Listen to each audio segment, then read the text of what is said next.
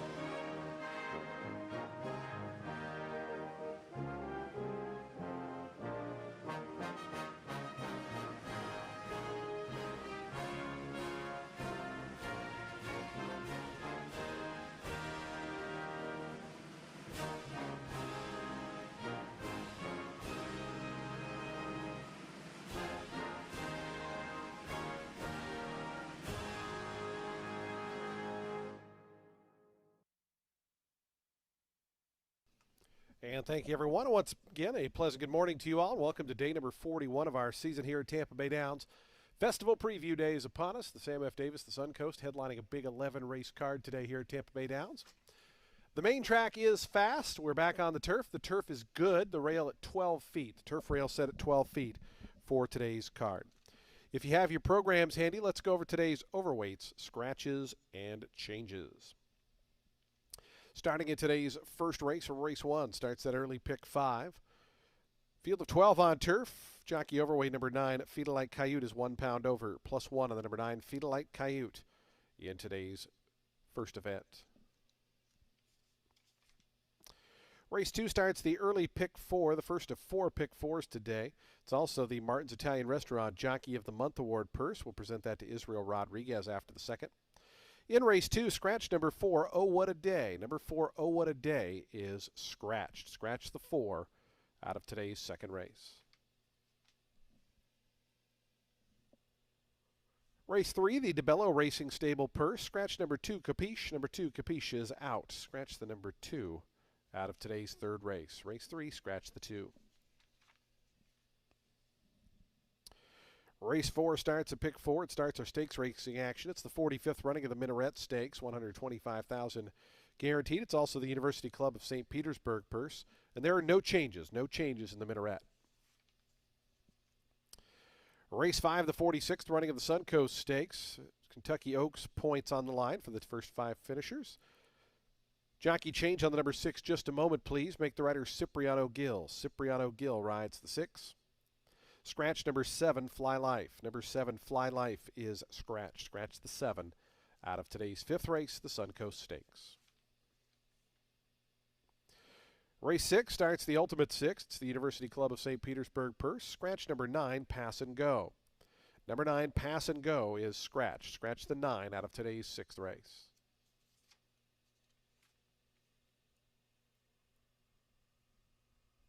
Race 7 starts the late pick 5. Number 6 is +1 pound. +1 on the number 6, Explosive Lady. Number 6, Explosive Lady is +1 pound. Today's 8th race, scratch number 1, Life is Precious. Scratch the 1, Life is Precious out of today's 8th race. Number 9, Fantasioso Pass is +1 pound. +1 on the number 9, Fantasioso Pass. Race number 9 starts the final pick 3 on the card. Number 4, Addy Girl's 1 pound over. +1 on the number 4, Addy Girl. And scratch all of the also eligibles, 13 and 14. Scratch 13 and 14 out of today's 9th race.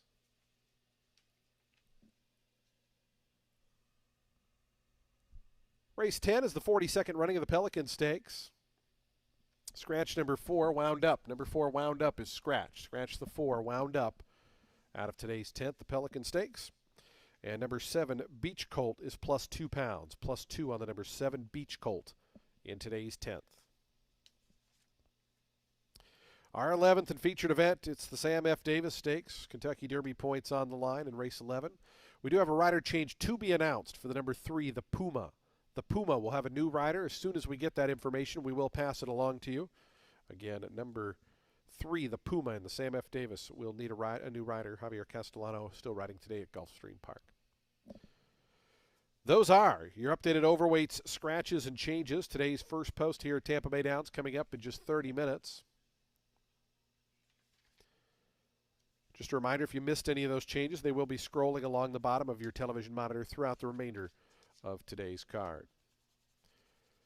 Our track handicappers, plural. Ren Carruthers and Matt Carruthers will be down in the Paddock area. Ren and Matt will have selections and analysis for you between each of the 11 races today. You can find them on the in-house feed or see them down in the Paddock area today.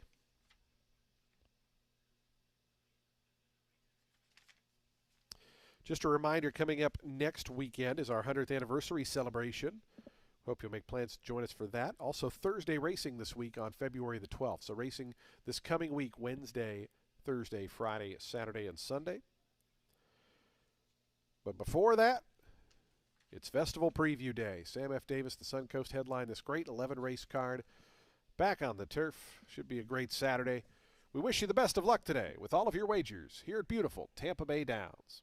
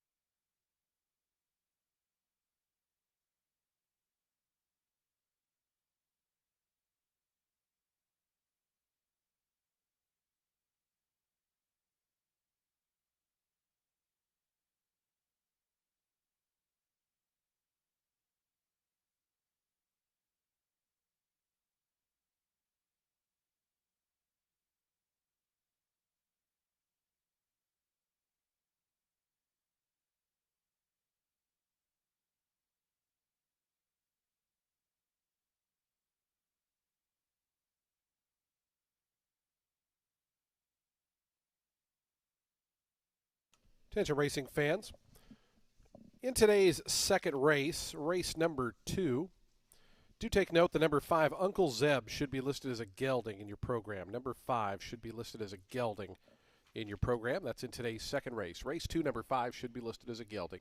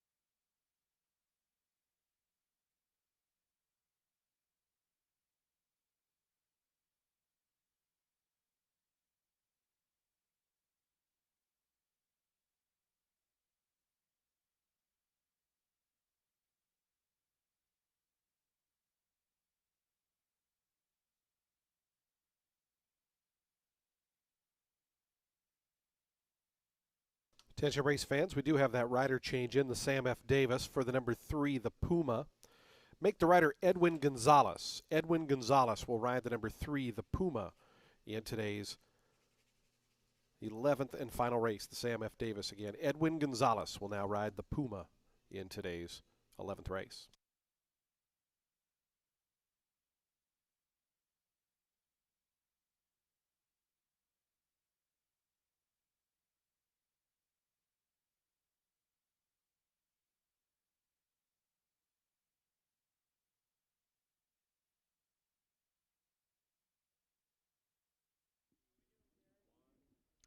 Well, hello and welcome to a beautiful day here at Tampa Bay Downs. What an exciting 11 race card we have ahead of us with Kentucky Oaks and Kentucky Derby points on the line.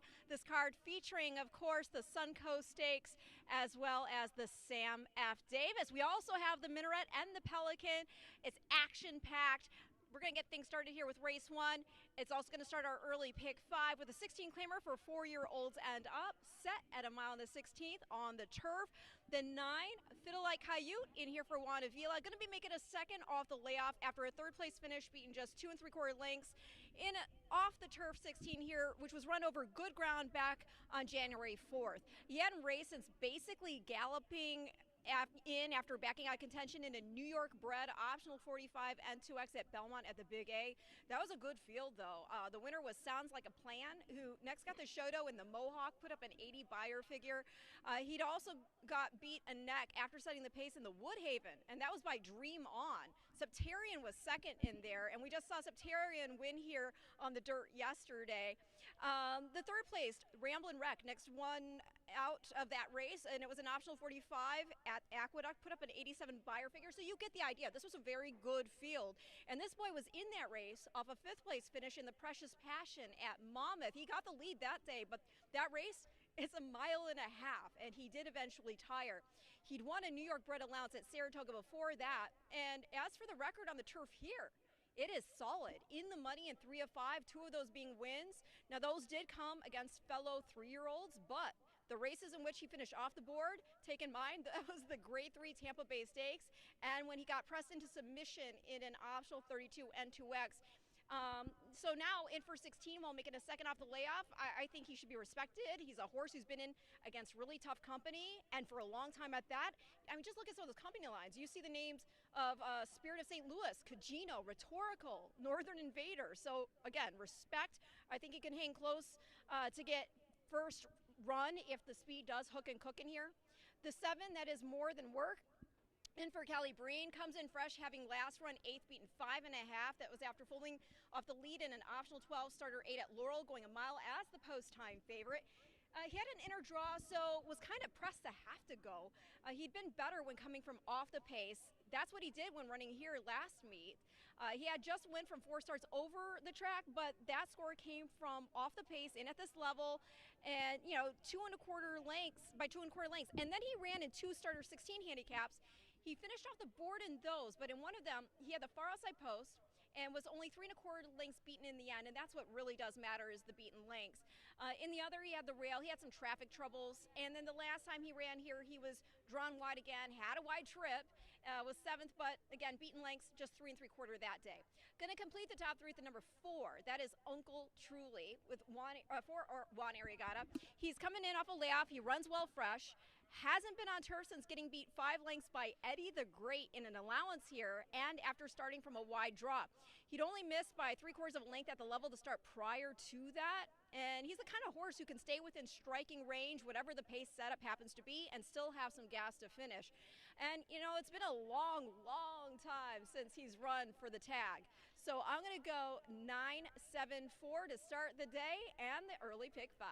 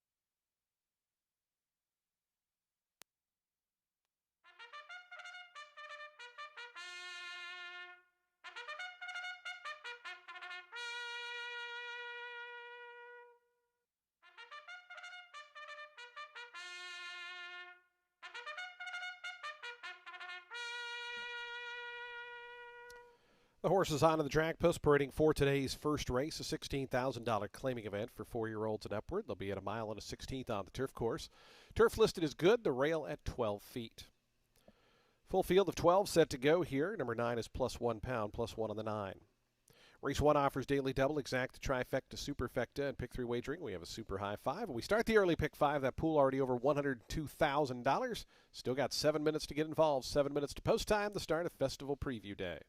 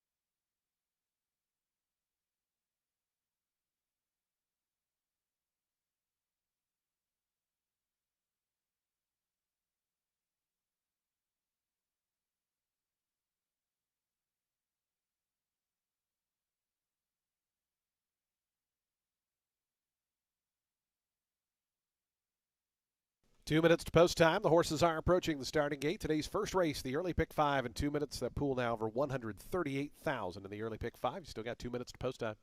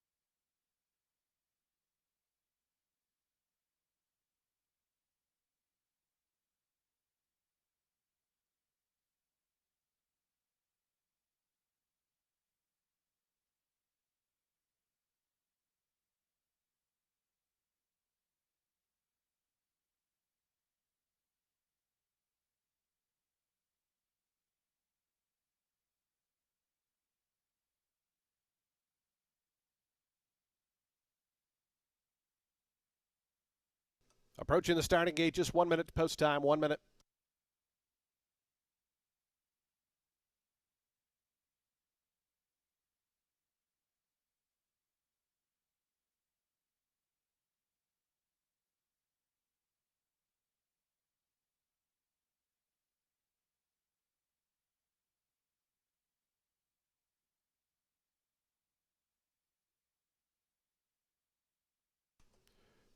Early pick 5 pool about to jump over $200,000. Still got a few moments to get involved. Today's first race, less than 1 minute away.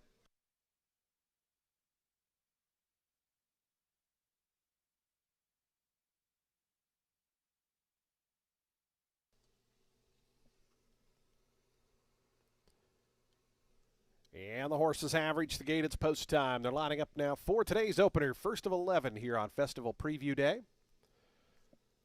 $16,000 claimers here to mile and a 16th. Your post time favorite 2-1 on the number 9, Feeding Like Coyote. 3-1 on the 5, Smart Striker. 7-2 on the 4, Uncle Truly, right at that morning line. Here's More Than Work moving up. Mad Dog and Joe to gate 1. Big stakes action today. Of course, the Suncoast is race 5. The Sam F. Davis is race 11. Of course, Minoret and Pelican also part of this 11 race extravaganza here on Festival Preview Day. Gorgeous weather, fast main track, the turf good, the rail at 12 feet.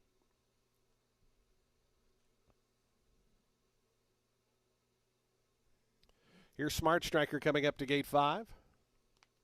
Joe from Kiev to the 11th stall. The final 2 are going to be Growth Capital and Spanish Noble will be all set to kick off. Festival Preview Day 2026.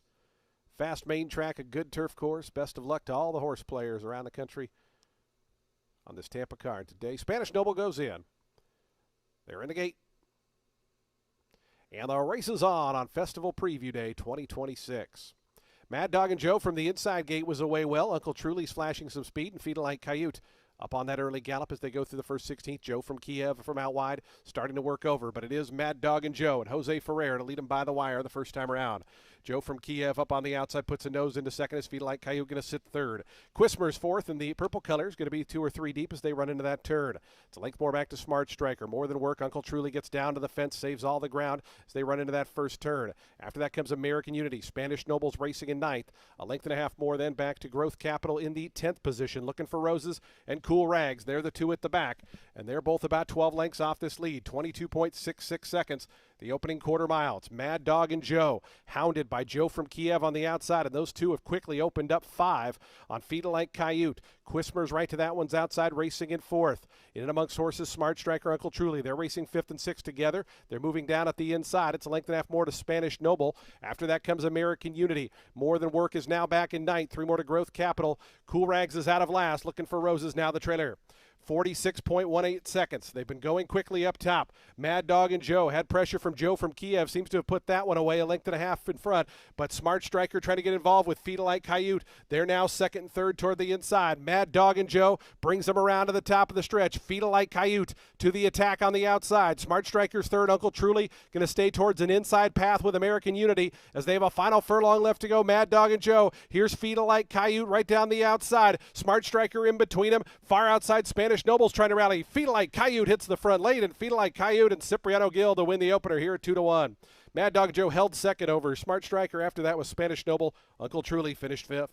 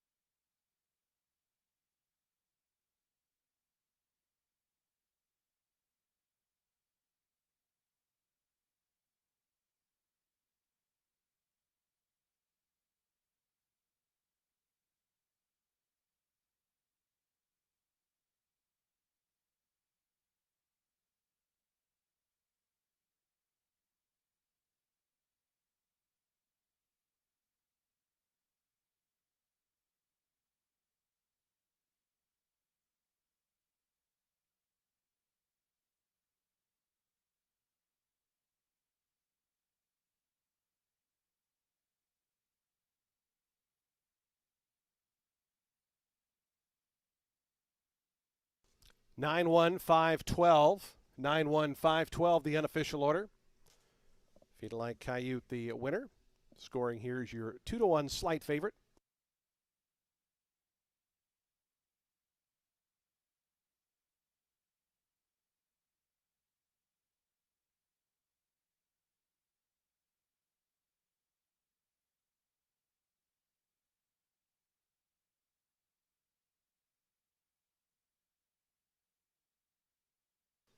Fifth went to the number 4, Uncle Truly. 9-1-5, 12-4. The final time 141.80 for the mile and a 16th on that good turf.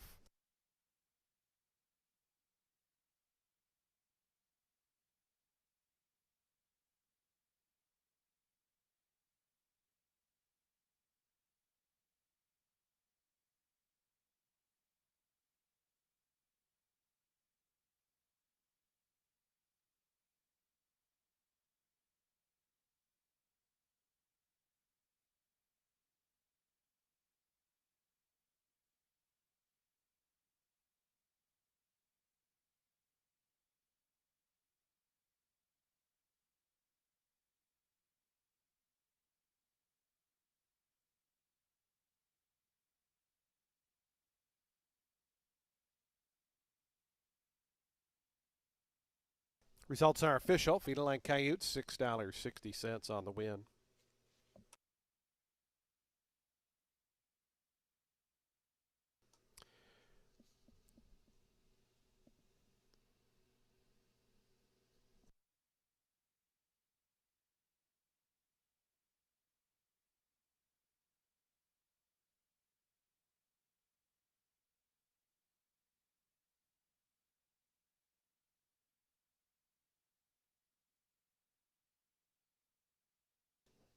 Feet-Alike Coyote, the first race winner, 5-year-old Greer-Roan horse by Leo Frick out of Beam Reach.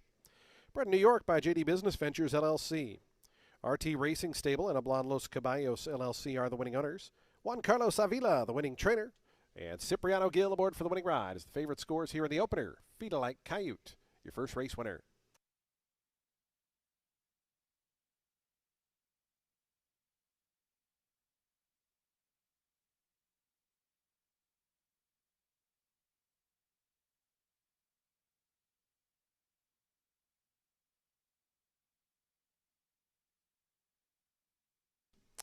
The exacted 9-1, $21.90. Trifecta, $30.55. The 10-cent super, $40.95. Nobody had that super high five. So we're going to carry over $1,129 to to the upcoming second race. Race 2 on the main track in 22 minutes at 12:40 p.m. It's the Martin's Italian Restaurant Jockey of the Month Award purse. We'll present that to Israel Rodriguez after the second. Scratch number 4. Number 4 is scratched. Number 5 should be listed as a gelding. Number 5 a gelding. Number 4 is scratched. Field of 10. Coming up in 22 minutes to start the early pick 4.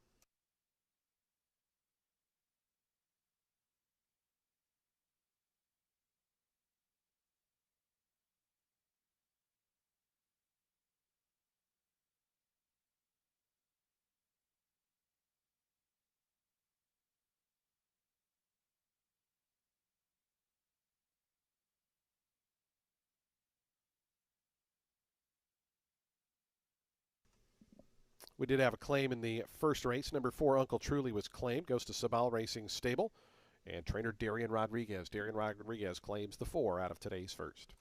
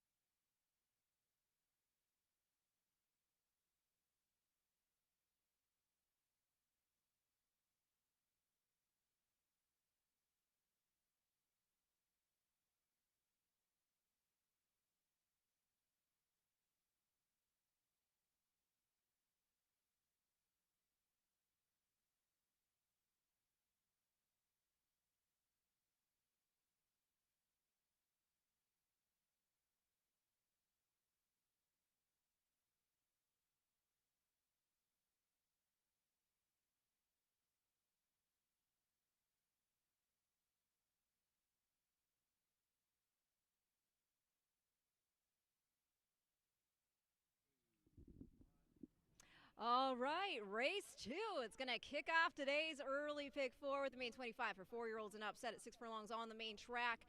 The number 8, Ardell Ray, in here for Saffy Joseph, making a second career start. Debuted back in the spring at Gulfstream Park, was fourth, going 6 furlongs in the main special weight there.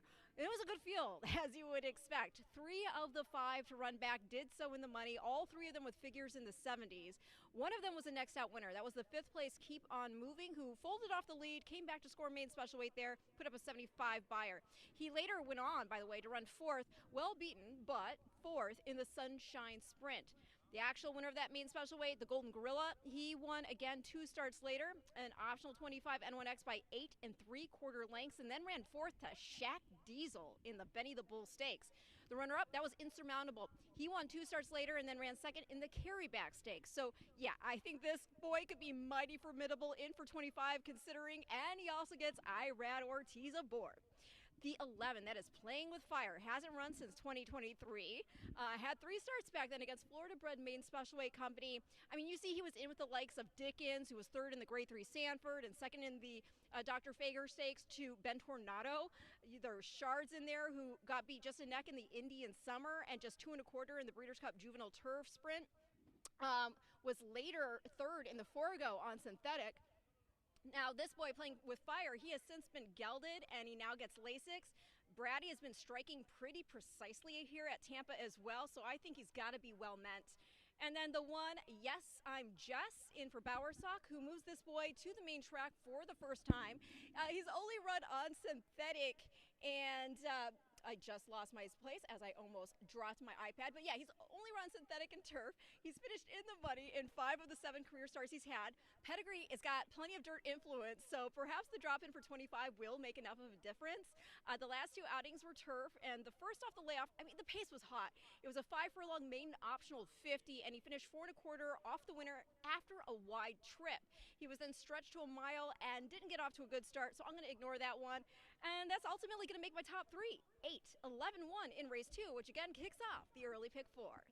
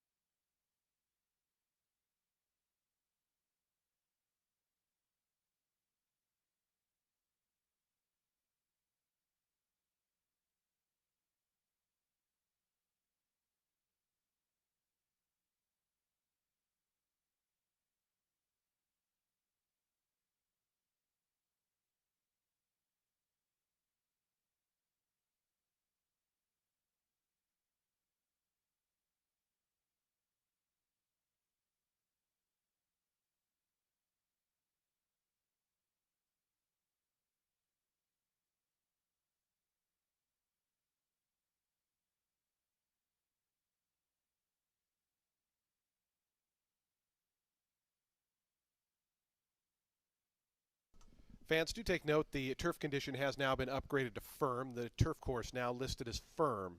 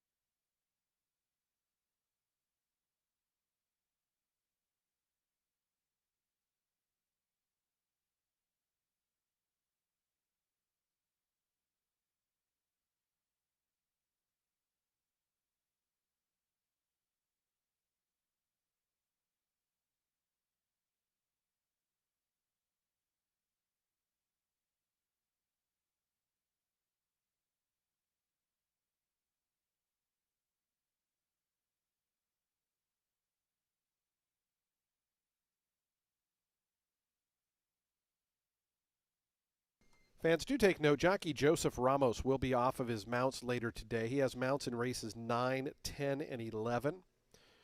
We will get you rider updates as soon as we get them. Again, Joseph Ramos will be off his mounts the remainder of the day. He rides race 9, number 6, Coco Motion. Race 10, the Pelican Stakes, was scheduled to ride number 1, Rolando, and in the Sam F. Davis was scheduled to ride the number 5, Ocelli. Again, as soon as we get those rider corrections, we will update you. Again, Joseph Ramos will be off his mounts for races 9, 10, and 11.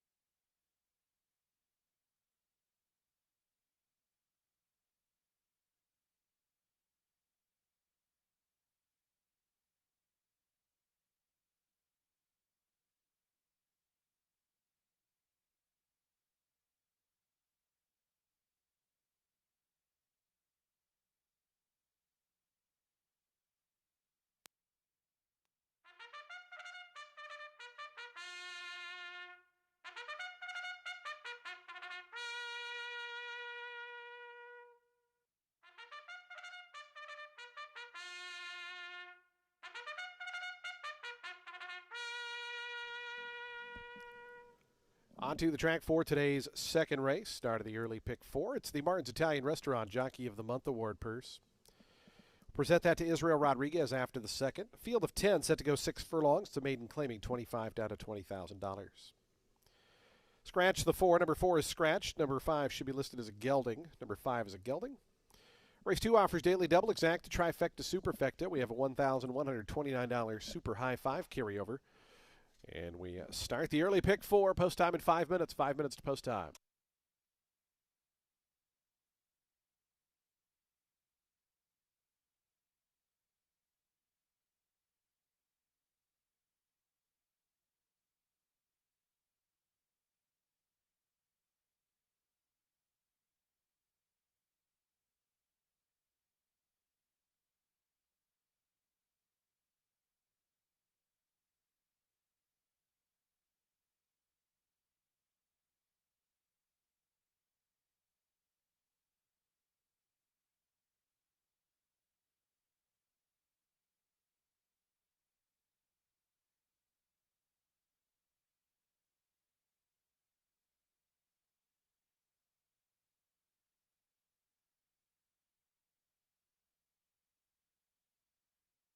Attention racing fans, we do have one of those rider changes in the Pelican Stakes, race 10.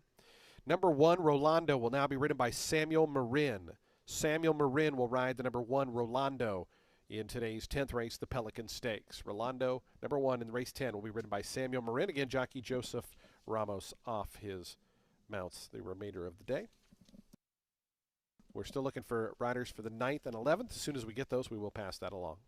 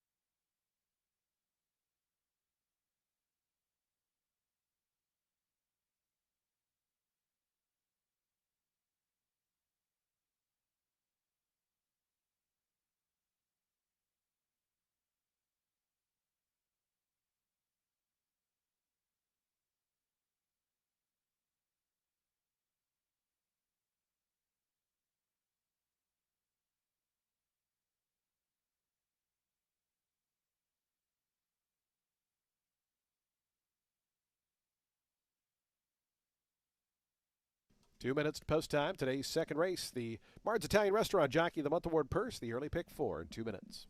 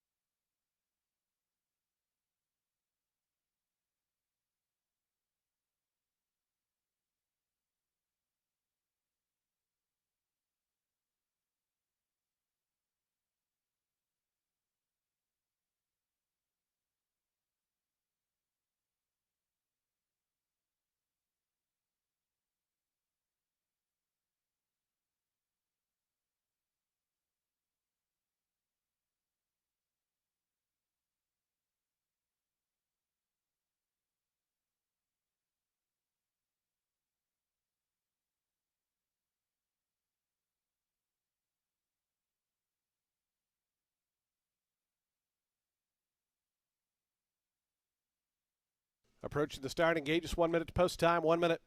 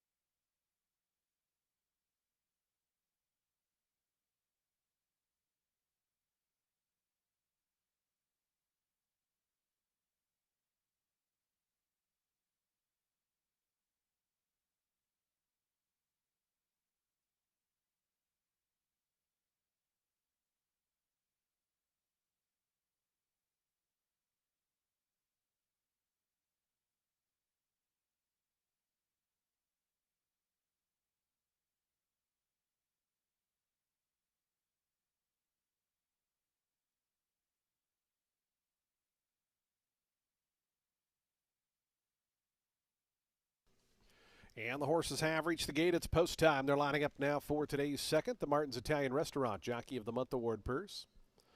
We'll present that to jockey Israel Rodriguez after today's second. Field of 10 here at 6 furlongs. Your odds on 3 to 5 favorite, number 8, R. Del Rey. Irad Ortiz for Safi Joseph in the Averill Racing colors. Here's Chequera moving forward. Bench Boy to gate 2. Here's the favorite, R. Del Rey, out to gate 8. In the Averill black and white colors. Marauder, Marcos Benesses for Tim Ham. North Ship goes in the pink silks, blue cap. 4 more left to load. Uncle Zeb and Madcap the next 2. Field of 10 here to start the early pick 4. Early pick 4 pool about to head over $60,000. Playing with Fire. It's going to be the last one to join along with Neo Star. We'll be all set for a start here today's second on Festival Preview Day. Gorgeous afternoon here in the Tampa area. As Playing with Fire, Wesley Ho to the outside, going in. They're in the gate.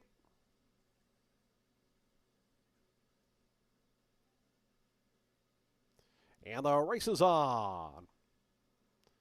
Good start for the favorite, R. Del Rey, who shoots out to the early advantage, Playing with Fire up from the outside. And Marauder right there in that second flight with Neo Star, Chequera, 3 of them lining up in behind the top 2 here. It's then a break of 2.5 lengths back to North Ship in the pink colors, who's pushed along already in 6th. Uncle Zeb to that one's outside 7th. A length and a half to Yes, I'm Jess and Bench Boy. And another 3 back to Madcap, who's 10th and last as they run by that half-mile pole. And it's Long Shot Playing with Fire, who goes to the front. Neo Star to the inside, and R. Del Rey out through 3 deep in that third spot. 22.34 seconds, the opening quarter mile. Playing with Fire, leading him around the far turn. R. Del Rey now draws within 3/4 of a length. Neo Star's a length and a half back in the third position. It's a length and a half more. Back to Marauder. Chequera trying to get underway as North Ship from the back. Playing with Fire still in front as they come to the top of the lane. In the second spot, R. Del Rey, the favorite, with every chance to try to push on by. North Ship has really rallied nicely up onto the scene on the far outside. R. Del Rey hits the lead. Here comes North Ship. Down at the fence, Neo Star with some momentum as well. It's R. Del Rey to the 16th pole. North Ship on the outside looks the only one with a chance. R. Del Rey and Irad Ortiz. Irad makes his presence felt early, wins it here 2.5. North Ship was second, third Neo Star, 4th Marauder, 5th I believe was Playing with Fire, holding off Chequera.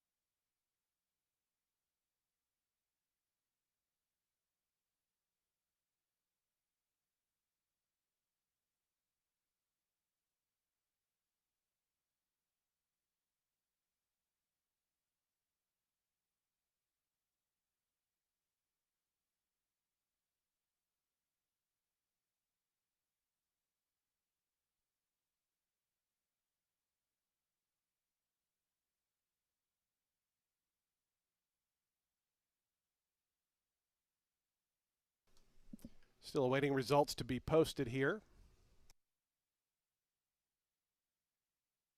Now results up 8-3-6-9. 8-3-6-9, the unofficial results of today's second race.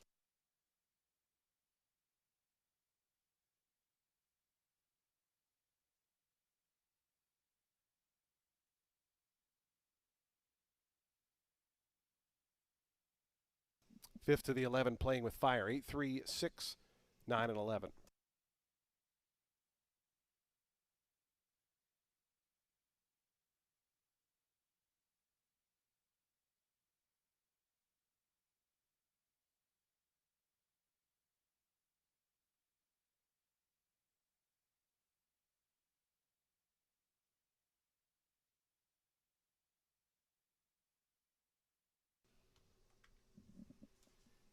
Ardell Ray, your second race winner.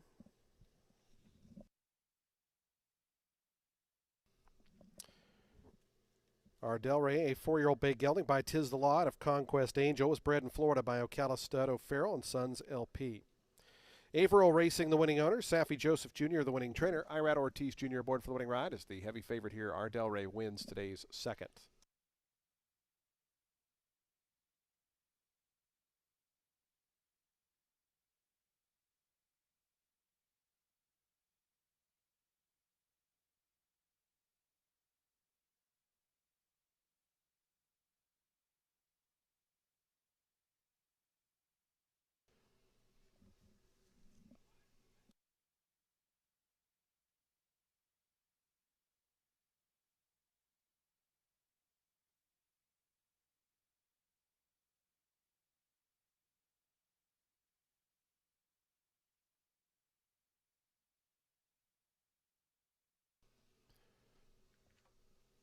Big winner's circle group here for the Averill Racing Group. As Ardell Ray victorious here.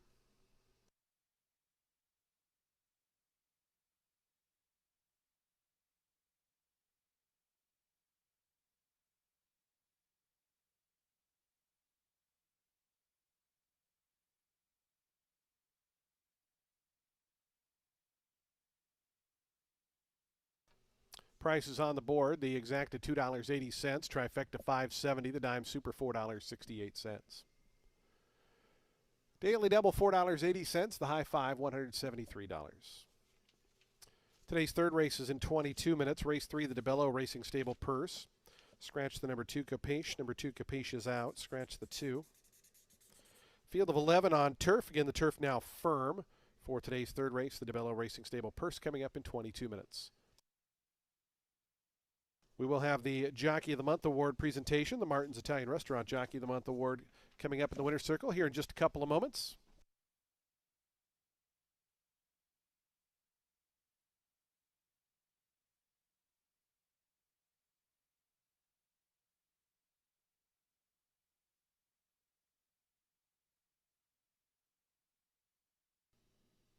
Paging Nico to the winner's circle, please. Nico to the winner's circle. And we're happy to welcome in to the Martin's Italian Restaurant Jockey of the Month Award winner, Jockey Israel Rodriguez, being presented by our own Mike Henry. Congratulations to Israel, our Martin's Italian Restaurant Jockey of the Month Award winner.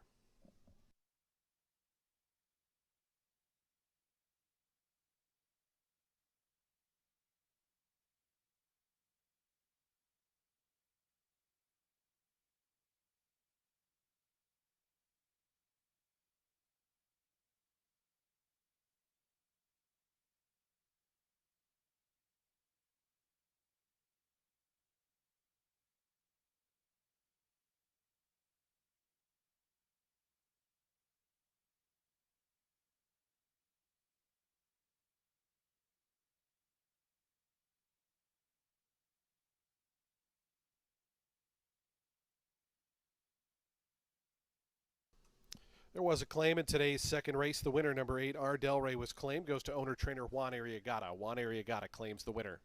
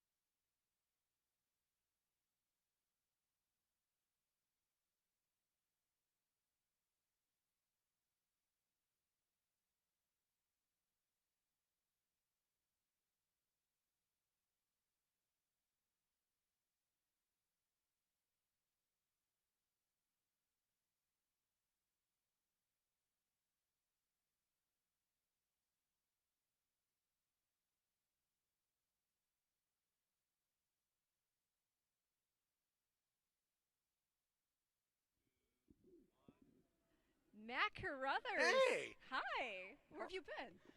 A little late to the party. I've been here. I've been there. I've been everywhere. Yeah, it's kind of bouncing around. I love it. Boy, You're doing some work for FanDuel. I am. I'm doing some work for FanDuel, and I'm gonna do my best to accompany you here Well- in the paddock. How are you doing today so far? I'm 2 for 2. It was chalky. I know, so I can't brag about I it. mean, I think but- everyone had Ardell Ray, Yeah. right? And in Rich Averill, the owner, is where I was located before, just off the winner's circle. It's always packed on Sam F. Davis Day, but it seemed extra crowded early. Yeah. And he comes up to me, he's like, "Oh, you're part of my party." And I went, "Oh, all these people." So he's having a giant party Oh, wow. over there right now, and Ardell Ray. So his only starter today looked very, very good. Second time out, having not raced since the middle of May in 2025 as the heavy favorite that second race. Yeah. Well, now we got race 3 here, and this is a 16 claimer for Great 4-year-olds race. and up, set at a mile 16th on the turf. On load the number 8, that's Vennick. And it's just fun fact here, but Vennick's a half-brother to Jackson Hole. Did you know that? I did not know that until you told me. I think was it this morning or yesterday. So I did not know that until you did tell me that though beforehand. Yeah. Or else I wouldn't have known. Well, this boy's in for Kevin Rice. He put up a career best figure in the lone turf start he had here against Allowance Company, and that was the first off the layup, which makes me think that he could improve even further with the recency and now drop in class to 16. I mean, they tried to run him on the turf for 16 last out, but the race came off the turf. But I mean, going back to that December 26th start, he had the rail. He had to be content to sit on the inside. I like that he was brave. Because a lot of horses, they don't want to be on the inside like that. He didn't shy from being I can't relate to bravery. Yes, you can. Never have. He tried to make ground up the rail as they reached the top of the turn, but the company, it was just too tough. He landed 6, beaten 6.5 lengths. The winner there was Risk Tolerance, who next got beat just a neck by a real good racehorse in Mibago in an optional 62, put up an 89 buyer. And the runner-up Thundering, he next ran third behind Noble Factor, who also exited the race having run fourth, and Chicago Theater, who had run third in another allowance. So I think this horse makes a lot of sense for a lot of reasons. I do as well. The only thing I'll add is, I mean, that race was very live, is the idea, that allowance race. Throughout the race, it was taken off the turf. The allowance race we're referring to December 26th, in which he might have needed as well. He hadn't raced in about 9-10 weeks, somewhere in that vicinity. Yeah, you mentioned Noble Factor. Not only did he win next, John, was fourth, he came back and beat several in this race. Yeah. And beat them beat them soundly. I mean, Into It, I don't have the odds in front of me at this moment, but Into It 5-1 on the morning line, currently at 4-1. So was beaten 8 1/4 lengths by Noble Factor. Yeah. So Noble Factor came back to drill others in this field that are actually getting bet. So, and Vennick was was obviously much closer if you play the common opponent game than those other horses. So I like that race 2 starts back. I think it's a wide open race. I like the trip this horse should get. He's obviously drawn much better than he was in his last in his last grass start, which was his only turf start. So that was his only start on turf as well. That's the So, thing, it's a very good betting race. So I think it's a race in which it doesn't make sense to take a short price. He's getting a little bit of play, but the price is still fine. Last I looked, 8-1. Yeah, for second choice, I don't know if we agree with this one. I went with the 12 Create Trouble. So did I, yep. And this boy's in for Dutro. He was not great last night, and we Let's look at we odds, don't folks. handicap together either. 6-1 right now on the 12 overlay. Golly. Now, I know he wasn't great last out, but, and it does matter to an extent, because even though the race was on dirt, he was a horse that used to be able to run like figure surface to surface. But that stated, he was wearing front wraps that He's afternoon. better at grass, though, this I don't know. horse. Yeah, no, he is. And I don't know if he's wearing them yet today. I'll take a peek once he comes around the paddock here. But, the ground was listed as good. He'd run third, beaten 7 3/4 lengths the turf start prior. But he'd gone for the lead from the rail, and that was an optional 50 N1 exit Aqueduct going a mile and 3/16. And then the start before that, he won. He was getting a knife soft spot to come back in off a layup. That was a mile 12.5 claimer at the Meadowlands. So, I think that performance, where he rated from a far outside post, it encouraged Connections to step him back up against mid-level claimers. Yeah, I think that distance was too far for him. Yeah. I don't think he wants a mile and 3/16. And he showed pace in a race in which, let me see, I have this written down somewhere. It was a field of 9. The top 4 in that race at the half-mile pole were positioned 7th, 4th, 8th, and 9th. Yeah. So it was dominated by closers. He was in the lead. It was the wrong flow of that race at a distance he probably doesn't like against a better group of horses at the optional 50 level. So I can't imagine he goes off at 6-1. That's his current price, and I'll just keep the ball here for a second. For sure. I'll go with Soulmate, who is my who I picked underneath in this race, third. He comes out of that tough handicap race, that eldest son. Talked about him. There was some horses that lost him in the first race. here. That's a good racehorse. I think he's won 9 times in his career. He came back to win a 25 starter here on the 24th of January with an 84 buyer. Good third place effort, 2 starts back for Soulmate, beating a neck at 26 to 1. I think against a better group. So this horse is kind of neat too from the inside. He has the ability to stay close. He has the ability to launch. He's a horse who can adjust according to pace. Slow pace, he can be closer up. Fast pace, he has the ability to sit back and be just as effective. So I put him in third. Okay, well, my third pick is the number 4. That is Into It. And this horse was actually claimed off Dutch Row. And it was out of a win the last time he ran in Open Claimer Company. And he's now trained by Kelly Breen. He was 8th in that January 25th allowance, which was won by Noble Factor, who we talked about. I think the class relief is going to make a difference here. Again, the last time he ran outside of allowance or optional company, he won that 22 claimer at Monmouth going 8.5, and it was after not getting such a great start from the jump. And I'm sorry, I keep looking around because I want to see if the 12 is wearing front wraps. We should mention the favorite right now is Royal Luck. Yes. Oh, he's a really... The 9? He's a very gutty horse. He's one of those old dependable types. He has lost 13 in a row. And he's been the beaten favorite once, twice, 3, 4, 5. He's been the beaten he's lost 13 in a row. He's been the beaten favorite 5 times. Odds on favorite 1 time. And then even the races where he's not favored, he's 9-2, 7-2, 7-2, 3-1, 4-1. So he has been beaten at short prices, even though he's been competitive in those races. Fact is, he hasn't won was he a grade 1 winner in Chile? Is he? I don't have his lifetime. I think he was. PPs Yeah, I need him back in front of me. But I know he hasn't won a race since 2024. Yeah. So I don't know if he's the horse that you play in a race that's this competitive and wide open. Do you fall on a horse who is in the midst of a 13 race losing streak when there's other alternatives at better prices? I will say I took a peek at the 12. No front wraps. Okay, that's good. Wraps off. Okay, so remind the folks your top 3, please. Well, we're on the same top 2. I am 8, 12, 1, and this is one of my better win bets today, I think, here with the 8 Fennec. All right, I'm 8, 12, 4 here in race 3, and we'll check you back for race 4. Attention race fans, we have a couple of jockey changes being announced. First, in this third race, number 1 Soulmate will now be ridden by Jose Ferrer. Jose Ferrer will ride number 1 Soulmate in the upcoming third. Also in race 3, number 6 Old Flag, Cipriano Gil will ride. Cipriano Gil rides the 6 Old Flag here in the third race. Moving forward to today's 9th race. In race 9, number 6 Coco Motion will now be ridden by Hevion Toledo. Hevion Toledo will ride the 6 Coco Motion in race 9. And in the Sam F. Davis, race 11, number 5 Ocelli will now be ridden by Daniel Centeno. Daniel Centeno will ride the number 5 Ocelli in today's 11th race. But again, here in race 3, number 1 Soulmate will now be ridden by Jose Ferrer, and number 6 Old Flag will be ridden by Cipriano Gil.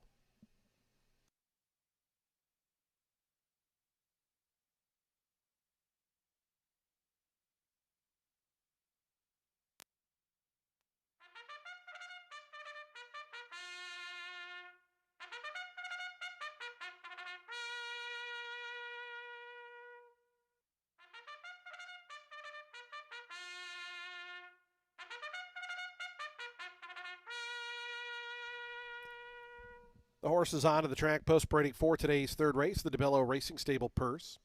$16,000 claiming event for 4-year-olds and upward. They'll be at a mile and a 16th on the firm Tampa turf, the rail at 12 feet. Scratch the 2. Number 2 is scratched. Jockey change on the 1. Soulmate, Jose Ferrer rides. Jockey change on the number 6 Old Flag. Cipriano Gil rides and is plus £1.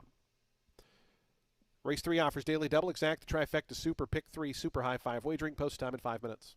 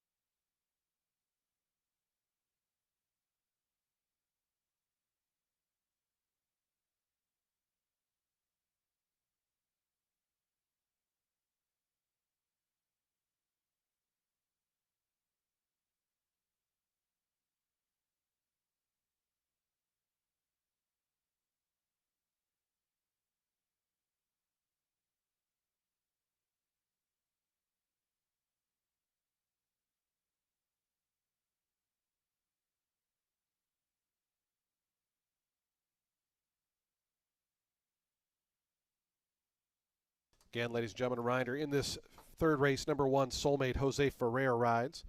And number 6, Old Flag Cipriano Gill rides. Number 6 is now plus 1 pound.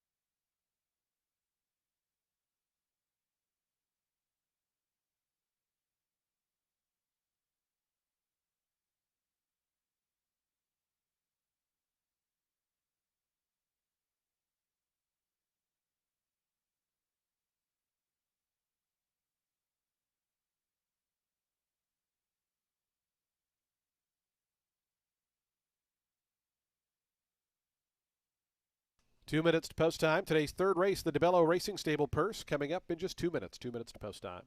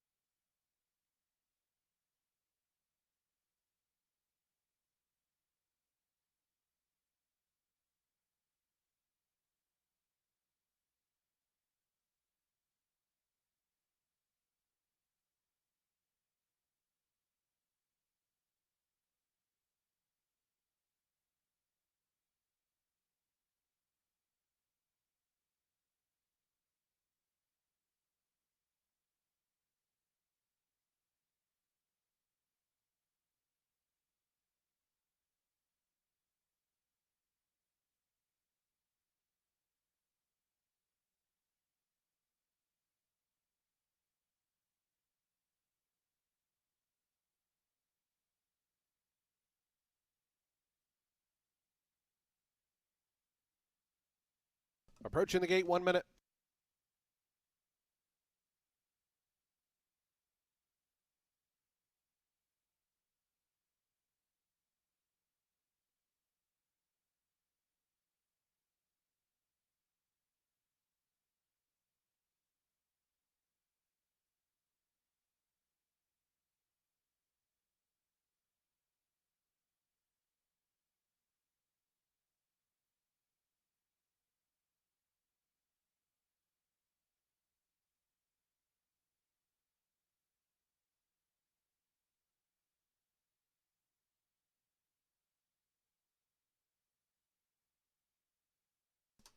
And the horses have reached the gate. It's post time. They're lining up now for today's third, the DeBello Racing Stable Purse. Field 11 on the turf course at 1.16 miles. Turf now firm. Your 3-1 slight favorite, number 9, Royal Luck. It's out to 7-2 for the 4 into it. 9-2 out wide, Create Trouble. As Escape Key comes in. Venick to gate 8. Here's Royal Luck, the favorite coming up. And Antonio Gallardo for Juan Arriagada. Here's Into It, the current second choice, as they're now both at 3-1. Drama Chorus coming up. Surprise package to gate 10. The final three going to be Old Flag, Peace Not War, and Create Trouble will be all set for a start. The DeBello Racing Stable Purse, race 3 here on Festival Preview Day. Create Trouble coming up, and Create Trouble, Samuel Morin going in. They're in the gate. And the race is on. Hopping severely at the start there was Soulmate from the inside draw, came away last. Into It and Drama Chorus, they both show good early speed. Just in behind them, Escape Key, Royal Luck, Consultant in behind runners as they line up 3 in behind this top pair up top. It's Into It who gets to the corner in front. Drama Chorus who's asked to keep pace with that one in the second spot. 2 more. Back to Consultant who's up to third. Escape Key is 4th. Gap of 3.5 more then. Back to Vinnick. Royal Luck going to be a 3 or 4 wide trip here for Peace Not War. Meanwhile, Create Trouble works all the way over to the inside from that outside draw. It's 2 more then to Surprise Package. The bad start has Soulmate second last. And Old Flag is the trailer, is Into It. Tries to slow him down up top. 22.35 seconds over this firm going for Into It, who leads it by just a length. Drama Chorus continues to chase in the second spot. It's a length and a half more. Back to Consultant. Down to that one's inside Escape Key. They travel as a pair, 3rd and 4th. Vinnick and Royal Luck, they're racing as a team 5th and 6th. As down to the inside, Create Trouble is 7th. Has saved a lot of ground, though, from that outside draw. Right after that one comes Peace Not War, trying to get a move on Soulmate, and then Surprise Package, and it's another 3 then. Back to Old Flag, who's trailed throughout. 3 furlongs from the money after a 46.13 second opening half mile. Into It continues to travel nicely on the front end. It's Into It now in front by almost 2.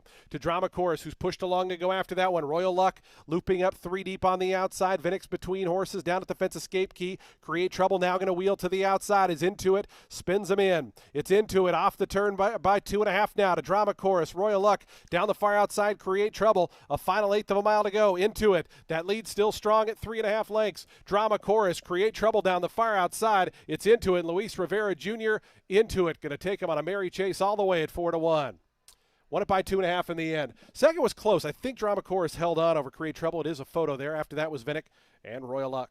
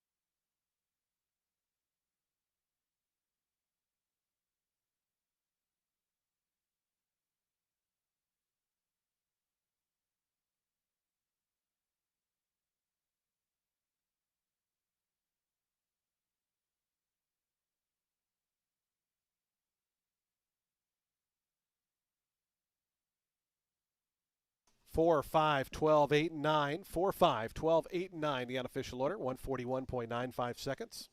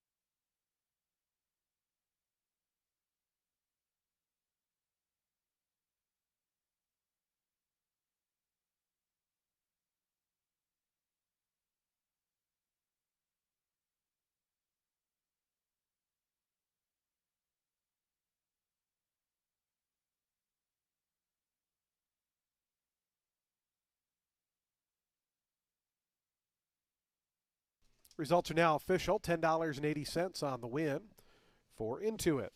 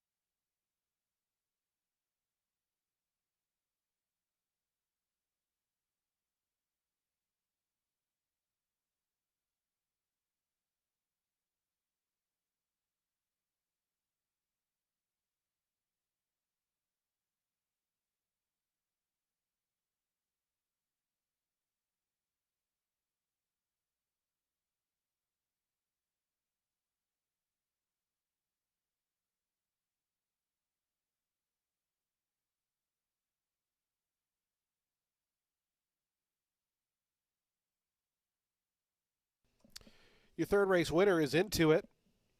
6-year-old Bay Gelding by Street Sense out of Queen's Award. It's bred in Kentucky by Mr. and Mrs. Al Mazzetti and Mr. and Mrs. Ed Orr. USA Thoroughbreds and Cavallino Racing are the winning owners. Kelly Breen, the winning trainer, and Luis Rivera Jr. aboard for the Gate to Wire score. Into It all the way here in today's third.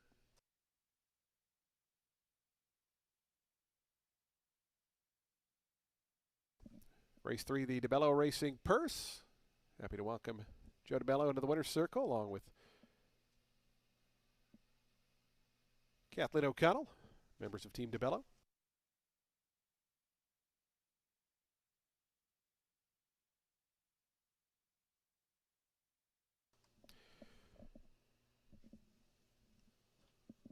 The exact $89.80, trifecta $369.25. 10-cent super, $611.04. Daily double, $680. Early pick three, $16.90. Nobody had that super high five, so we'll carry that over, $2,124 to the fifth race because there is no super high five in the upcoming fourth, the Minoret. 45th running of the Minoret Stakes in 21 minutes. No scratches or changes. Field of 6 set to go 6 furlongs. Post time coming up in 21 minutes. In the winner's circle, our featured group, DeBello Racing Stable, presenting to the winning connections. Our featured group here for the third. Race 4, the Minoret in 21 minutes.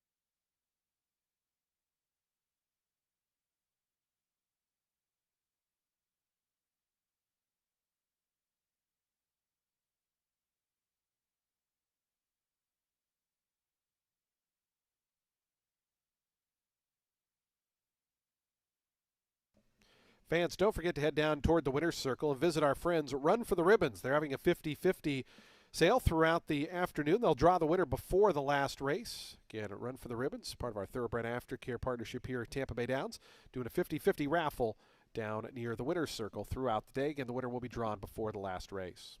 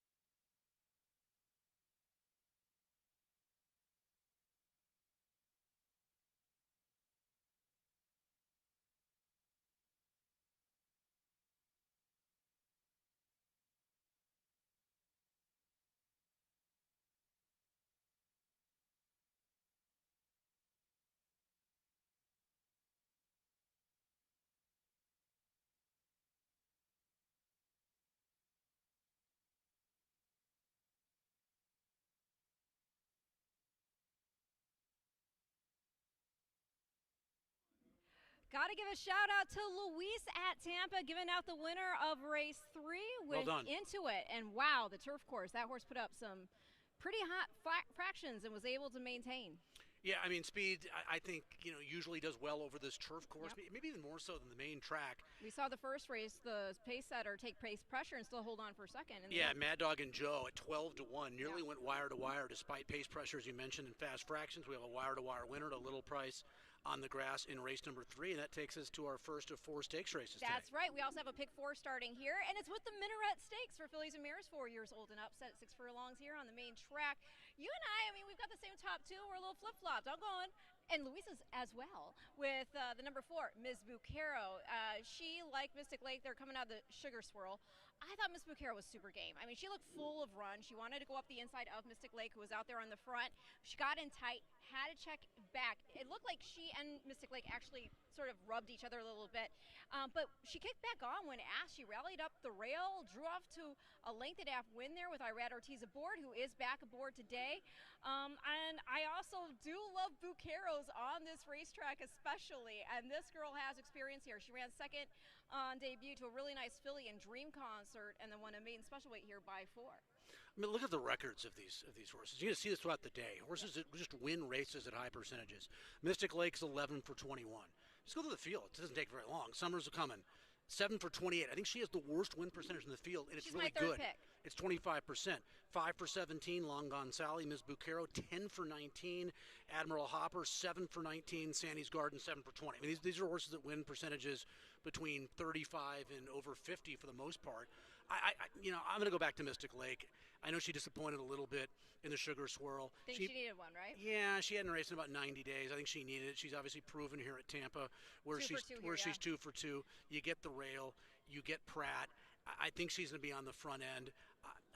She's going to be favored here. I think Mystic Lake wins. Miss Bucaro, the obvious horse, for second. I think I put Admiral Hopper in third in here, who maybe can kind of inherit third. She's also second start off of a 4+ month layoff. No, I'm going Summer's Coming. That's the 2 horse for Mike Dini here as the third pick. It's run second both starts she's had here this meet, both at the optional 100 level. Finished just a length and a quarter off Factor Bella in the first off the bench here, which puts her right in the mix with the top 2, because Factor Bella, she beat Miss Bucaro in the Regret Stakes by 3 1/4 lengths, and she also got beat by Mystic Lake in the Liberty Bell. Start 2 here for Summer's Coming. She finished 2 3/4 lengths. She finished 2 3/4 lengths the better of Factor Bella, and she was actually second to Win and You're In, and Win and You're In was in off that 4th place finish in the Sugar Swirl. So yeah, I think Summer's Coming sits behind the speed, and she's the one that edges up for the piece. So go ahead, remind the peeps your top 3. Well, the key to the race is can Irad Ortiz stay close, I think, to Mystic Lake early on this race. If she can, I think she has a chance to beat her again. She just did it. But Mystic Lake has the ability, I think, to get away from this field. I like Mystic Lake 8 to wire 1-4-5. 4-1-2 for me here in the Minoret Stakes, which again kicks off our next pick 4.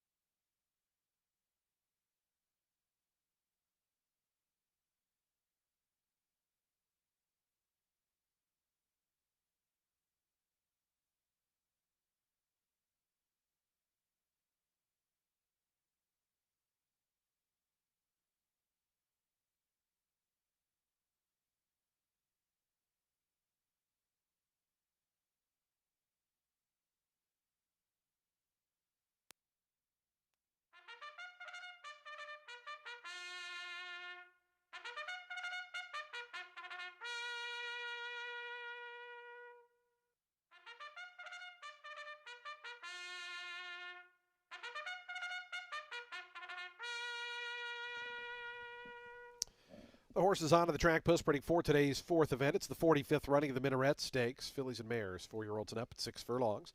$125,000 guaranteed. Presenting the field for the Minoret, number 1 is Mystic Lake. So by Miller Racing LLC, Bag Racing Stables, and Stefania Farm. Safi Joseph Jr. is the trainer. Flavian Pratt rides. Number 2 is Summer's Comin'. Mike Deeney owns and trains. Charlie Marquez aboard. Number 3 is Long Gone Sally. Tom Abramson is the owner. Lynn Rarick trains. Samuel Marin is the pilot. 4 is Miss Bucaro. Diane Marici owns and trains. And Iran Ortiz Jr. on board. 5 is Admiral Hopper. Stonebase LLC, the owners. Justin Nixon trains. Antonio Gallardo up. Completing the field, number 6, Sandy's Garden. James Doyle owns. Joseph Lee trains. And Pablo Morales rides. The 45th running of the Minoret Stakes coming up in just 4 minutes. Reminder, this race does start a pick 4. That pool about to jump over $50,000. Still got 4 minutes to get involved. The Minoret in 4 minutes.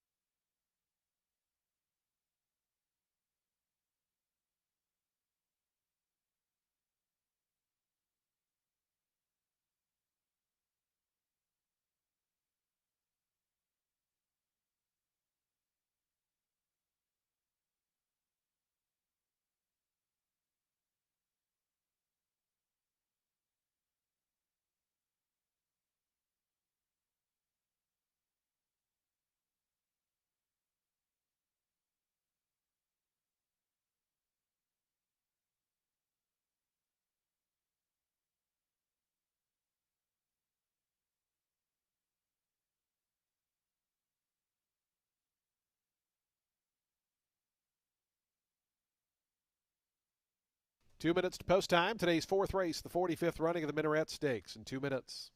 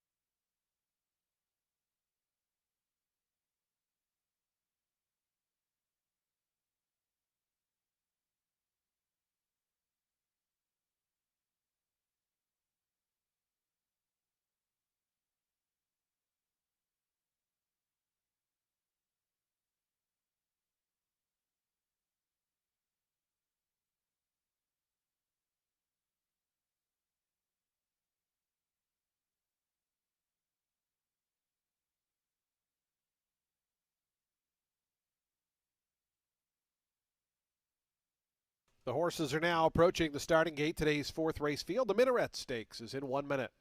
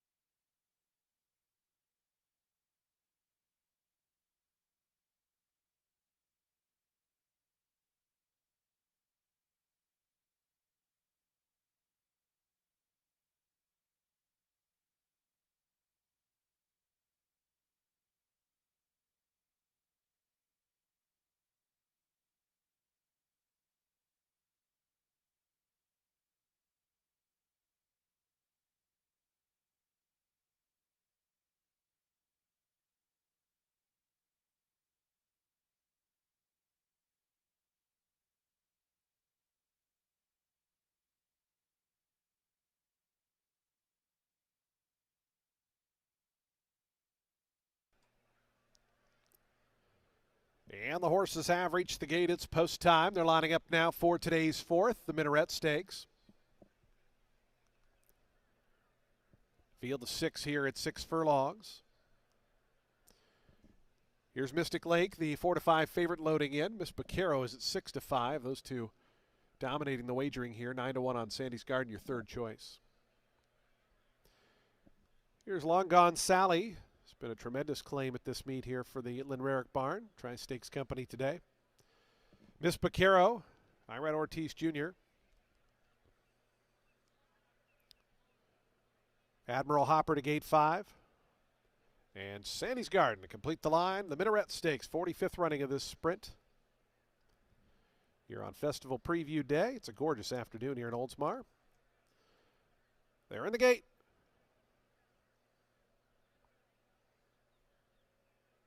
And the race is on in the Minoret Stakes. Miss Bacaro blew the start, came away about 5 lengths behind the rest of the pack. Meanwhile, Mystic Lake made the lead quite easily. Sandy's Garden up from the outside, now coming up to challenge that favorite. As they're right in between them, Long Gone Sally was away in third. It's a length and a half more back to Summers coming. After that, Admiral Hopper, and a 5-length gap back to the slow-starting Miss Bacaro, who spots these leaders about 8 or 9 as they work up the back stretch. A half mile to go in the Minoret Stakes. Mystic Lake, Sandy's Garden out wide, Long Gone Sally right between them. Those three through an opening quarter, 22.41. That's into the breeze as they run into that far turn. Mystic Lake ahead in front. On the outside, Sandy's Garden presses closer now, and Sandy's Garden on the outside pokes a nose in front. Mystic Lake counters right back, though. Long Gone Sally's in between horses back third with Admiral Hopper, who swings up 4 deep. Meanwhile, Summers Cummins just in behind. Miss Bacaro is within 6 lengths of the lead as they come around to the top of the stretch. Mystic Lake cuts the corner just in front. Admiral Hopper tries to go with that one on the outside. Backing up quickly there was Sandy's Garden, Long Gone Sally, and Miss Bacaro, but Mystic Lake is pulling away. Mystic Lake through the lane. Flavian Pratt just took a peek back. He sees a monstrous lead. Mystic Lake loves it here at Tampa. She wins it by about 6 or 7 in the end. Summers coming up the fence for second. Then came Admiral Hopper. After that, Long Gone Sally and Miss Bacaro.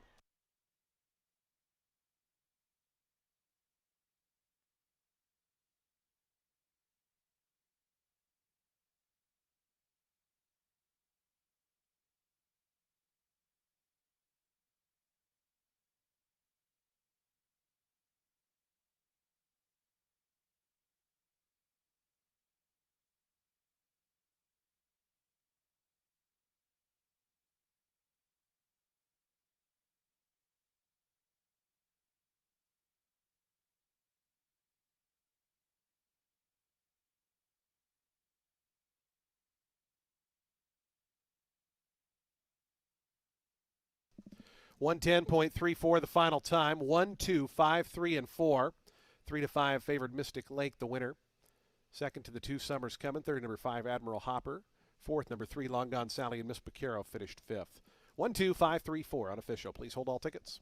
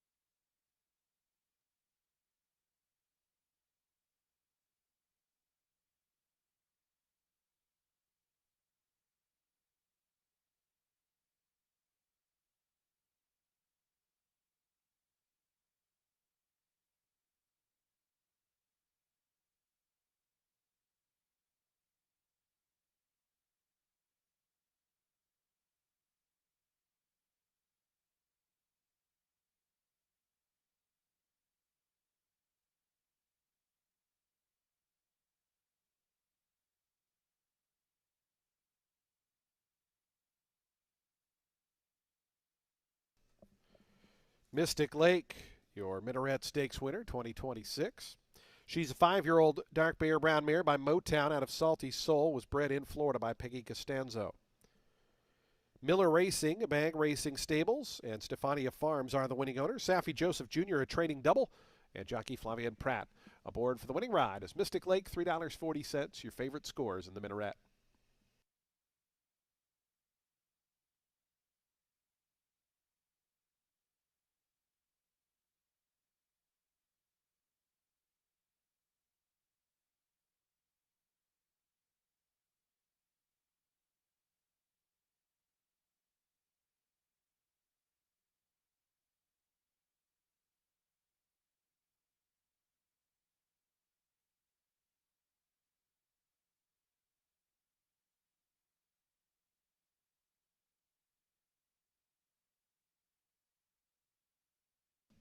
The exact at 940, trifecta $28.55, the dime super $24.54. Daily double $12.20, the pick three $8.65. Today's fifth race is coming up next in 24 minutes. It's the 46th running of the Suncoast Stakes. Scratch number 7, Fly Life. Number 7 is Scratch. Jockey change on the 6. Make the rider Cipriano Gill. Post time for today's fifth race, the Suncoast Stakes. Points for the Road to the Kentucky Oaks up for grabs. Another pick 4 starts as well. Post time in 23 minutes. In the winner's circle, presenting to the winning connections of Mystic Lake, we're happy to welcome in Director of Racing Allison DeLuca, along with Stakes Coordinator Jackson Zaire, as they present to Safi, Flavian, and the team behind Mystic Lake, your Minoret Stakes winner of 2026.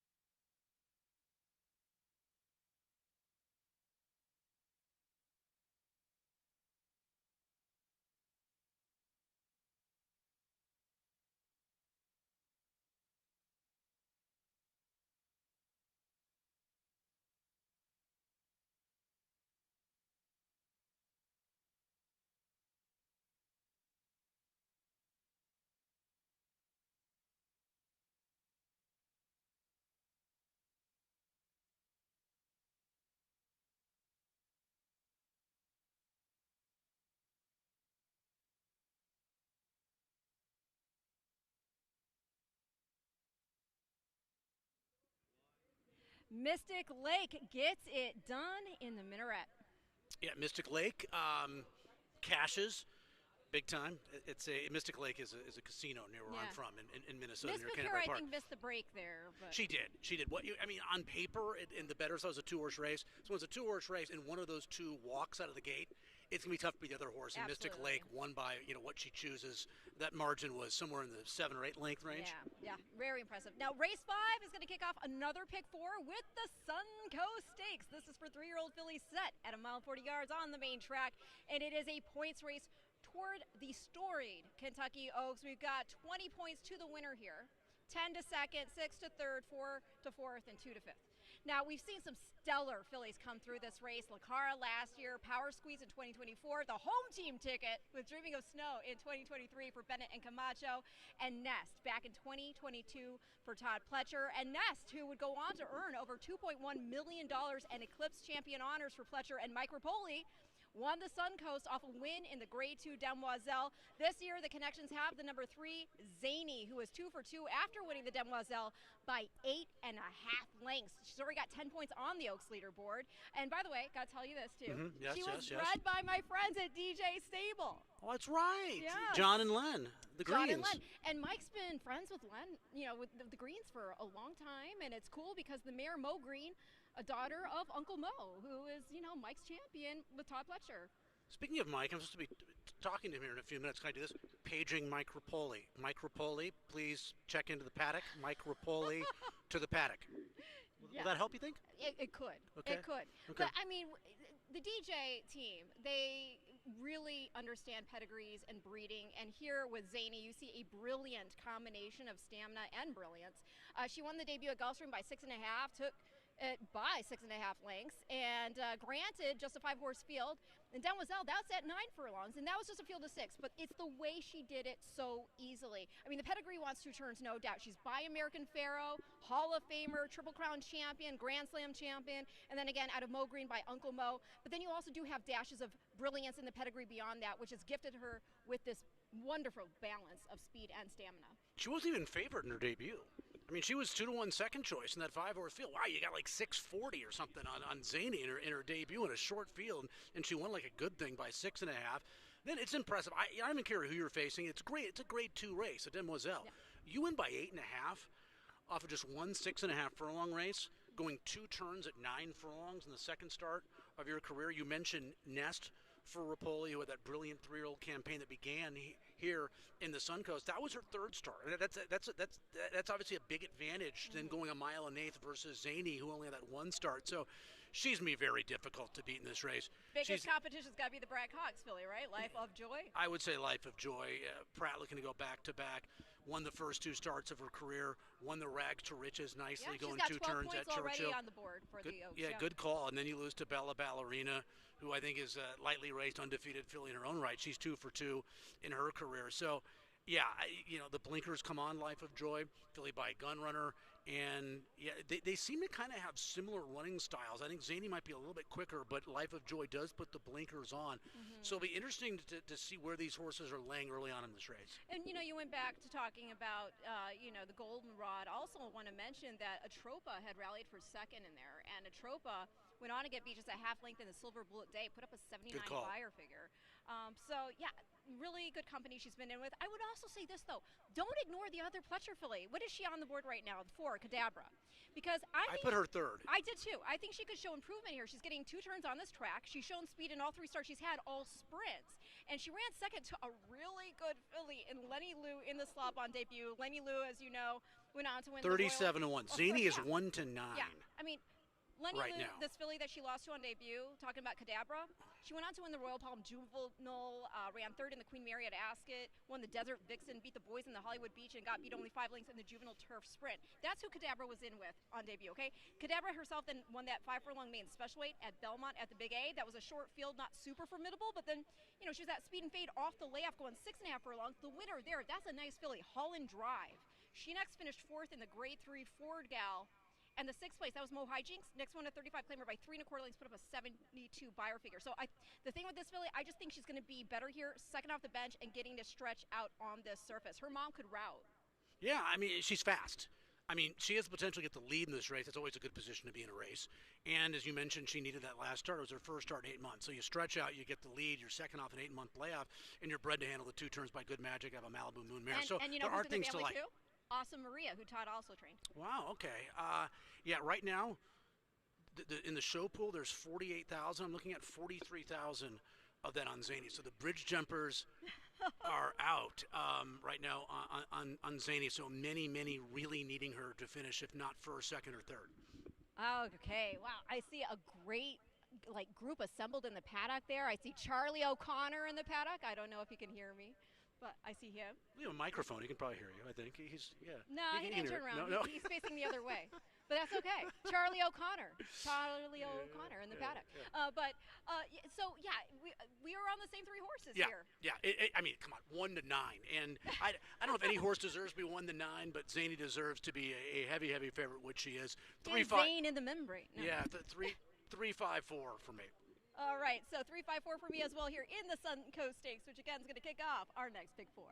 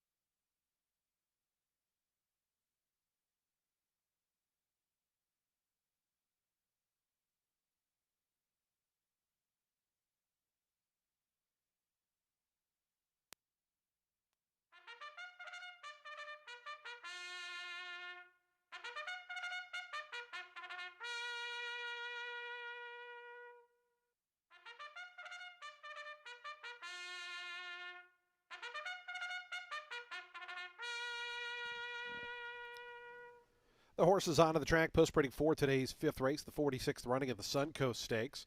Kentucky Oaks points on the line here. It's a 3-year-old filly stakes at a mile and 40 yards, $125,000 guaranteed. Field of 7 presenting the field. Number 1 is Tremont Tammy, NBS Stable, the owners. Jan Arnett trains, Sonny Leone rides. Number 2, y'all ready for this? Next Level Stables are the owners. Abraham Gardia is the trainer, and Angel Morales up. Number 3 is Zany. Ripoli Stable are the owners. Todd Pletcher trains, and Irad Ortiz Jr. has the mount. Number 4, Cadabra. Wertheimer and Frere are the owners. Todd Pletcher trains, Sammy Camacho on board. Number 5, Life of Joy is owned by Will Stroud, Andrew Farm, Mount Mellick Farm, and For the People Racing Stable. Brad Cox trains, Flavian Pratt rides. Number 6, Just a Moment Please, Alexis Ruiz Beltran, the owner, Ralph Baez, the trainer. Cipriano Gill now rides. Scratch the 7, completing the field. Number 8 is Lightscape, the Glen Hill Farm are the owners. Tom Proctor trains, Samuel Marin on board. Post time for the Suncoast, just over 3 minutes away. 3 minutes to post time.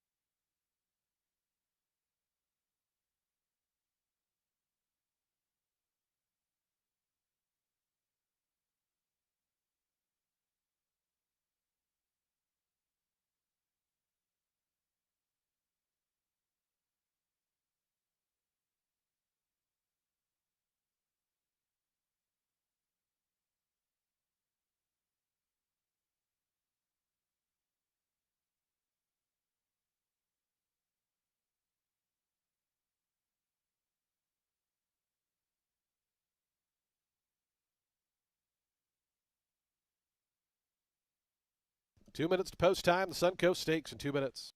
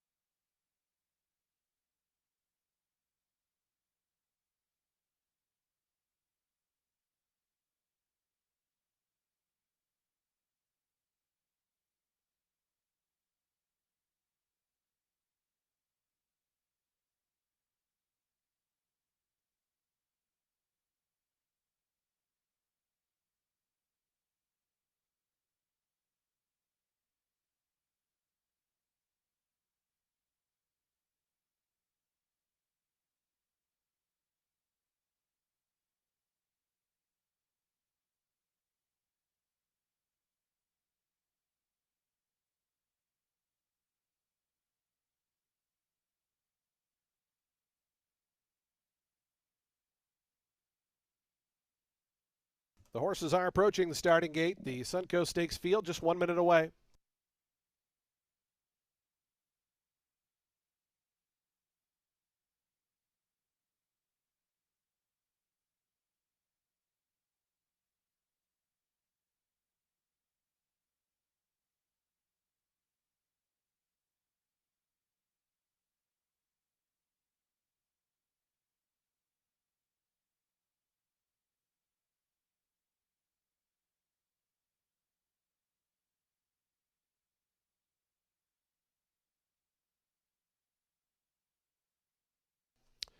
And the horses have reached the gate. It's post time. They're lining up for today's 5th race, the 46th running of the Suncoast Stakes. 3-year-old fillies, points on the road to the Kentucky Oaks at stake here at $125,000. Field of 7, your overwhelming favorite, a 1-5, number 3, Zany. 3-1 on the number 5, Life of Joy, clear second choice. It's out to 13-1 for the number 8, Lightscape, your third choice. Tremont Tammy, the first to go in.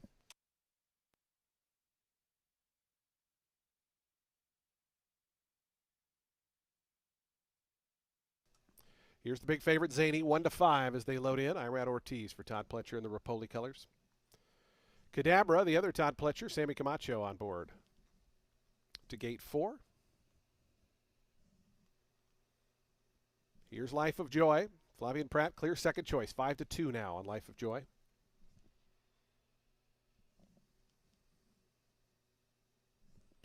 Just a moment, please, and Lightscape, the final pair, will be set for a start here in the Suncoast 2026.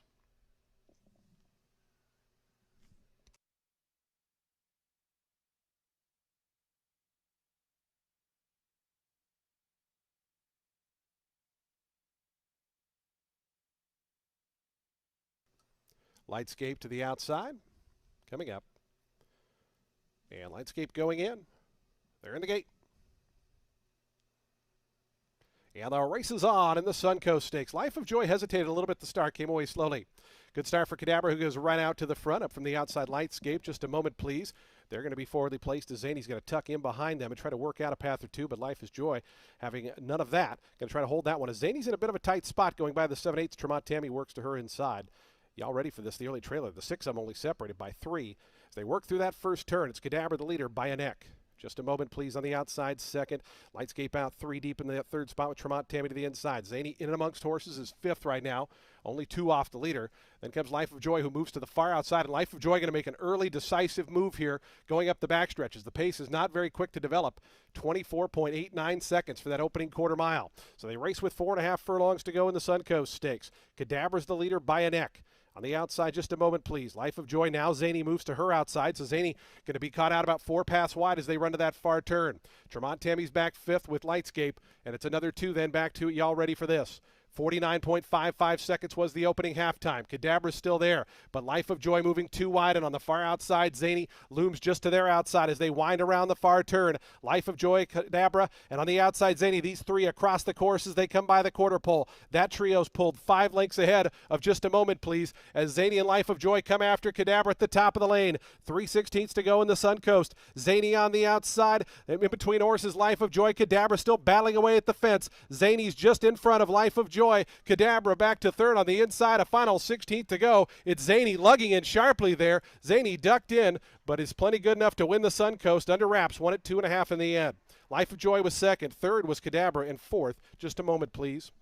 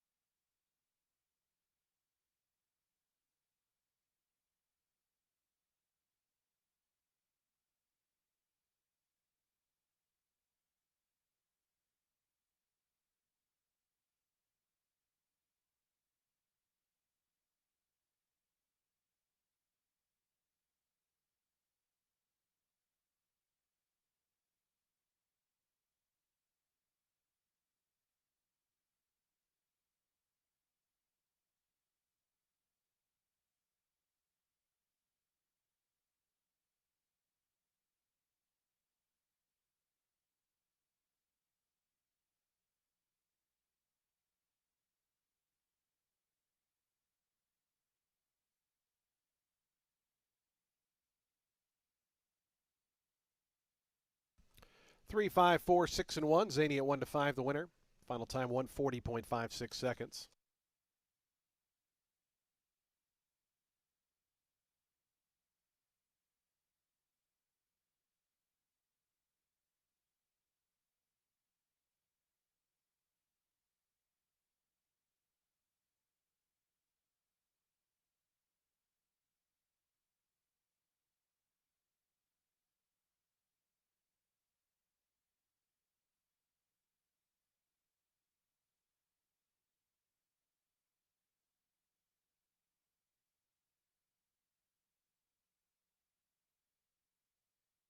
Results are official. 240 on the win for Zany.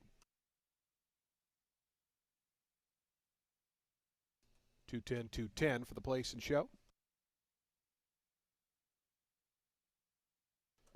Zany now 3 for 3 to start her career. Picks up Kentucky Oaks points here.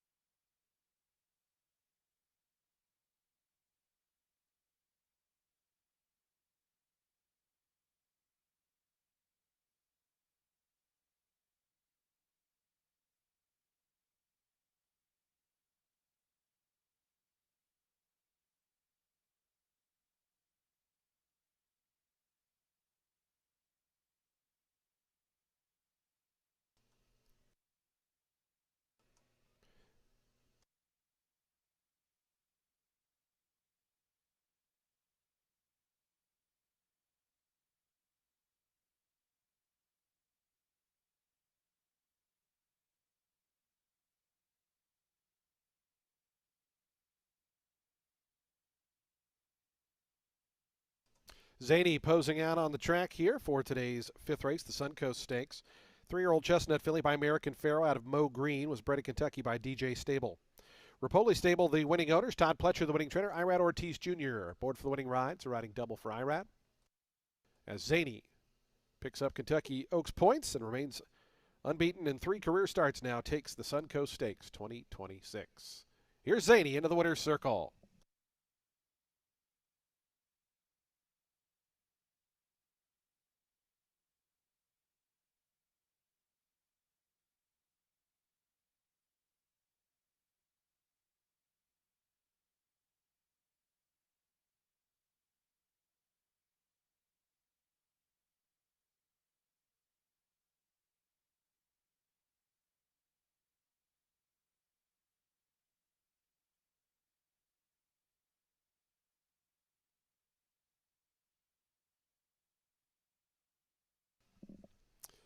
The exact $1.70, trifecta $2, the dime super $2.82.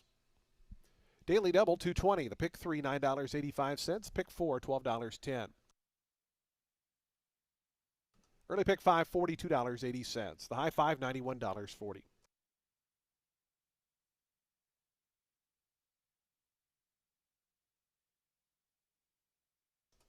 Race 6 is coming up next. Today's 6th race, the University Club of St. Petersburg Purse. Field of 9 at 1 mile and 40 yards. It's a maiden special weight event.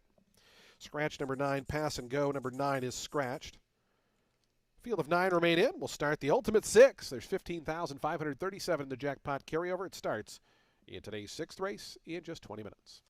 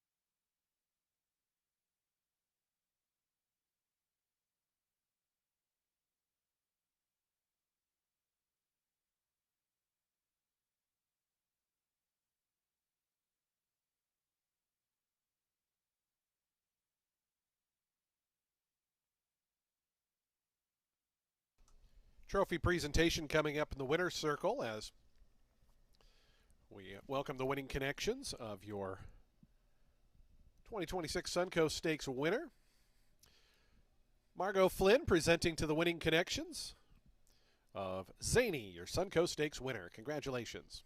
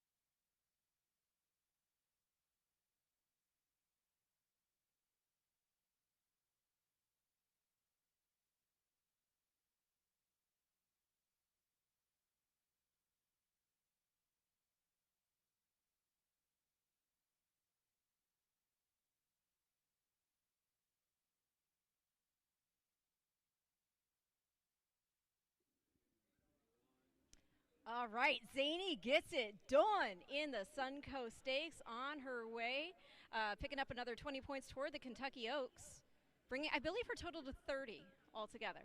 I mean, Zany's still a little wacky, but boy, is she good. Think about the upside, Boy, right? yeah, I mean, I think that's the ultimate compliment when you're still a little on the green side and you can do that.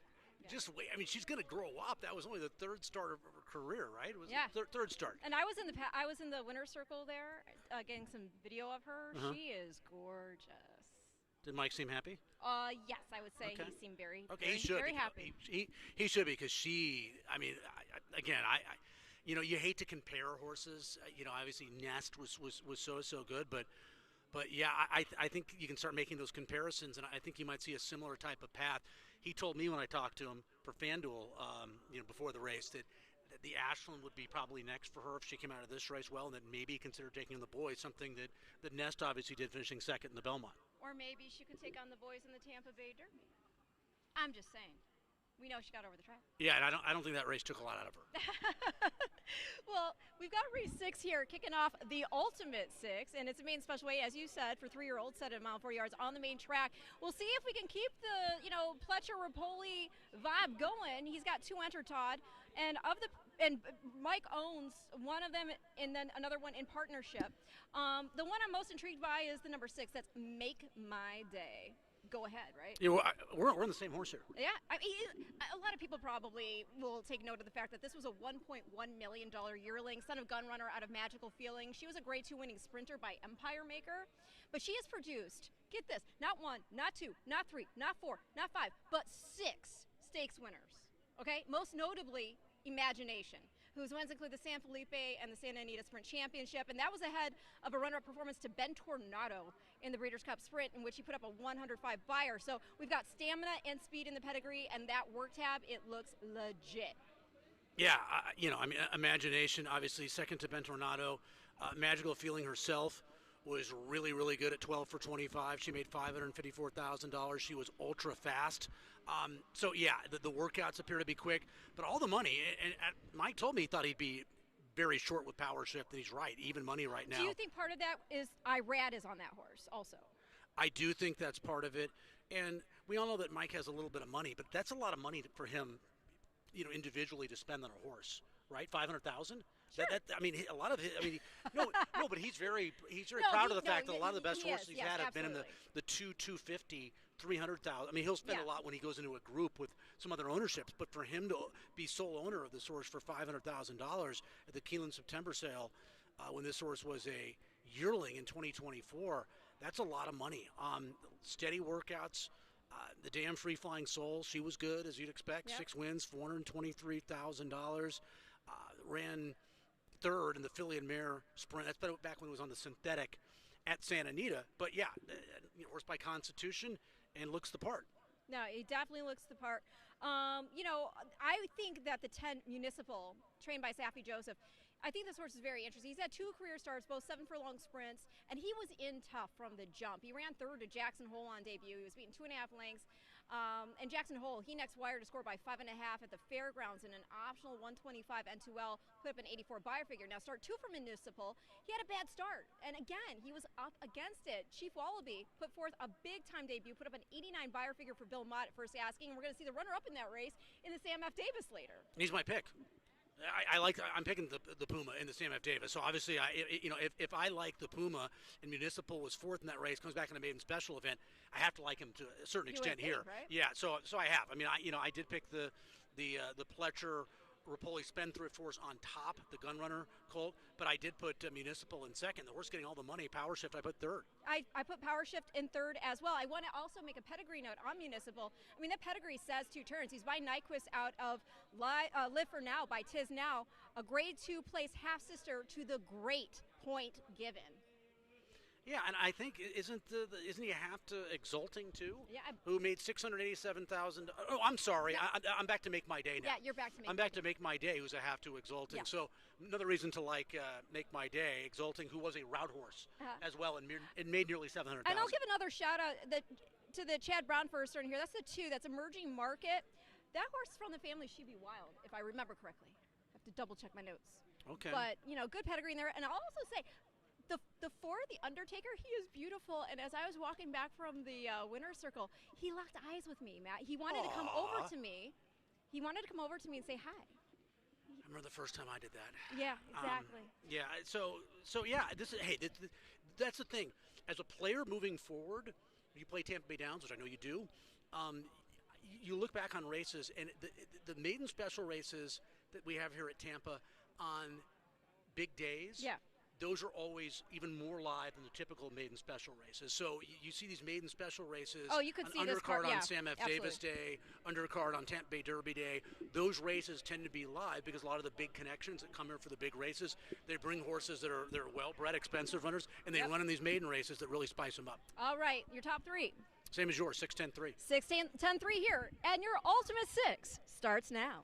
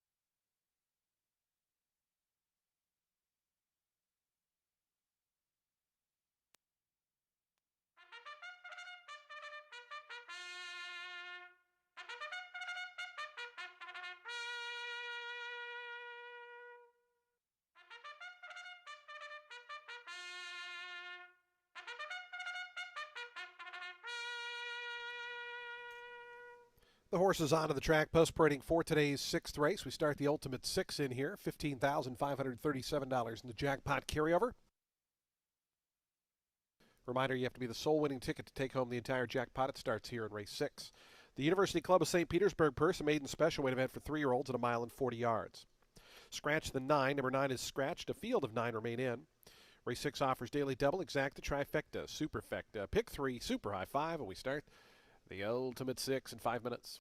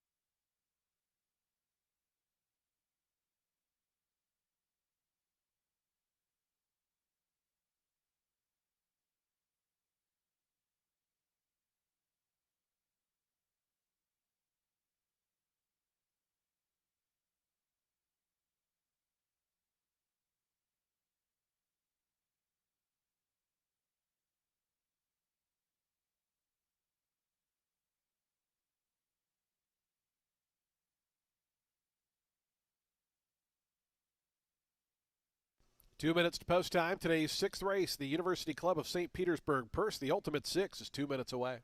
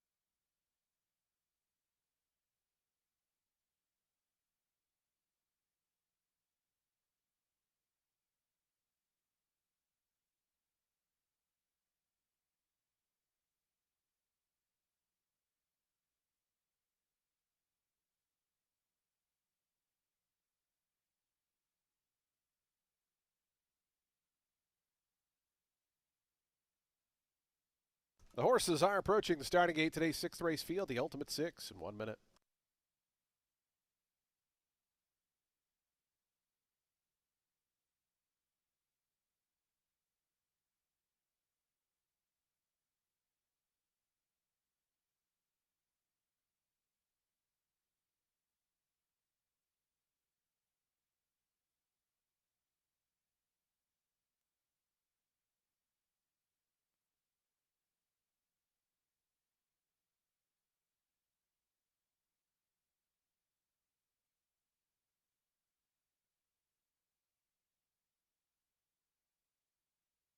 And the horses have reached the gate. It's post time. They're lining up for today's sixth, the University Club of St. Petersburg Purse.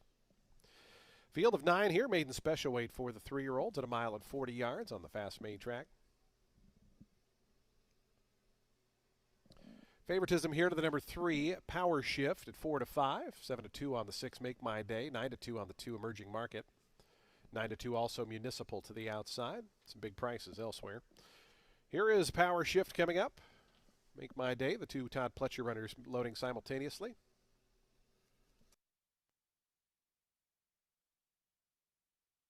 Mo Beach Time has already gone in. 3 first-time starters here, and they are 3 of the favorites. Here's Undertaker. Jesus Castanon for Benjamin Ramos. Just So Flattering, Mr. Hooligan, and Municipal going to be the final 3. We'll be all set for a start. Today's sixth race, the Ultimate Six on Festival Preview Day. Here's Municipal. Edwin Gonzalez for Safi Joseph. Municipal coming up. And in, they're in the gate.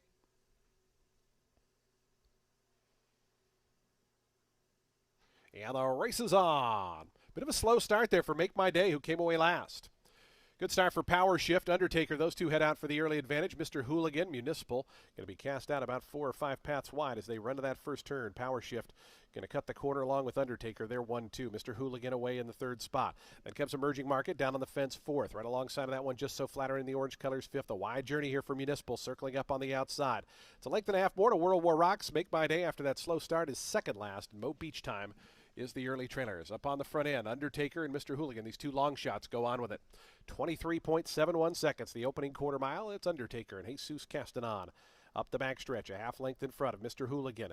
Just in behind that, Municipal to the outside and Power Shift down along the fence. They're racing as a team, third and fourth. It's two more then back to Emerging Market in fifth. Another two to Just So Flattering. Length and a half after that to World War Rocks. Make My Day still with just the one beat, and that's Mo Beach Time, who continues to trail. 47.60 seconds, the opening half-mile time. To the far turn they run. Undertaker, Mr. Hooligan, Power Shift, gears out to the three-path now to come after these two. In behind that, Emerging Market, Municipal, they're fourth and fifth. 5 more back to Make My Day, Mo Beach Time. They're both making some late impressions. As Power Shift goes to the lead at the top of the lane. Power Shift quickly tackled by Emerging Market on the outside, and these two go on with it as they come to the top of the lane. Emerging Market, Power Shift, shoulder to shoulder as they come to the 8th pole. Emerging Market on the outside. Power Shift battles right back toward the inside. These two have gone well clear of the rest. Emerging Market on the outside. Power Shift, a final 16th to throw it down here at Tampa. Emerging Market, Power Shift, Emerging Market in front. Late Emerging Market won it. Power Shift was second. It was 11 or 12 back to Make My Day, Undertaker, and Municipal.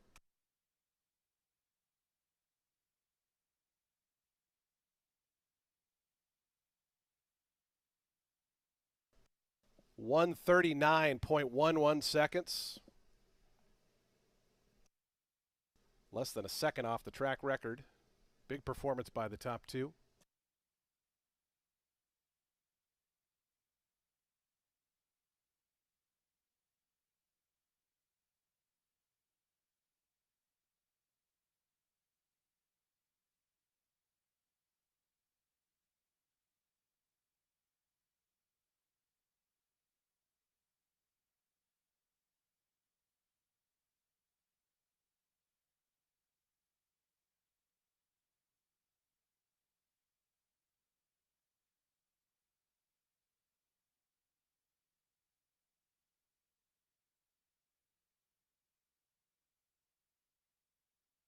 Two, 3, 6, 4, and 10. Emerging Market at 3-1 winner. 2, 3, 6, 4, and 10. Final time 139.11 seconds.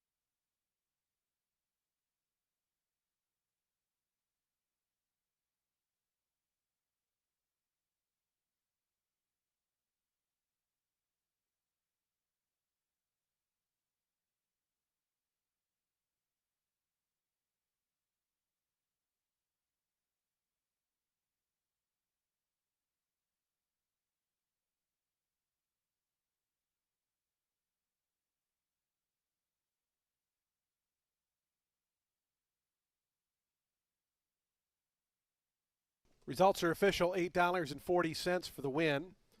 Emerging Market, a debut winner.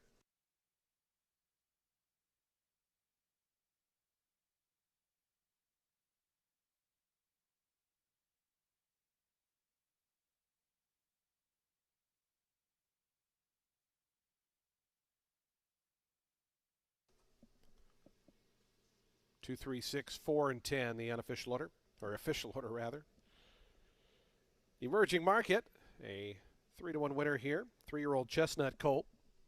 It's by Candy Ride out of Wild Empress. Was bred in Kentucky by Stone Riggs Farm. Klarovich Stables are the winning owners. Chad Brown, the winning trainer. Flavien Pratt aboard for the winning ride. Emerging Market stops the clock in 139.11. That was a very impressive maiden special weight race we just saw. And Emerging Market won it.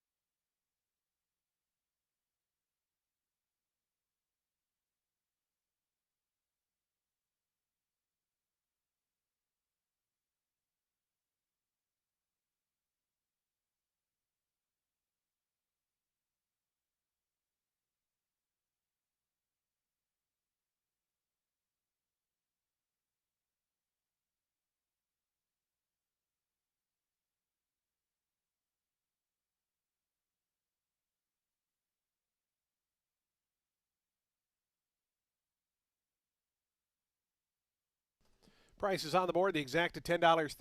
Trifecta $19.10. The dime super $26.77. Daily double $5.40. The pick three $4.05. The high five $456.10. Today's seventh race coming up next in 23 minutes. No scratches or jockey changes. Number 6 is +1. We'll start the late pick 5 in 23 minutes. To the winner's circle. It's trophy presentation time. And we welcome our featured group for the 6th race, the University Club of St. Petersburg, joining us here at the track, presenting to the Winning Connections. Welcome to Tampa Bay Downs.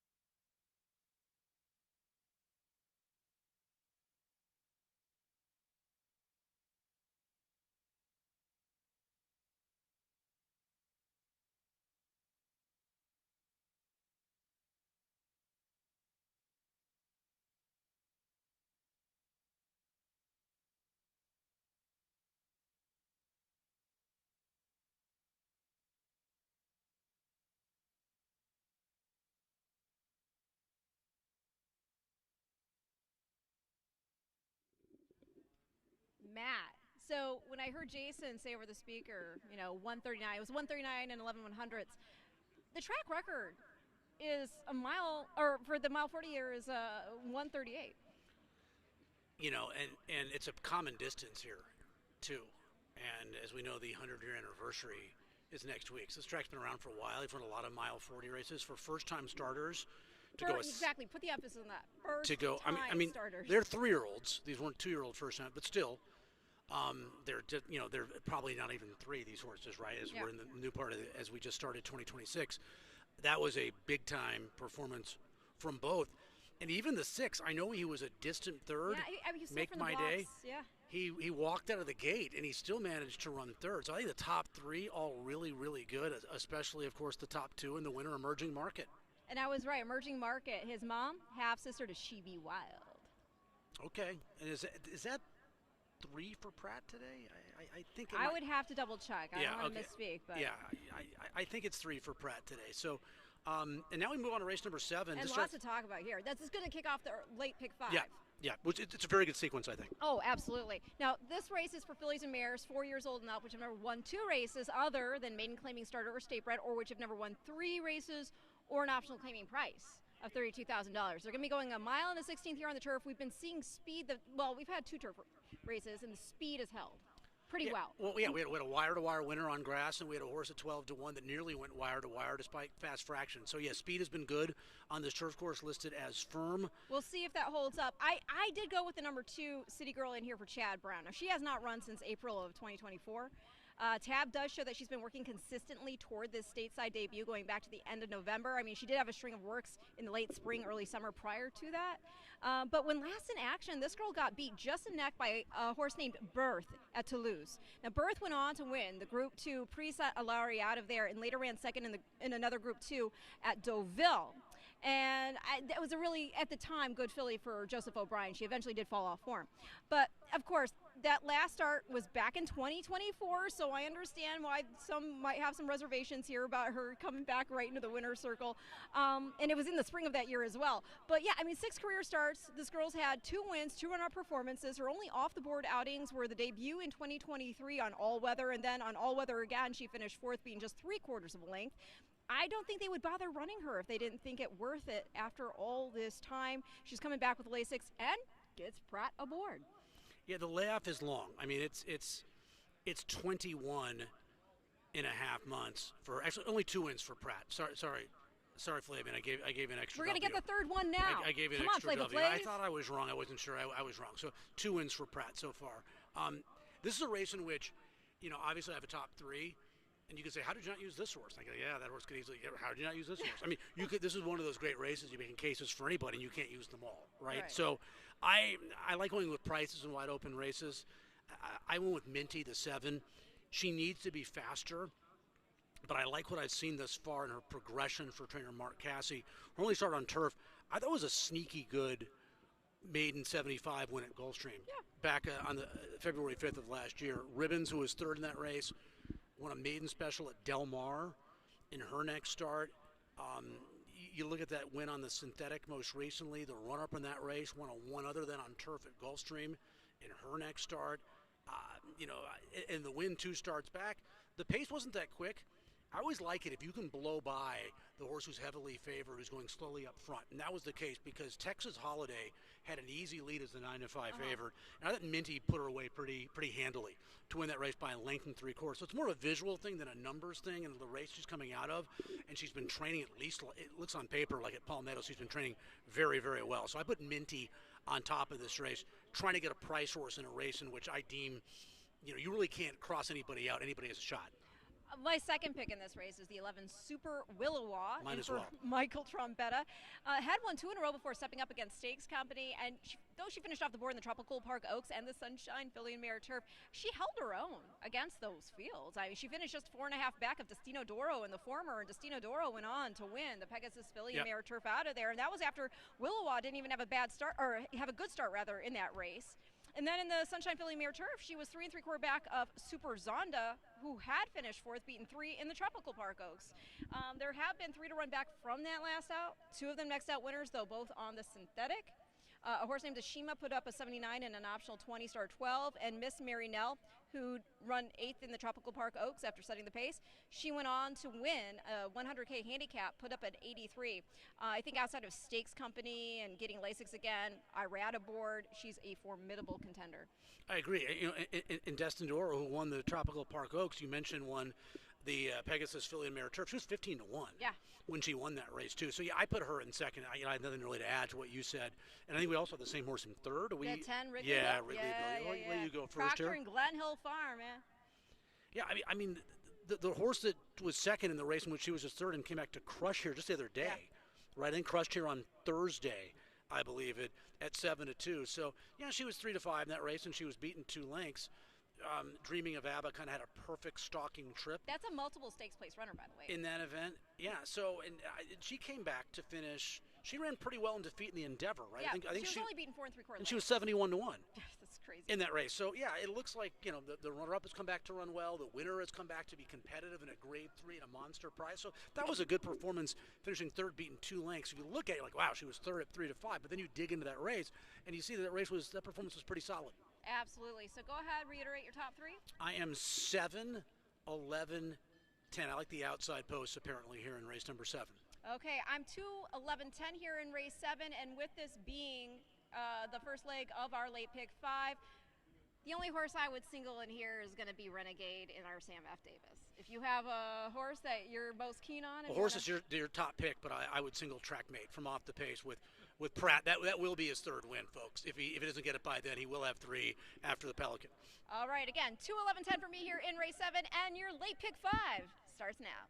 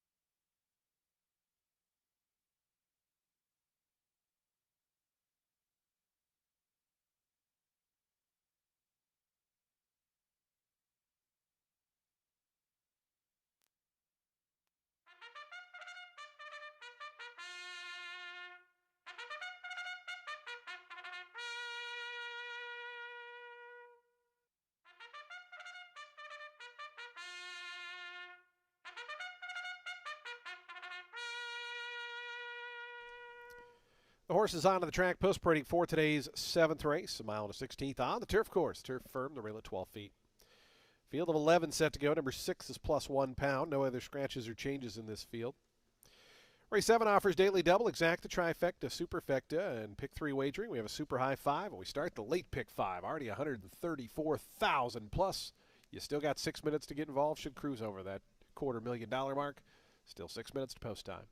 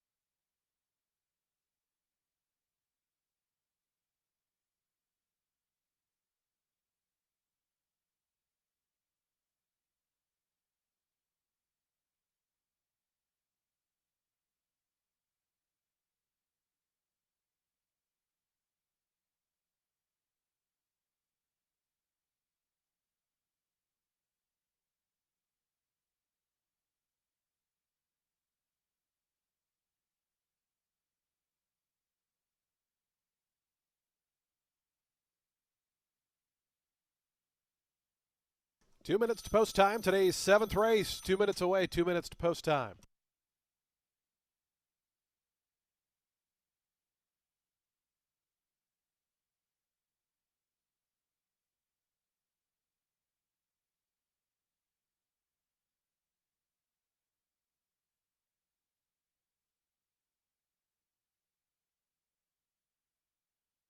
Fans, don't forget to check out the Run for the Ribbons 50-50 drawing. They're set up near the winner's circle. We'll be drawing the winner before the final race of the day today. Again, our Run for the Ribbons partners in Thoroughbred Aftercare, they're doing a 50-50 raffle near the winner's circle.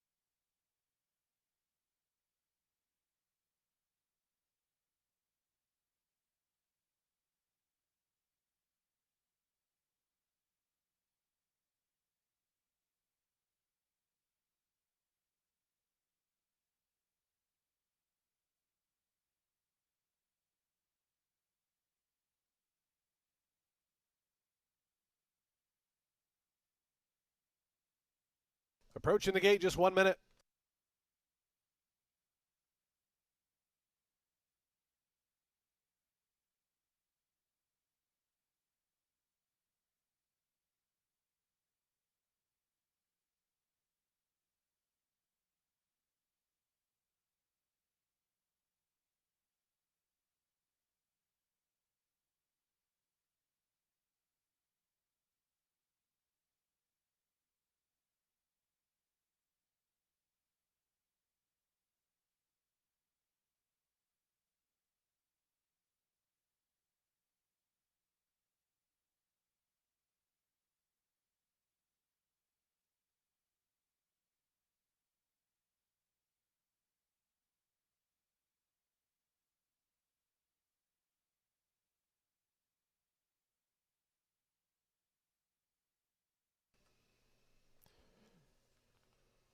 And the horses have reached the gate. It's post time. They're lining up now for today's 7th. Starting late pick 5. That pool now $222,000. Should sail over that $250,000 mark.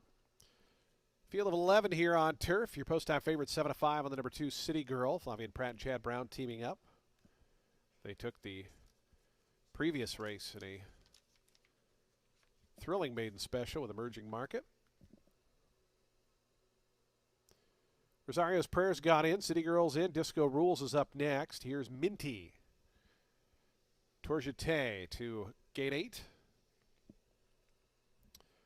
Princess Patina coming up.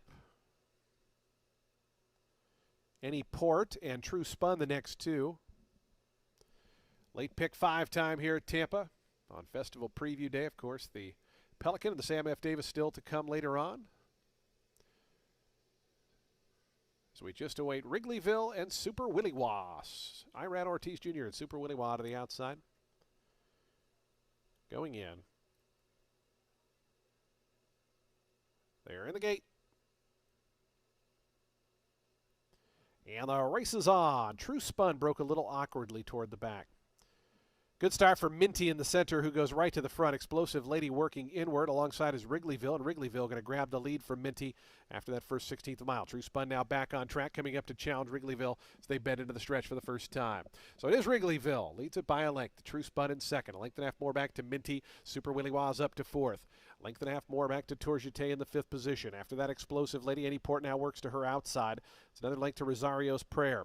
City Girl is back toward the back of the field early on, along with Princess Patina. It's 3 more back to Disco Rules, who is the trailer.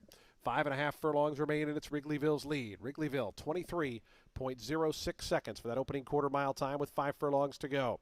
Still under good hold, True Spun is second. Down on the inside, Minty back third. Super Willie Was fourth, out in the clear. So another length then, back to Tourjete, who races in 5th. Anyport starting to get a little closer to those yellow silkscreen cap from 6th. It's a length and a half more to Rosario's Prayer. Explosive Ladies after that. 47.57 seconds, the opening half-mile time. Wrigleyville on the engine.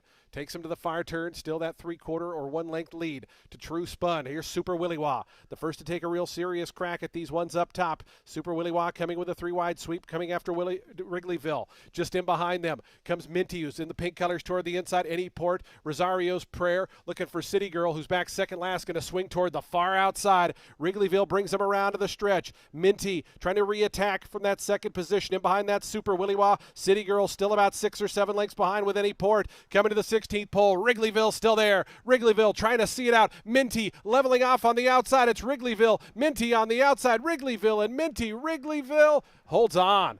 Minty was second. City Girl got going for third. Fourth, Super Willy Wah.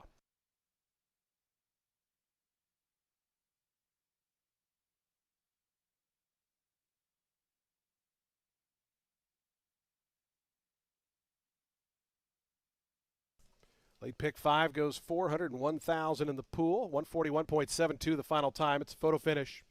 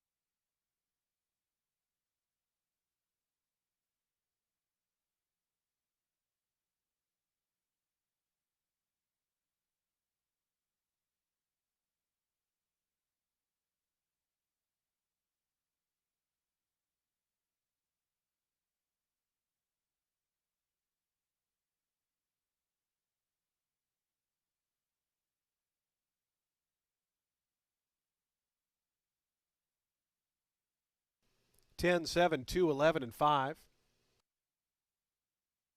Wrigleyville a 9-2 winner.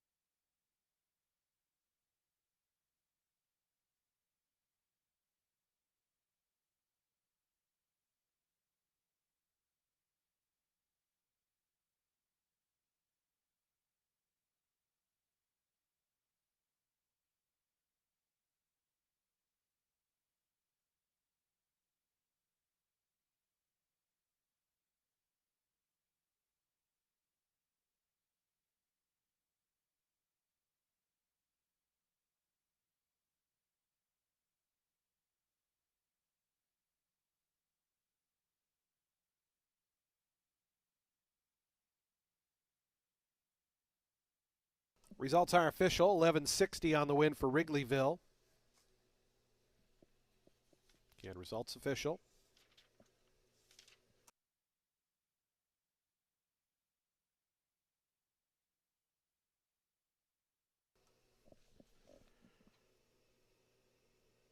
Second win of the season here for Wrigleyville. As she comes toward the winner's circle, a 5-year-old bay mare by Into Mischief out of Marketing Mix was bred in Kentucky by the winning owners, Glen Hill Farm. Tom Proctor, the winning trainer, and Samuel Marin aboard for the winning ride. Wrigleyville in front-running fashion takes today's 7th race. Starts late pick 5 and a little bit of a number, 9-2.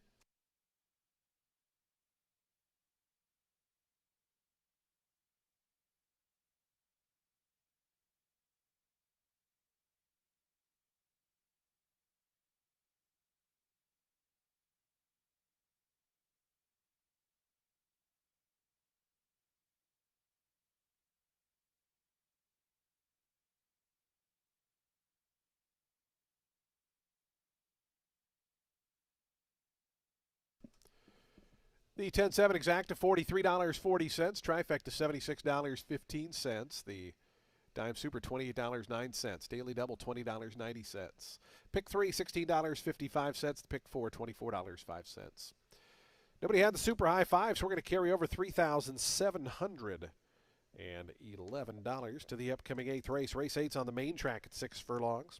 Scratch number 1, Life is Precious. Number 1 is scratched. Field of 10 remain in. Number 9 plus 1 pound. Post time for the 8th. We'll start the late pick 4 in 23 minutes.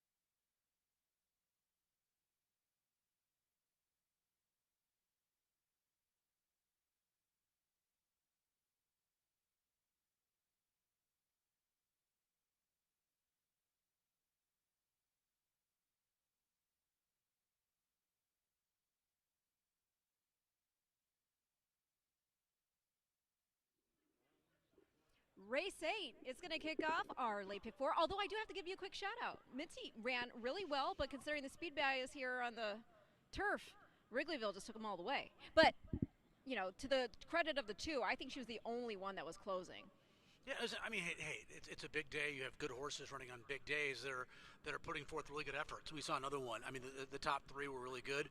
I mean, I think Minty gets by most horses with that effort. So I'll give Wrigleyville all the credit in the world, and leading rider Sammy Marin just digging in to find more. We talked about how on the surface it looks like she was third at 3 to 5 in her last start. We dug into that race, and that was a pretty live race. So horses exiting that race from the 9th of January have been running really well in just the week since. So I would say most of us are alive who played the Ultimate 6, the late pick 5. We're now moving on here to race 8, which is going to kick off a late pick 4. Wrigleyville paid $11.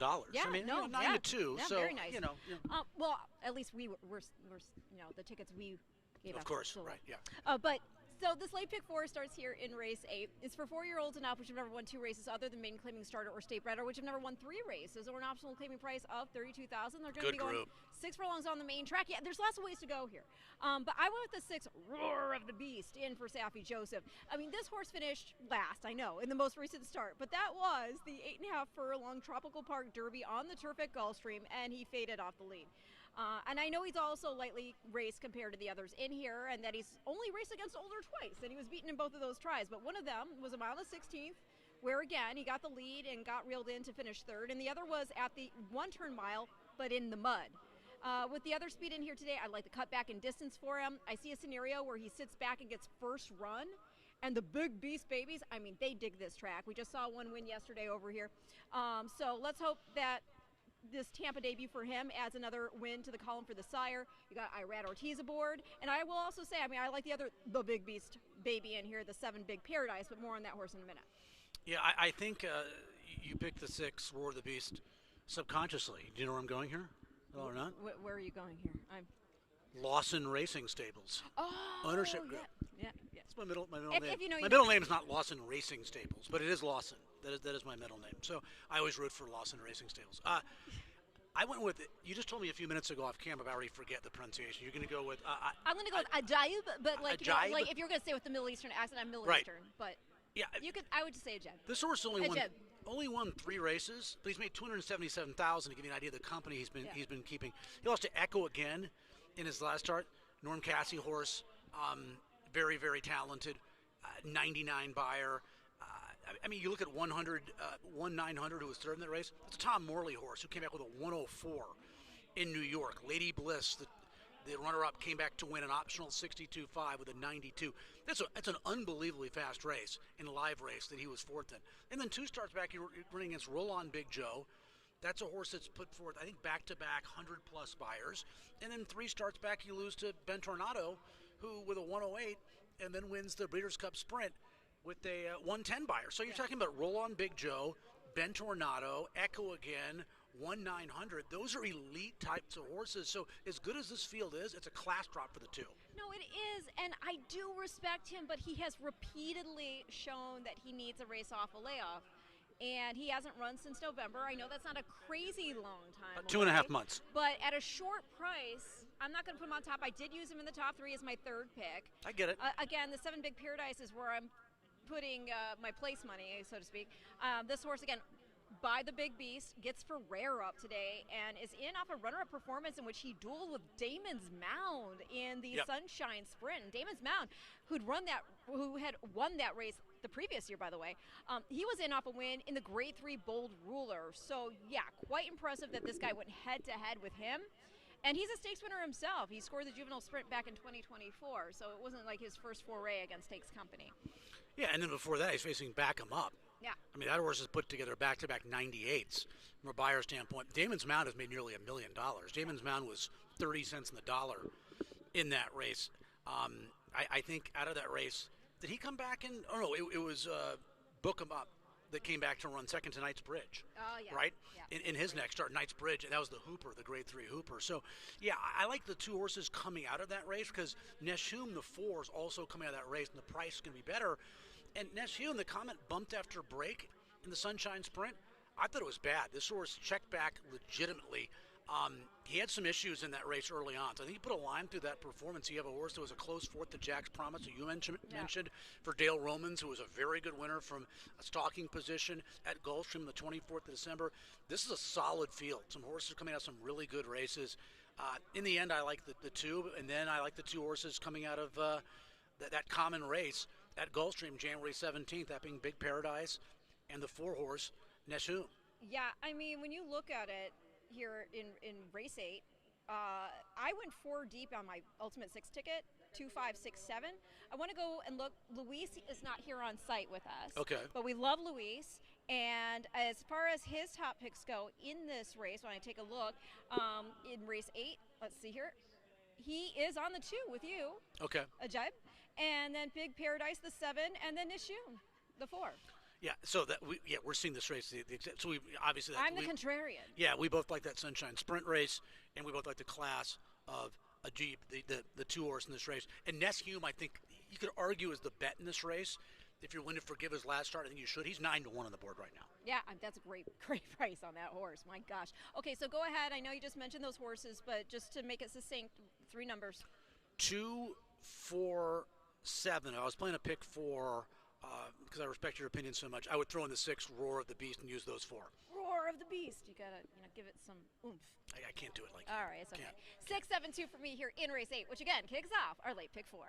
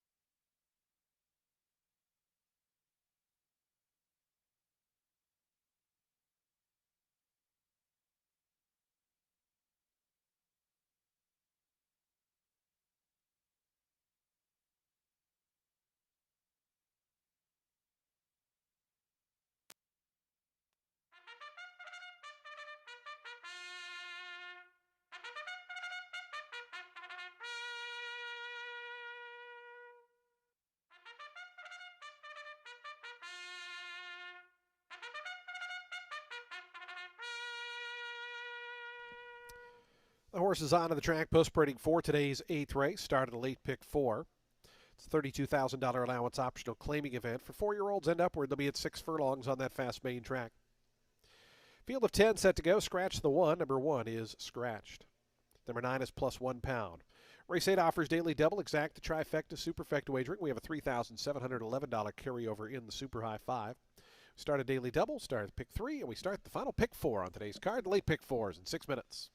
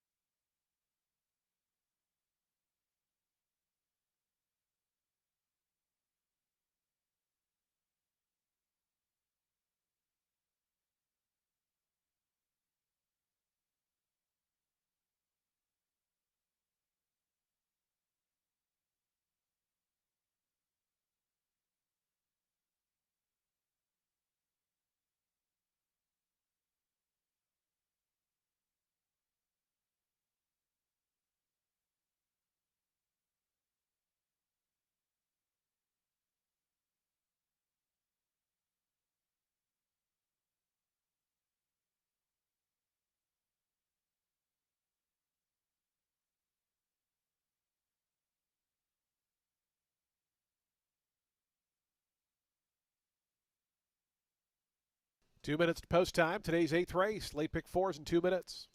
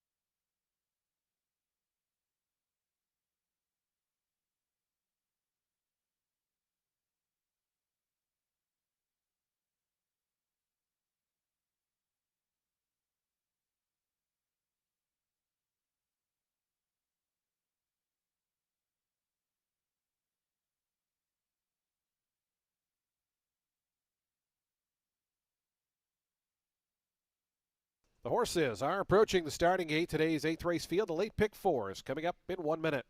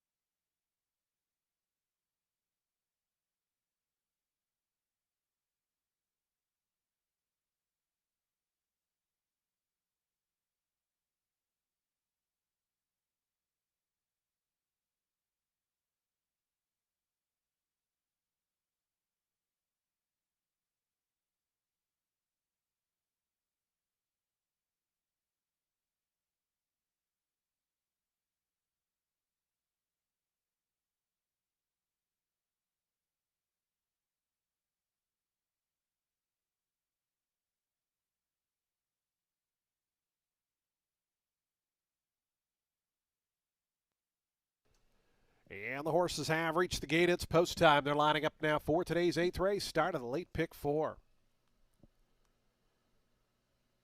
Field of 10 here at the 6 furlong distance. Your post time favorite right now, 2-1, number 2, Ajab. Samuel Marin looking for a race-to-race double. 3-1 on the 7, Big Paradise. 7-2, Roar of the Beast. Those are your top 3 choices in the wagering as Big Paradise set to load forward in those orange house silks to gate 7. Here's Warrior's Pride coming up. Ubardo Cacique aboard that one. Nishume to gate 4. Edwin Gonzalez for Laura Cesaris.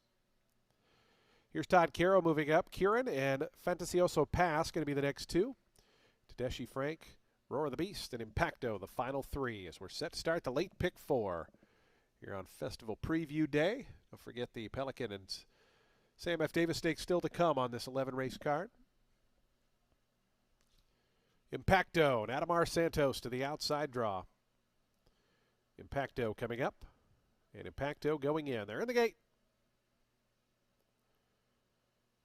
And the race is on. Warriors Pride in the blue color sprints right to the front at once. Quickly puts 2 lengths on Nishumi, who's back in the second spot. Fantasioso passes up alongside of that one, right between them, Big Paradise. Ajab came away 5th down toward the inside, already about 6 off this tearaway leader up front. After that comes Roar of the Beast, who moves inside of Impacto, dropping back to Tedeschi Frank, packed by Todd Caro, and the trailers, Kieran, is up the backstretch they roll.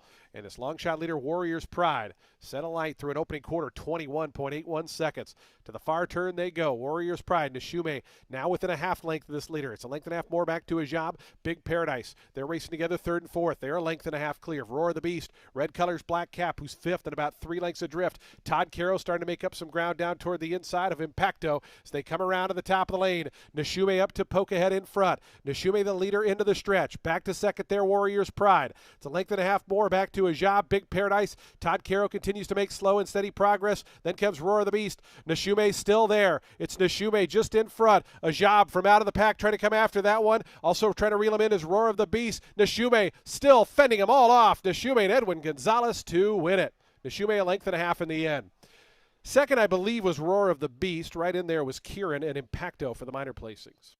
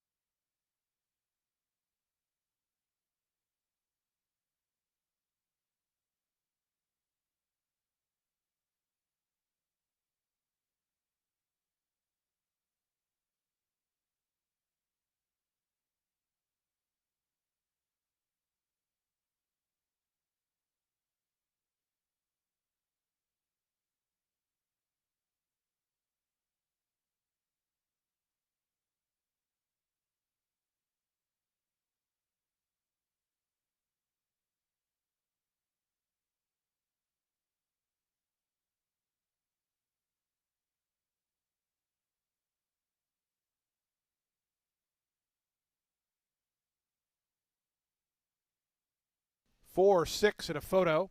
111.60 the final time. Results of the photo now up number 5, Kieran, from last to third. Fourth, number 11, Impacto. Fifth, number 2, Ajab. 8-1 winner here, Nishume.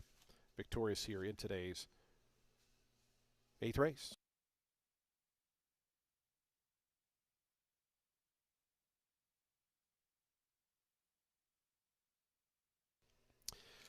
Nishume to the winner's circle. 4-year-old bay colt by Instagram out of Built in the Day, was bred in Florida by Jerry Chatham and Brian Bonomo. The winning owners, Glenn Fagan and Andrew Schiffman. Laura Cesaris, the winning trainer. Edwin Gonzalez aboard for the winning ride. An 8-1 winner here. You start the late pick 4.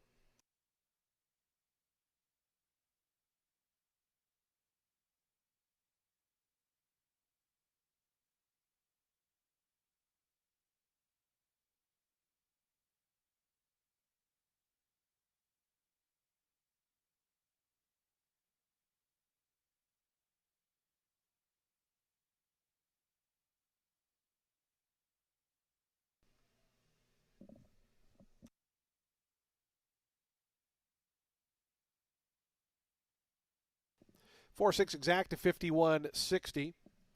The trifecta $163.75. Dime Super $143.83. Daily double $75.50 for a 10-4 good buddy double. The pick 3 $118.05. Pick 4 $172.55. Nobody had that super high 5, so look at that carryover. $10,463. That's into the 9th race, which has a full field of 12 on turf. Scratch the 13 and 14.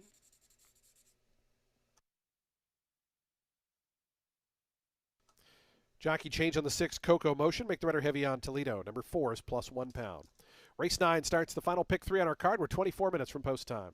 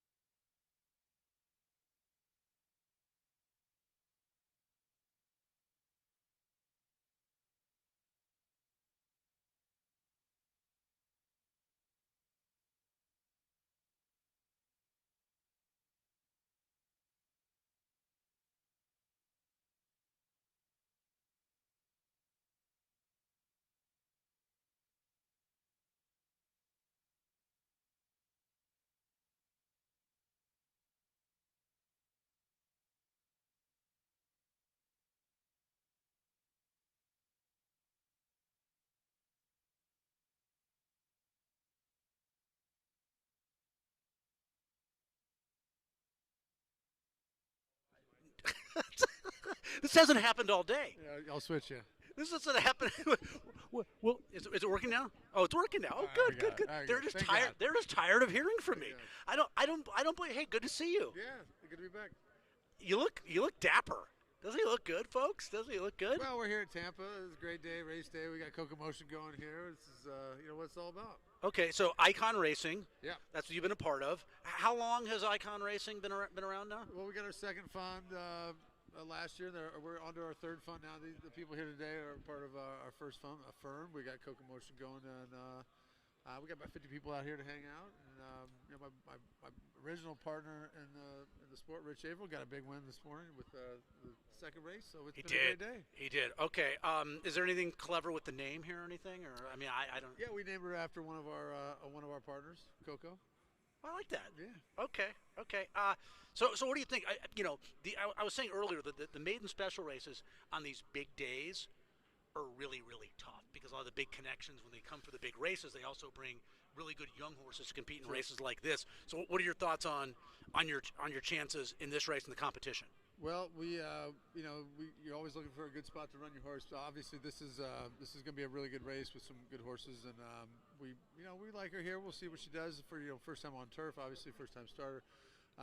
Asking her to do a lot probably, but on a day where we have all our partners here and have all the horses, it's a good place to be. All right, last question. I'm going to let you go and get Ren back in the conversation. So should we put some money on her in this race? I think at a price, I like her, and I got a try box I'm working on.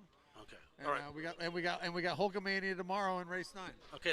Ren is coming here. She wants to know who you like in the Davis. Do you have an opinion there? The Renegade's the favorite. I'm going to keep it in the family and go with Witt's horse. Okay. Oh, that's I'm losing my mind right now. Whit Beckman's horse. Yeah. Oh, wow, you want the price horse. Okay. And we just give it up for Joey Ramos who couldn't make it today. Oselli, yeah, Oselli. Okay. All right, Jason, best of luck. All right, good to see you guys.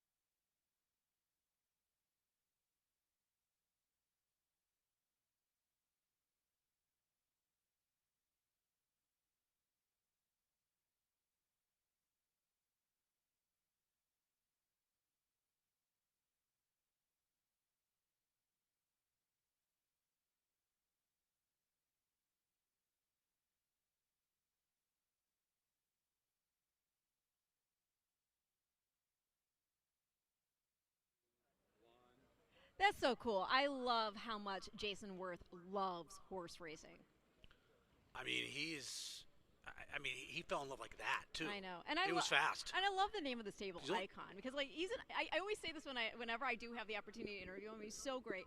He's an icon on and off, the field. And I love that again. He's supporting the racing industry and the filly here. Fun fact, I will say, I actually met her mom, Z Drop, when I did one of the full Friday features for the Breeders' Cup with her new Up to the Mark colt. Beautiful.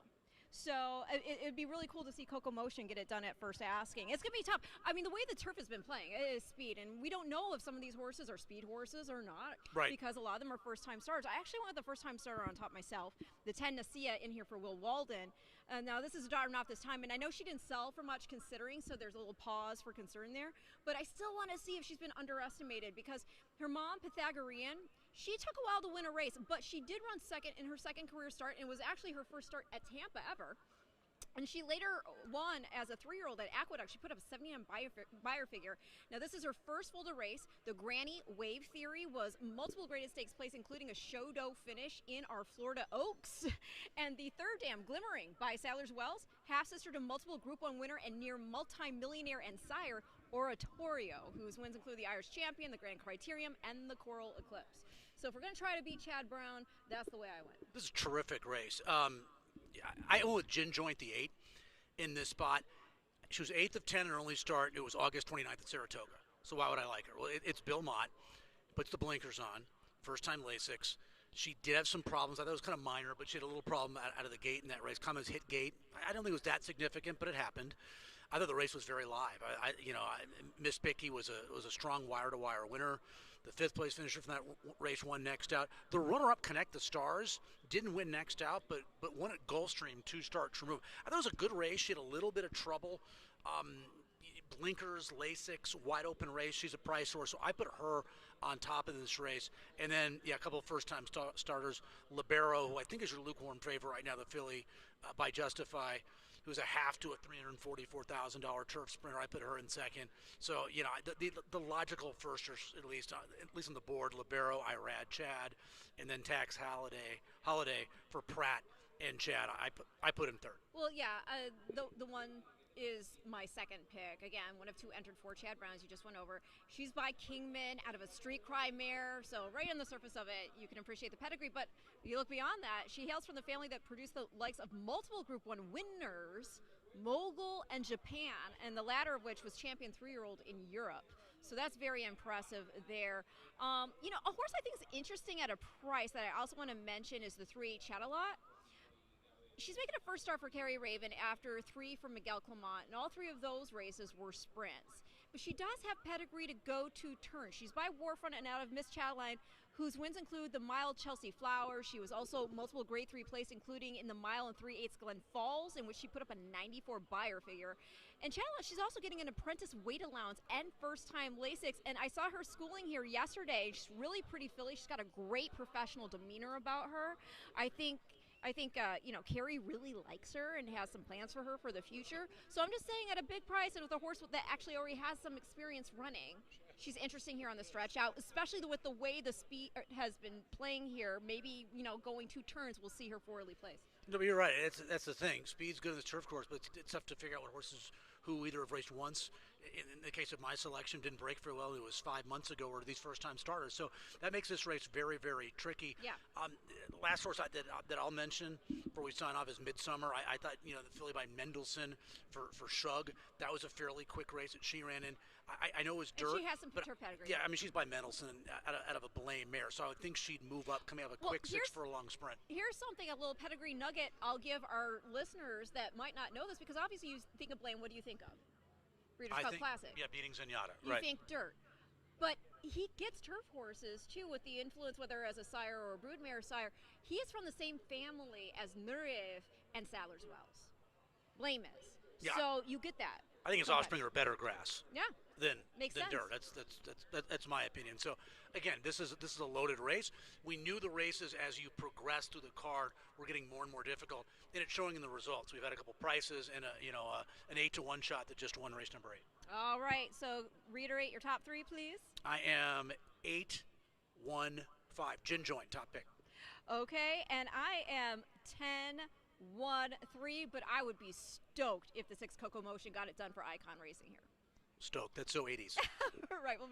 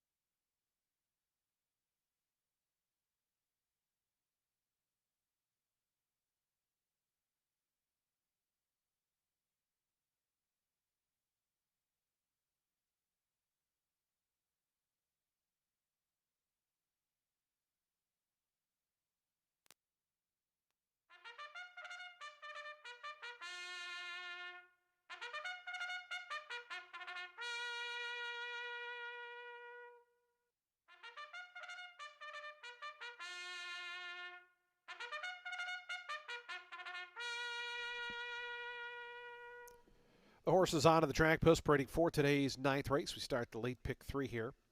It's a maiden special weight event for 3-year-old fillies. They'll be on the turf at 1 1/16. The turf is firm. The rail at 12 feet. Scratch 13 and 14. 13 and 14 are scratched. Jockey change on the 6, Coco Motion. Make the rider heavy on Toledo. Number 4 is plus £1. Race 9 offers daily double, exact the trifecta, superfecta, and super high five wagering. We have a super high five carryover of $10,463. We also start the late pick 3, post time, coming up in 6 minutes.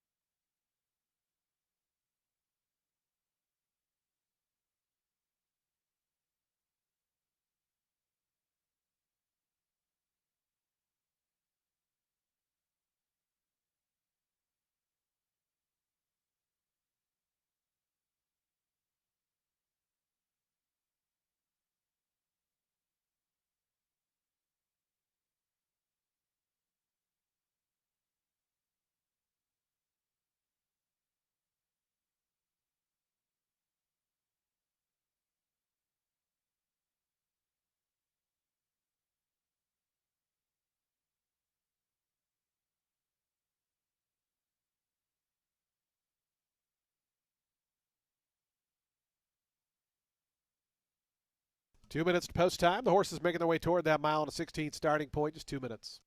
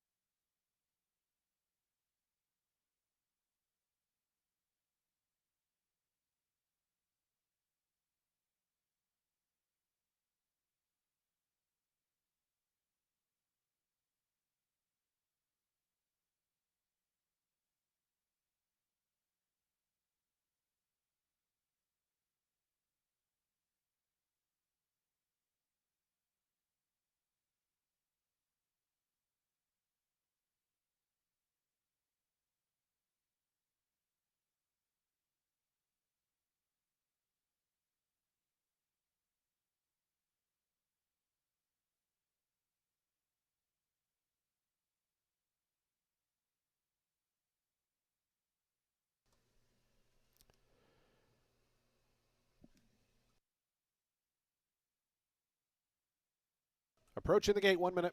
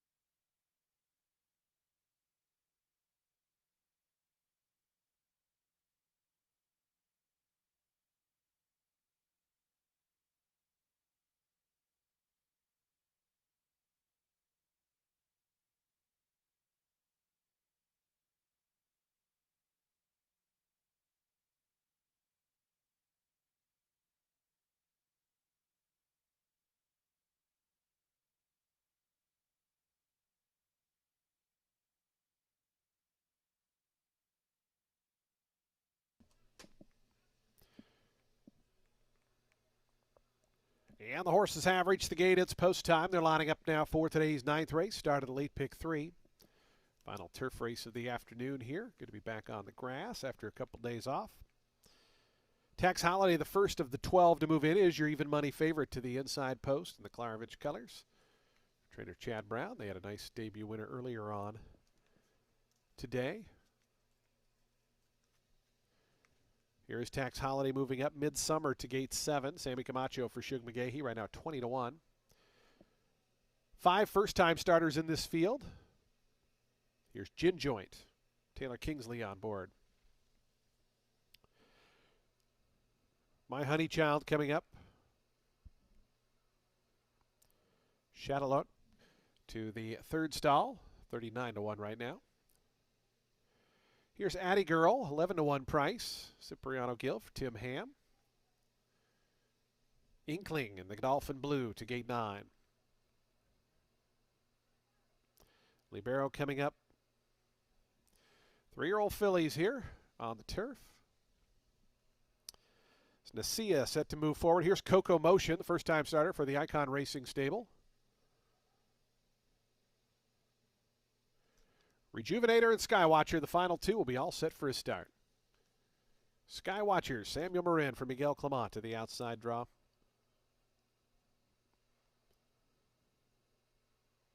Rejuvenator not quite in.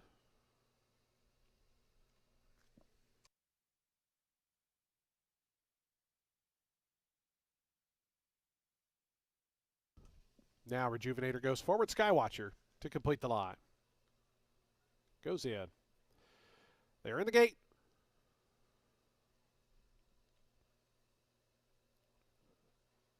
And the race is on. Tex Holiday got away well from that inside draw. A little tight there with My Honey Child. Is now working over his midsummer from the far outside. The 2 outside runners are both quick. Rejuvenator and Skywatcher coming up to battle up front with Shadowlow and down to the inside, My Honey Child. So it's going to be My Honey Child and Shadowlow. They cut the corner. They go 1-2. Rejuvenator just in behind them in 3rd. Outside of that comes Skywatcher in the 4th spot. Midsummer's back 5th. Right alongside of that one is Gin Joint the Gray in 6th. It's then a gap of 2.5 more back to Tex Holiday, who rides the rail in the 7th position. Length and a half more back to Inkling. Attagirl's right to her inside. Another length and a half back to Libero. The 2 at the back early on are Nasia and Coco Motion as they start their backstretch run after a 22.02 second opening quarter mile. It's been a glib turf course this afternoon. It's a quick fraction. It's Shadowlow and My Honey Child. Those 2 are 1-2. Up on the outside, Gin Joint the Gray. Now a little bit closer in that 3rd position. Rejuvenator, Skywatcher. They've been traveling together. They're 4th and 5th. Top 5 only separated by 2.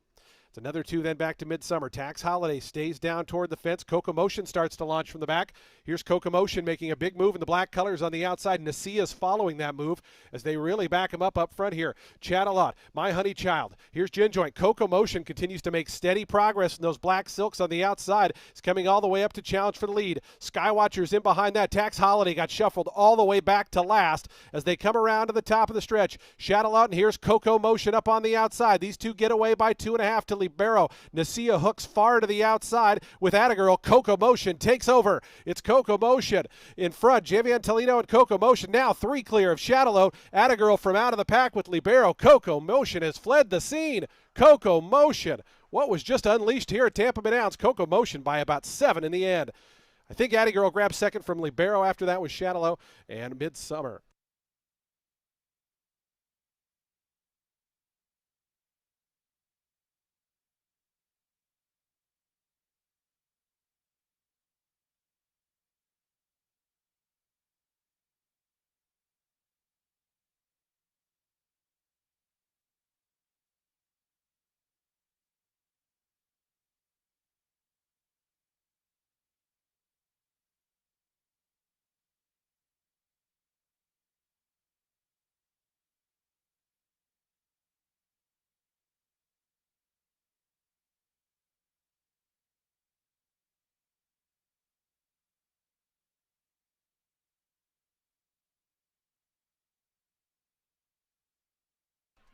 Six and a photo. Coco Motion. Impressive in victory here.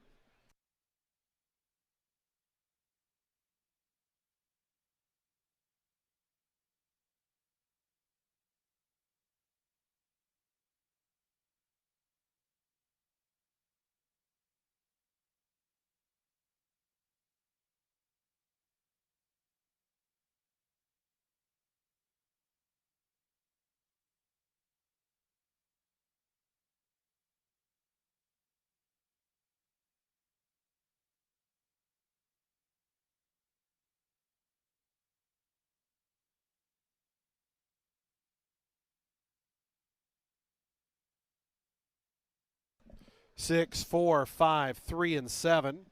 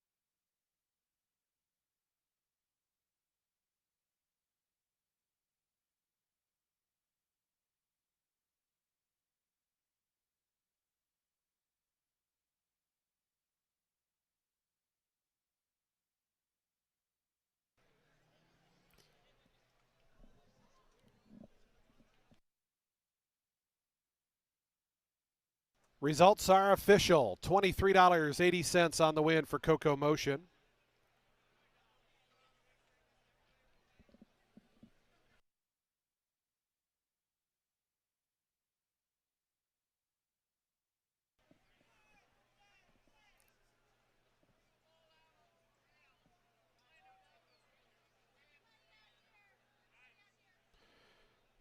Coco Motion out on the track. The winner's circle presentation will be out on the dirt with the Icon Racing Group in tow.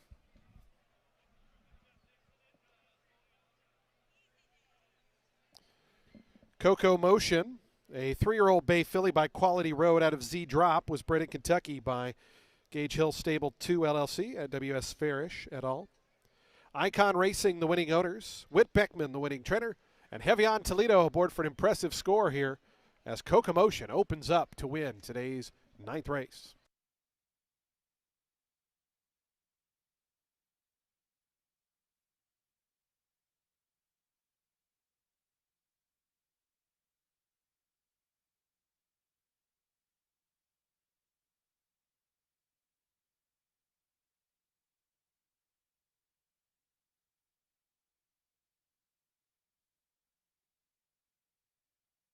The exacta 6 and 4, $96.10.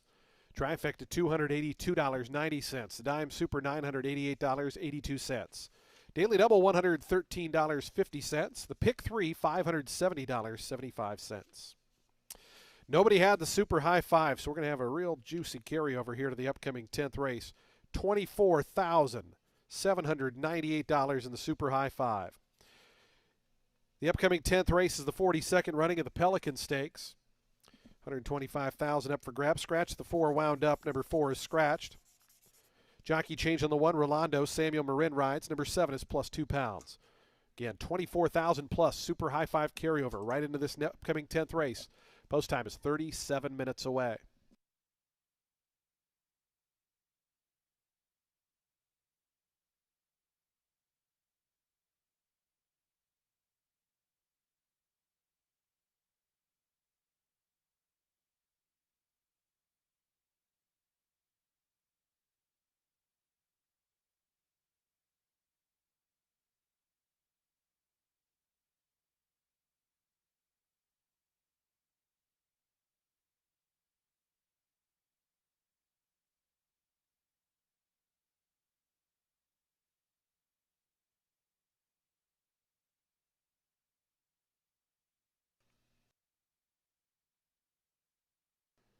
Coming up in the winner's circle, the trophy presentation for the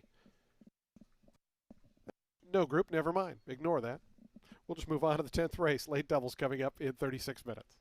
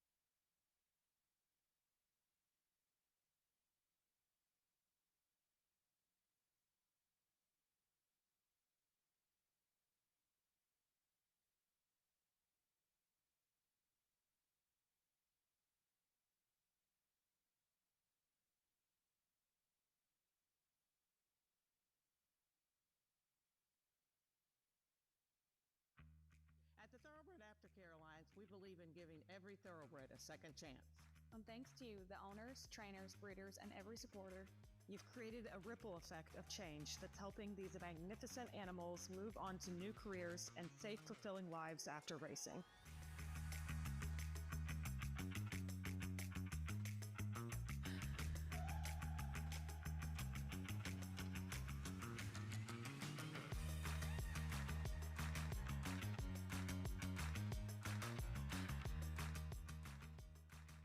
We're proud to say that our industry's dedication is making aftercare more accessible than ever.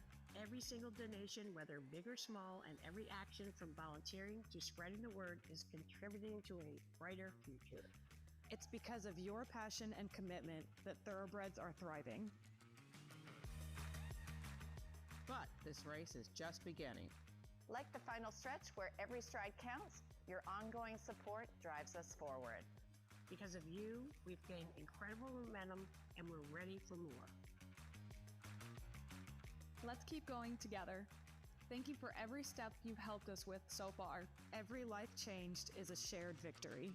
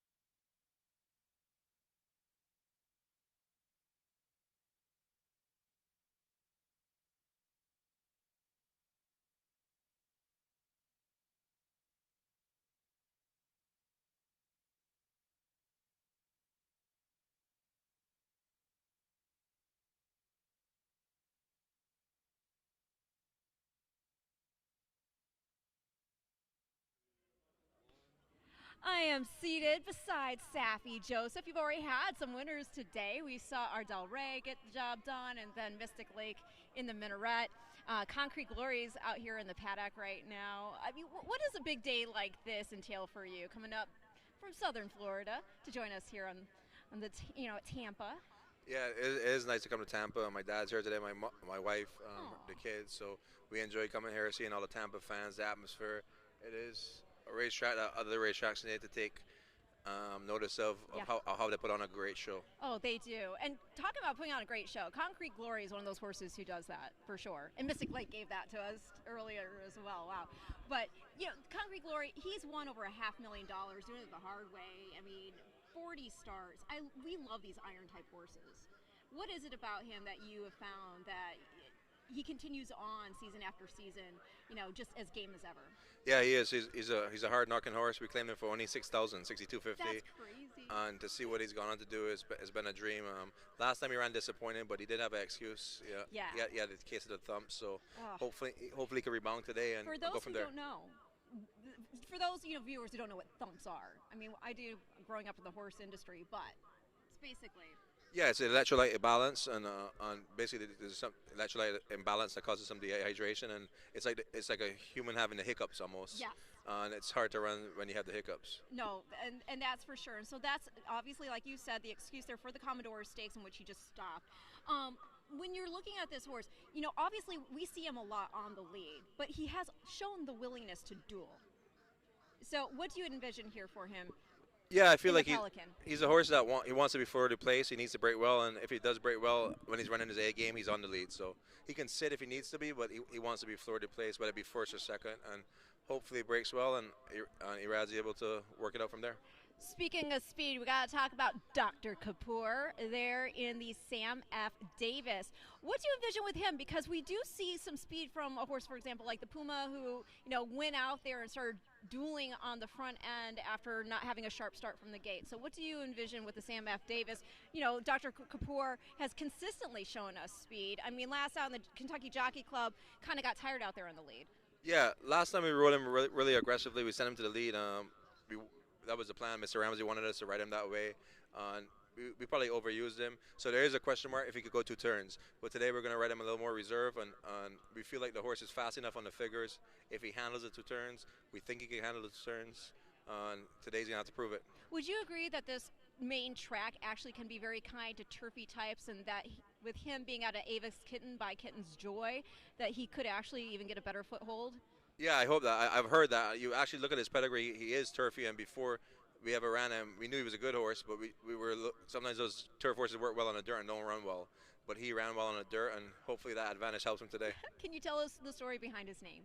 He's actually named for a doctor, for Mr. Ramsey, that performed the oldest kidney transplant ever. Mr. Ramsey, I think, was 87 or 88, and Dr. Kapoor was the one that did it for Mr. Ramsey. So it's a special horse and a special meaning to us. Let's talk about another special horse to you and to Tampa. Talking about Skippy Longstocking. How cool. I mean, it's hard. You had Skippy there in the Pegasus World Cup, and you also, of course, had Whiteabario. They ended up running 1-2. Skippy ran him down, Whiteabario down. But Skippy, what's he won? 3 or 4 Challenger Stakes here at Tampa? Yeah, he's won 3 in a row, yeah. Will he come here for a 4th try? No, I don't think he's going to come this year. I would like to bring him, but I think that the owners won't allow that this year. And there's a possibility Whiteabario could come for the Challenger. Okay, we would love to see him.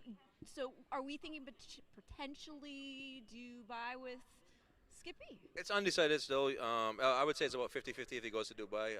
But we haven't really set where we're going to go just yet. Probably decide in the next 10 days. I thought we were going to do it last week, but probably need like 10 more days to decide where we go. All right. Again, already a big day for you. Still looking forward to so much more. We've got Concrete Glory here, Dr. Kapoor in the Sam F. Davis. Safi, thank you so much. Thank you.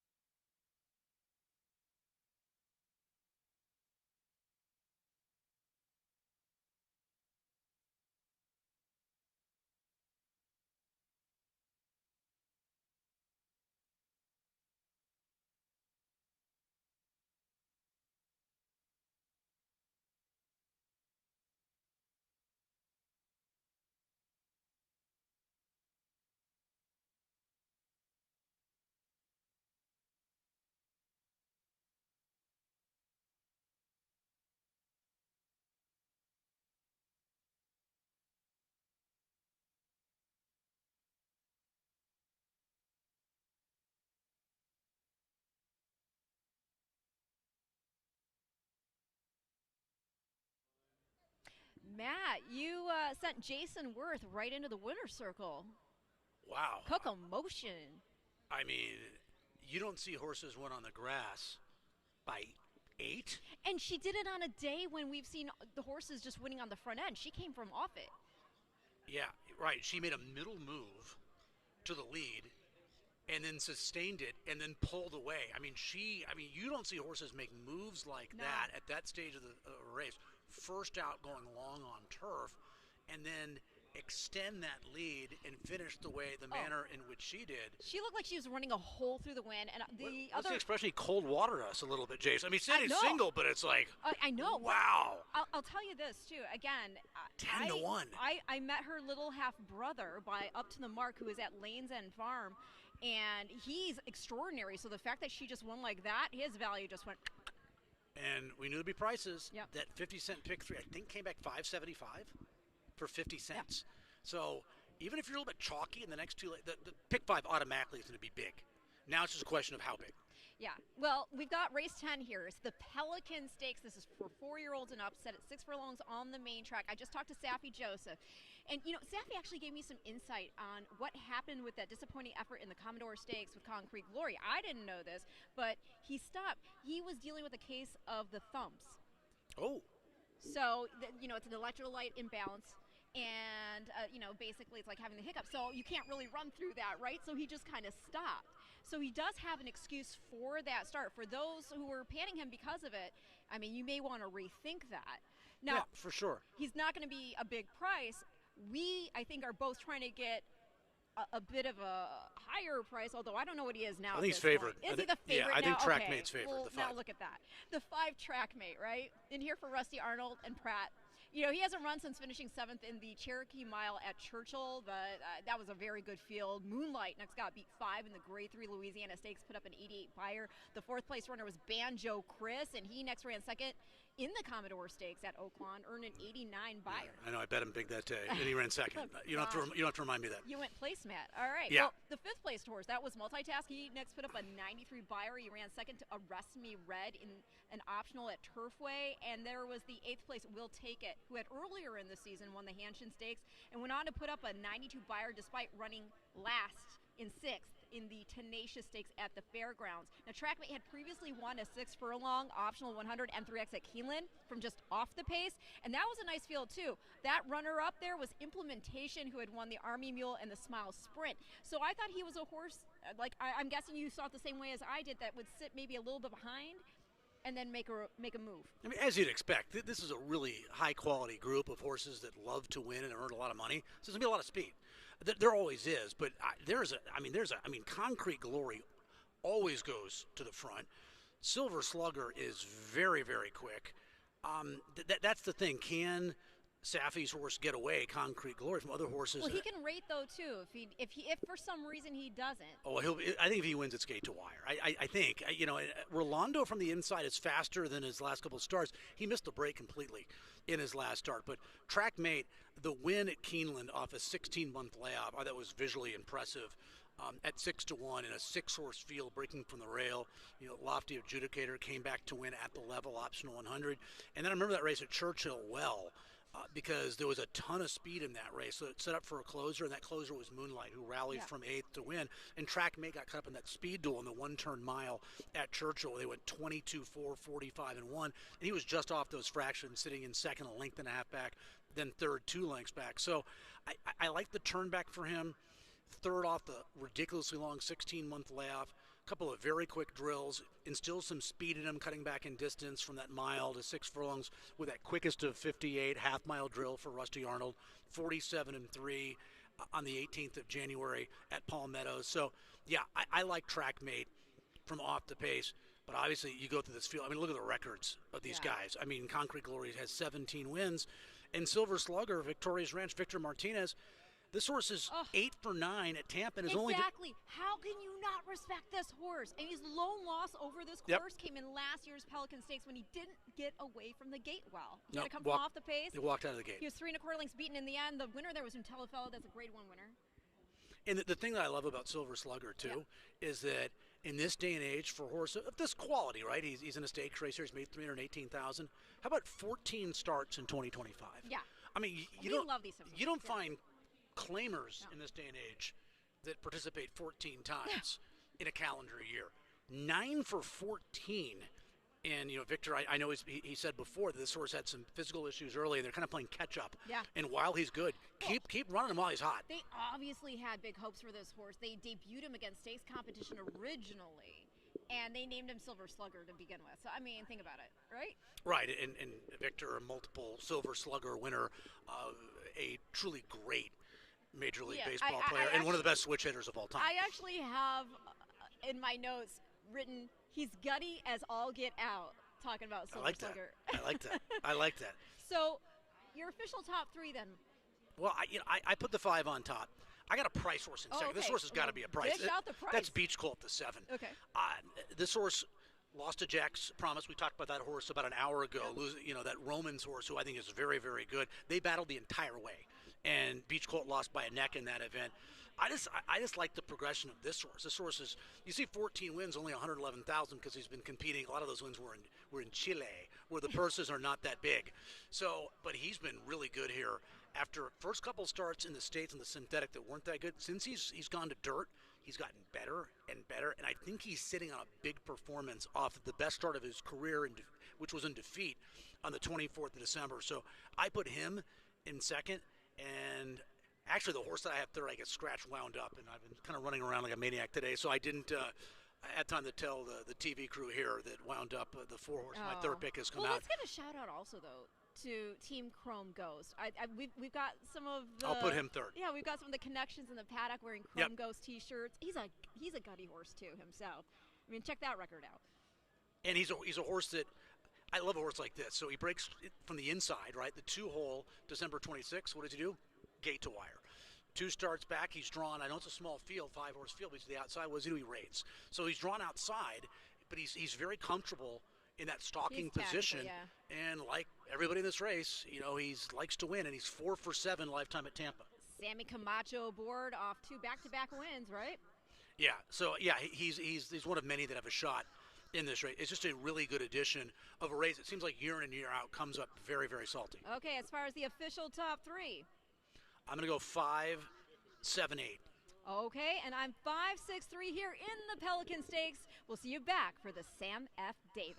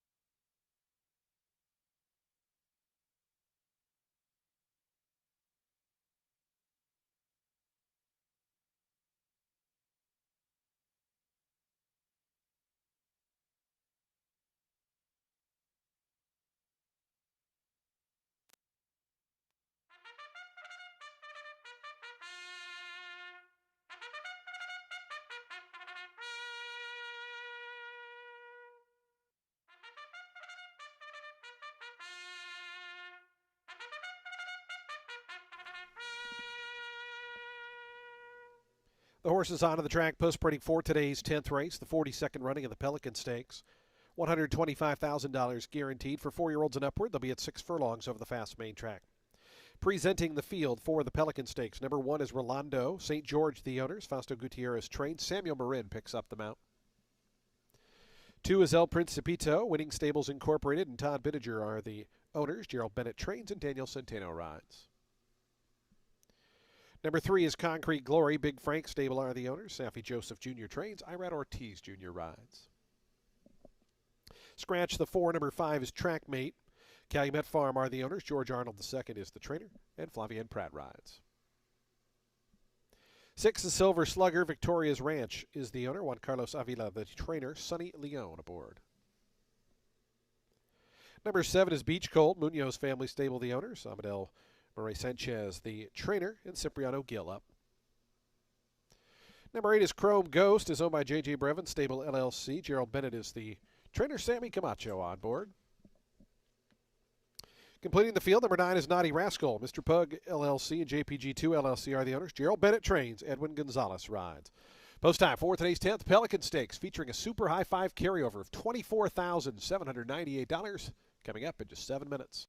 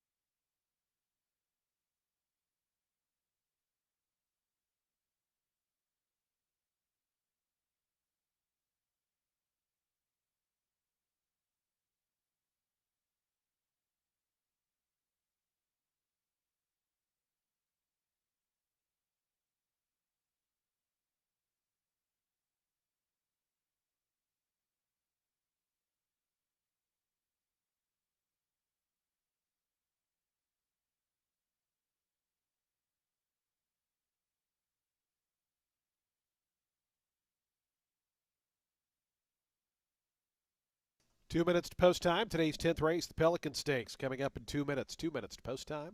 2 minutes.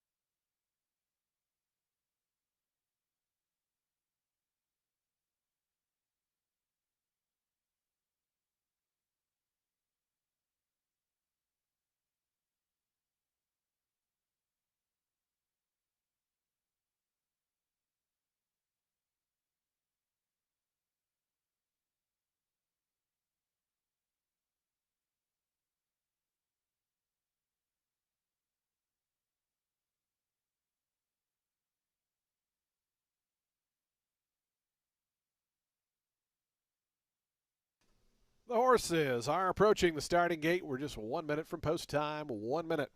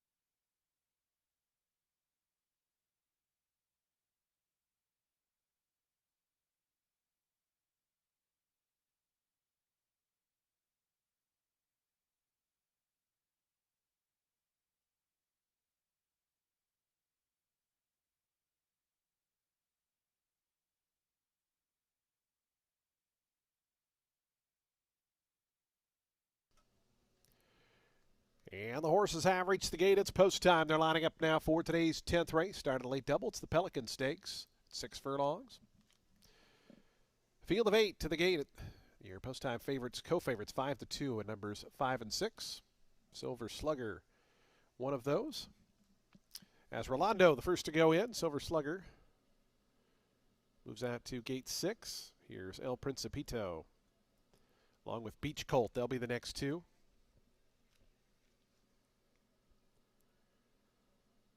El Principito going up.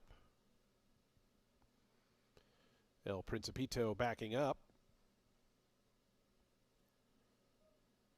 Here's Chrome Ghost coming forward as the rider out of the saddle on the 2.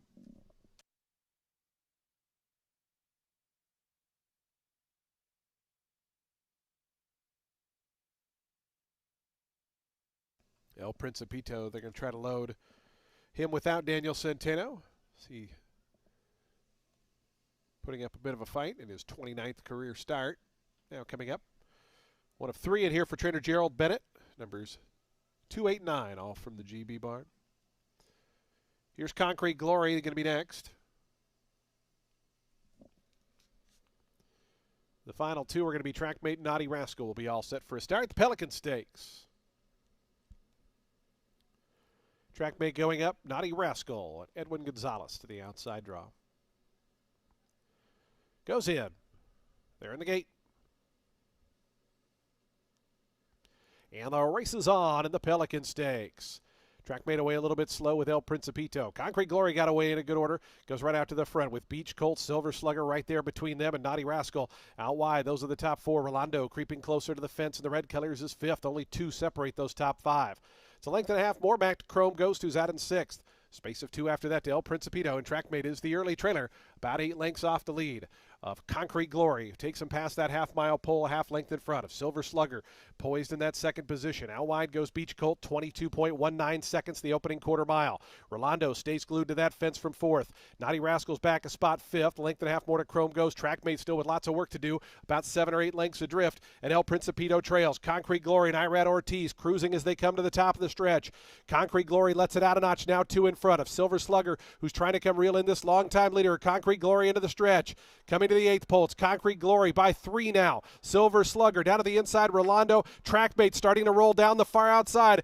Concrete Glory trying to finish the job. A final 16th to go, a 3-length lead. Trackmate way down the center of the track. Silver Slugger still battling on. Concrete Glory all the way in the Pelican.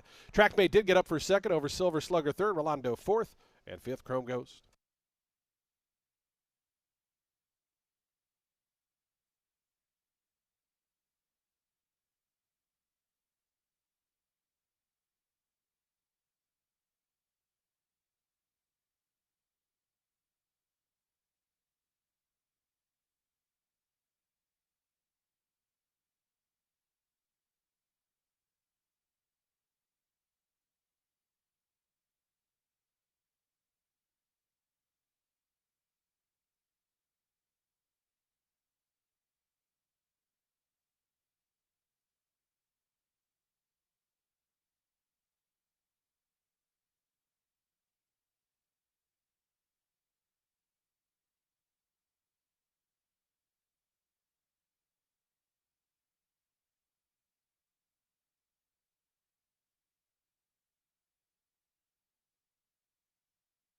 Three, 5, 6, 1, and 8.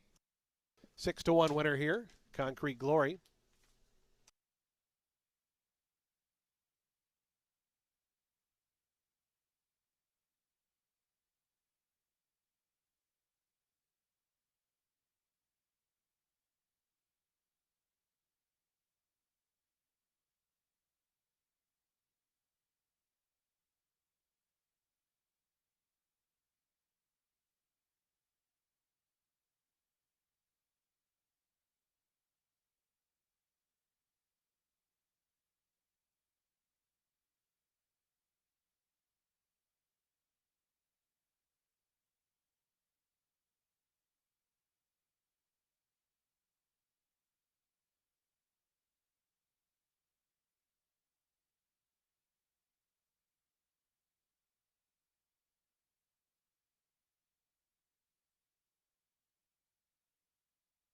Results are official. 14:40 on the win for Concrete Glory. Stop the clock at 109.74 seconds.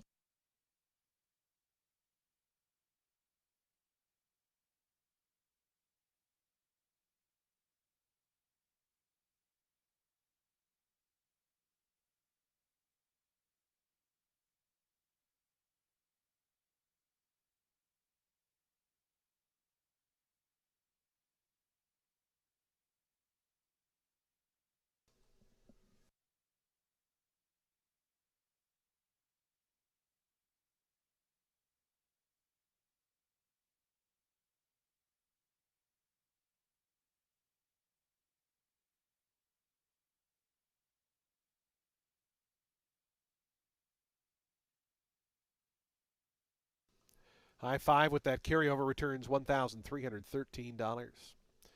Concrete Glory to the Pelican Stakes winner's circle. Concrete Glory, a 7-year-old dark Bayer brown gelding by Bodemeister out of Take It Inside, was bred in Pennsylvania by the Bodemeister Syndicate along with Kyle Horlock. Big Frank Stable, the winning owner. Safi Joseph Jr., the winning trainer. Third one on the day for Safi. And Irad Ortiz Jr. aboard for the winning ride, as that is the 18th career win for Concrete Glory.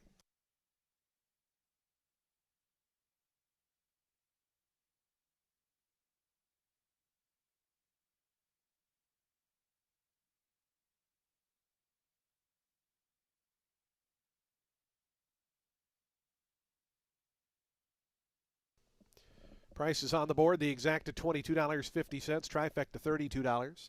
Dime Super $38.31. The Daily Double $99.60. Pick 3 $934.60.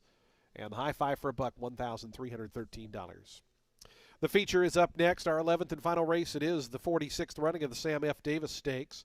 $250,000 guaranteed along with Kentucky Derby points. Up for grabs for the 3-year-olds at a mile and a 16th. Jockey change on the number 3, the Puma, make the rider Edwin Gonzalez. Jockey change on the 5, Oselli, make the rider Daniel Centeno. Field of 9 in the Sam F. Davis. Post time is coming up in 24 minutes. Coming up in the winner's circle, it's trophy presentation time for the Pelican.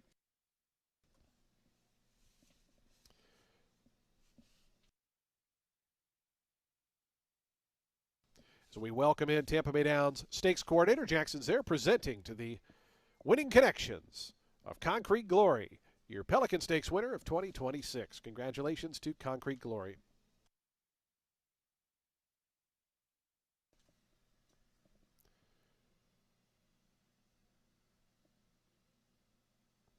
"24 minutes to the 11th and final, the Sam F. Davis, coming up next.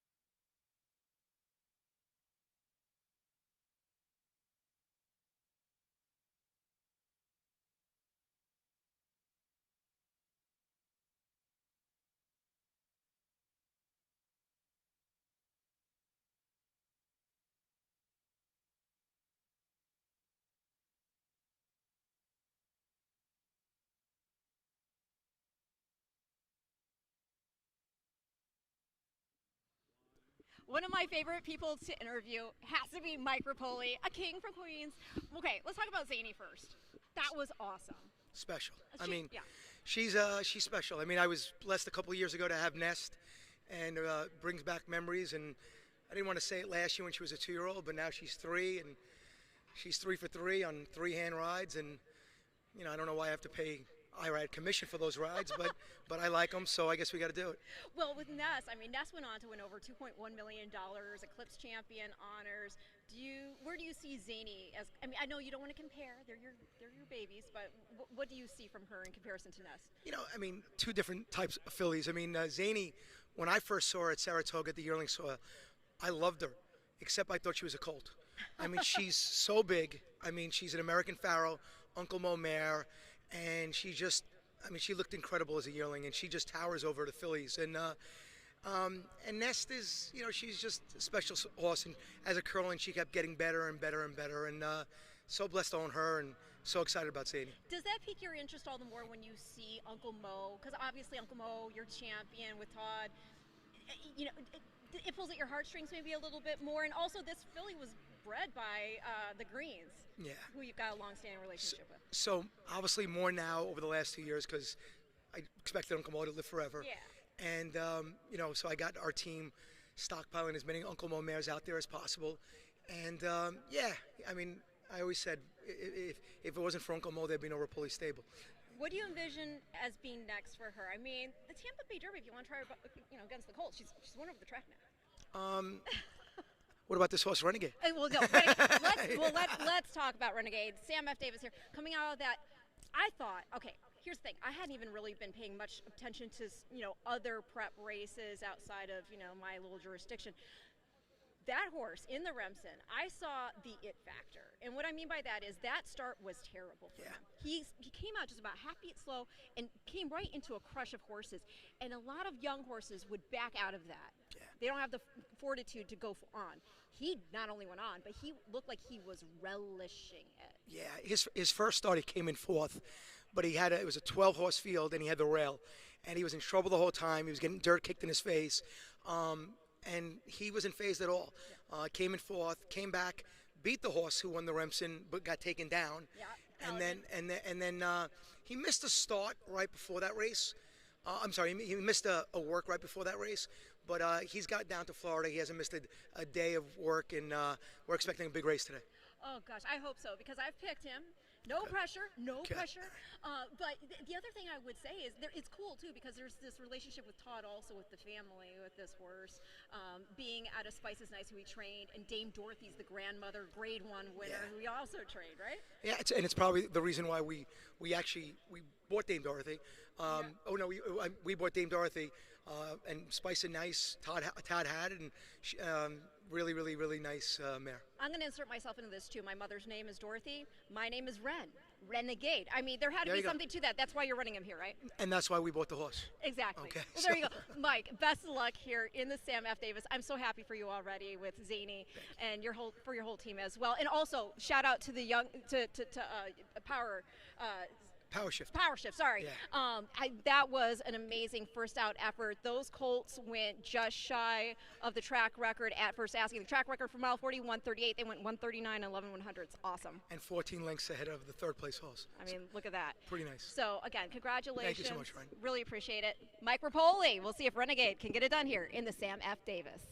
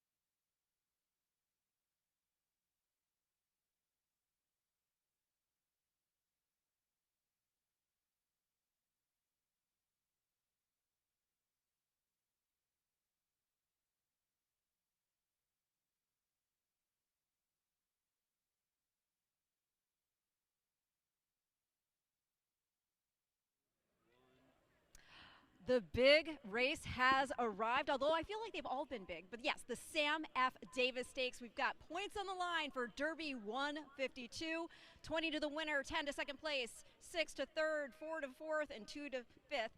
And it's a great field assembled.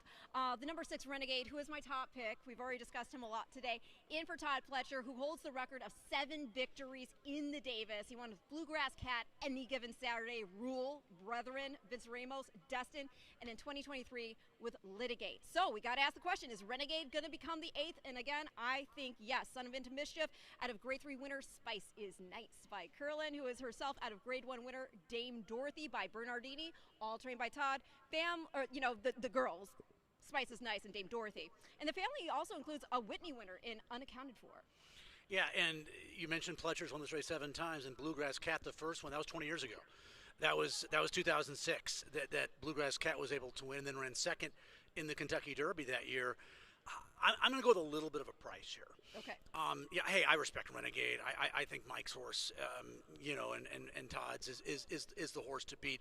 I like the Puma here. It's Edwin Gonzalez as Javier not riding. A lot about this horse. His debut was really, really good. He ran second, going 7 furlongs at Gulfstream. The race was very fast. It was won by Chief Wallaby, well-meant first-time starter for Bill Mott.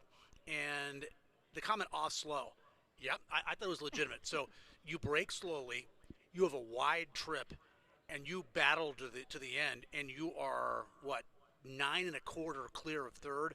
I thought he was really, really good in defeat with the trouble, the wide trip, into a very good racehorse by essential quality of a declaration of war mare.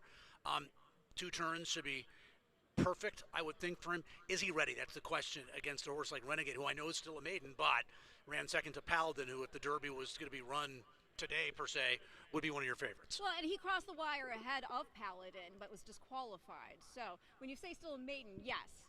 Yep. But on a technicality. I would also say, my question here would be, with the speed shape, are we chance going to see some hookin' and cookin', because Dr. Kapoor has speed as well, and he's not the only horse who could show some early foot. Well, I know you talked to Safi. I talked to Safi for FanDuel earlier, and he told me that Ken Ramsey, who doesn't really kind of let Safi do his thing, but was, wanted this horse to be a little bit faster in his last start. So that tells me that Dr. Kapoor is going to show a lot of speed from that outside post. The Kentucky Jockey Club, it wasn't the quickest Grade 2 race in the world, but obviously these horses were 2 then. Universe, who was the runner-up in that race, did come back and not run particularly well in the Smarty Jones. But he's a fast horse. He's a talented racehorse. We haven't talked about Confessional for Brad Cox, who lost to Nearly, who was obviously a freak in the Holy Bull in his next race. This race is absolutely loaded. I usually don't. It's always a good race, but I usually don't think, well, maybe I saw the Derby winner in the Sam F. Davis. It wouldn't shock me if we potentially seeing a horse who could compete, if not win the Derby, May 2nd. Well, I mean, Confessional, those blinkers are also coming off. When I was watching that last out with them on, I felt as though he did not look comfortable. Okay. So I do think that, we'll see a horse maybe more on the bit here with them coming off. And as you mentioned, he finished 4 off Nearly. And it was a short field, of course. It was just a 4-horse field. But yeah, Confessional, as you mentioned, won his debut at Keeneland. It was from just off the pace. The pedigree, as we also discussed, it calls for more ground when you're by essential quality. I mean, that was a Breeders' Cup Juvenile winner. Went on to put up some big performances in the, run up the Classic. Ran too good to lose in the Kentucky Derby. Absolutely. But the other thing I love about essential quality himself, he comes from one of the richest families, my favorite family, 1X, but that's the sire in this case, in essential quality. And this is his first crop that we're seeing rolling here, and I think they're doing quite well to have 2 scion in the same race, because your horse is a son of essential quality, as you've already mentioned, and then out of a declaration of war mare, you mentioned that as well. Yep. That might be an angle. I was talking to Safi earlier, who again has Dr. Kapoor in here, who is out of Ava's Kitten by Kitten's Joy. And this main track, even though it's a dirt main track, can be kind to turfy types. So that's another, I mean, declaration of war, he was a decorated runner in Europe. He came here to the United States, and he won. He was part of that scintillating 3-horse photo finish in the Classic a couple years back. Yeah, and speed's been good today. We just saw it again. with Safi winning with Concrete Glory in the Pelican, and we'll see. The Puma's in a show speed. We know that Dr. Kapoor's in a show speed. Renegade's been a little sluggish early on his last couple of starts. We'll see if he can place himself. To run. Oh my gosh, this horse! This is why I love him so much. You know when you see people that have an it factor. Yeah. This horse has an it factor. Yeah. So and he's what is he odds on right now? So I like I'm going to put the Puma on top, slide upset 3-6-1 for me. Okay, and I think you need a bounce. Yes. So you go ahead. I'm going to keep talking about my pick 3 a little more in depth here, and then. Confessional, already talked about him a bit. I did want to also mention on the pedigree note for him, out of an American Pharaoh mare, and his big sister, Eunomia, who's by Tis the Law, she won here in December. So we know that his sister got over this track well. She won an optional 32 and 2X, going the mile 40, respect the 3 and the 9. I do, again, wonder if they're going to get caught up in some hooking and cooking. So I'm completing my top 3 with the number 2, Epic Desire, who's the other Pletcher in here. I think he just needed time to mature into himself. He won a main special weight here off the layoff on January 9th by 2.5 lengths. By Uncle Mo and out of Brooklyn's Way, whose wins include the Grade 3 Double Dog Dare at 8.5 furlongs. She was also second in the Fleur de Lis at 9. Oh, and this boy, by the way, full sibling to the uber-talented, multiple Grade 1 winning multi-millionaire Adair Manor. So I'm going 6-1-2 in the Sam F. Davis. Thank you so much for joining us. We'll be back next week.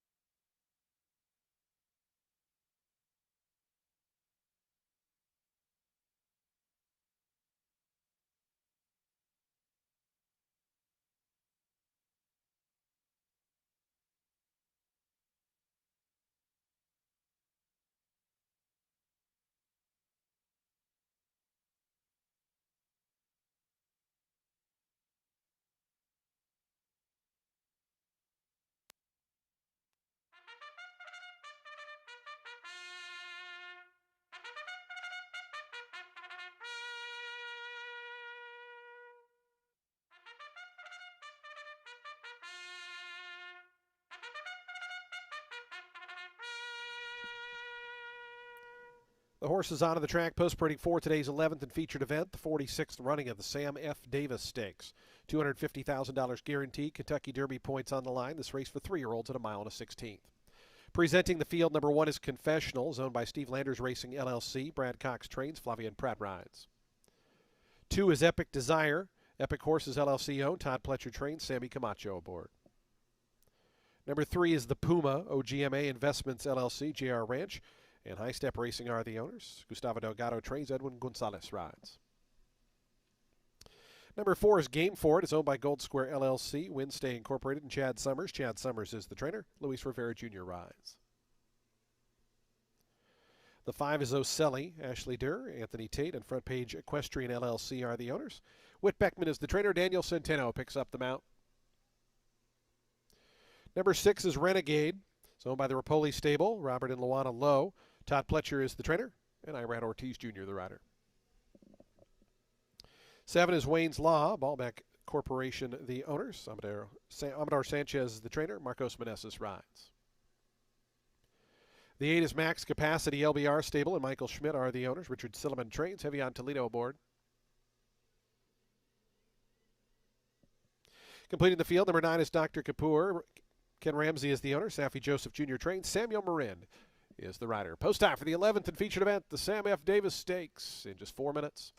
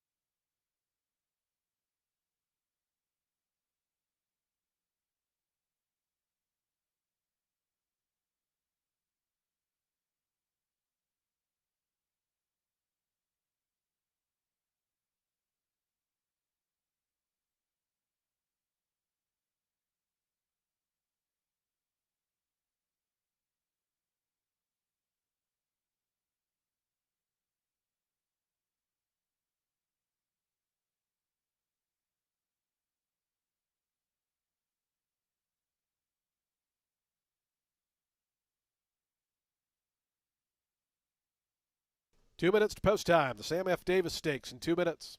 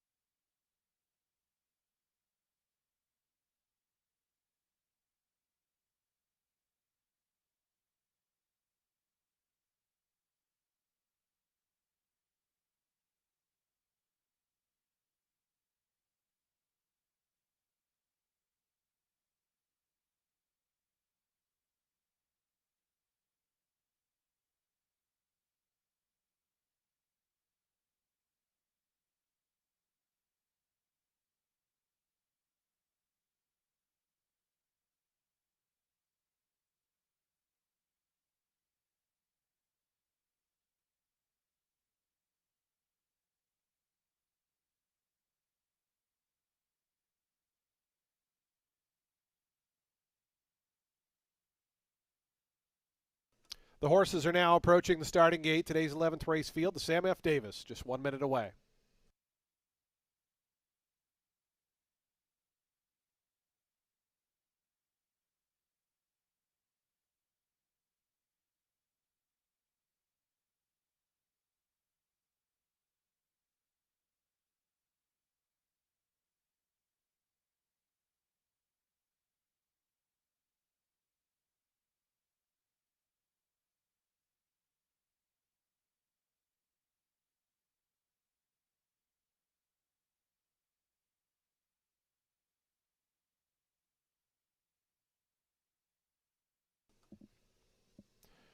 And the horses have reached the gate. It's post time. They're lining up for today's 11th and featured event.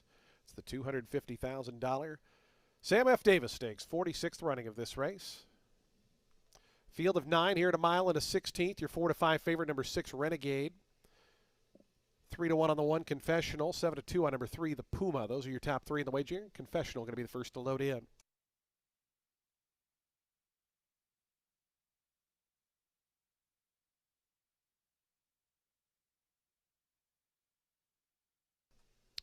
Here's Renegade, your 4 to 5 favorite to gate 6.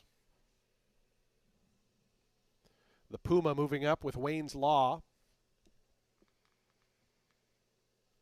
Game for it, max capacity. Dr. Kapoor, the final 3, will be all set for a start. The Sam F. Davis. 46th running of this 3-year-old event. Named after the longtime Tampa Bay Downs executive. So we just await max capacity, and Dr. Kapoor will be all set. 99 to 1 shot, max capacity to gate 8. And 8 to 1, Dr. Kapoor, the outside draw. Samuel Marin and Dr. Kapoor to complete the line. They're in the gate. And the race is on in the Sam F. Davis Stakes. Confessional got away beautifully from the inside and reaches right out for the air to lead. Wayne's Law flashing some speed. The Puma's right between them. Game 4, it's up close, but had to tap on the brakes there momentarily as Dr. Kapoor going to be 3 or 4 wide as they run into that turn. It's Wayne's Law, long shot up with Confessional. Those are the top 2. Game 4 to 4 wide, Dr. Kapoor. They move up 3rd and 4th. Then comes Epic Desire. The Puma's after that. Ocelli moves up 3 wide from 7th. It's 4 more then back to Renegade. And the early trailer is long shot max capacity. As up front, it's Wayne's Law who leads them through an opening quarter, 23.80 seconds. So they start their backstretch journey here in the Sam F. Davis Stakes. And it's Wayne's Law and Marcos Meneses up top by a half a length to Game Forward, who now emerges a clear second. Confessional stays down toward the inside along with the Puma. Dr. Kapoor is outside of them. It's another length back to Epic Desire. Ocelli right to that one's outside. Renegade's getting a little closer, steering toward the outside, and max capacity continues to trail. 3.5 furlongs remaining off an opening half, 48.30 seconds. Wayne's Law has made every yard thus far. Game for it. The first to take a real crack at this leader. Ocelli looping up 4 deep on the far outside, trying to rally. Confessional's right there, the Puma. Here comes Renegade. Renegade launching up on the outside, trying to circle past rivals. Wayne's Law is still in front. At the quarter pole, it's Wayne's Law. Game for it, trying to push on by. Renegade continues that 4-wide sweep. Ocelli got stopped there. Confessional's going to need a seam as they wind around to the top of the stretch. Here comes Renegade. Renegade trying to come after Wayne's Law. The Puma looking for room in behind. Then comes Game for it. Confessional's back to the inside, and Ocelli. Renegade takes over from Wayne's Law, who's a stubborn foe, but Renegade inching clear late. Renegade and Irad Ortiz Jr. to win the Sam F. Davis. They won it by 3 in the end. Wayne's Law ran a big one for second. The Puma was third. Game for it, fourth.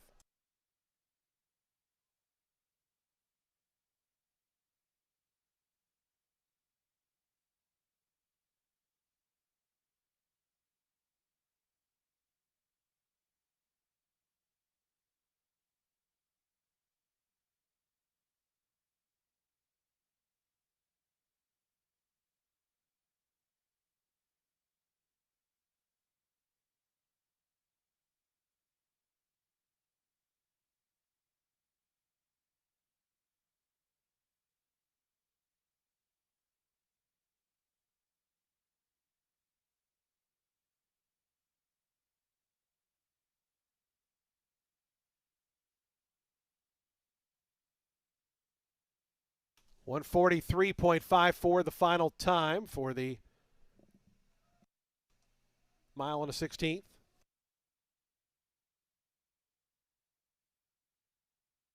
Results posted 6, 7, 3, 4, and 2. 6, 7, 3, 4, 2, the unofficial order.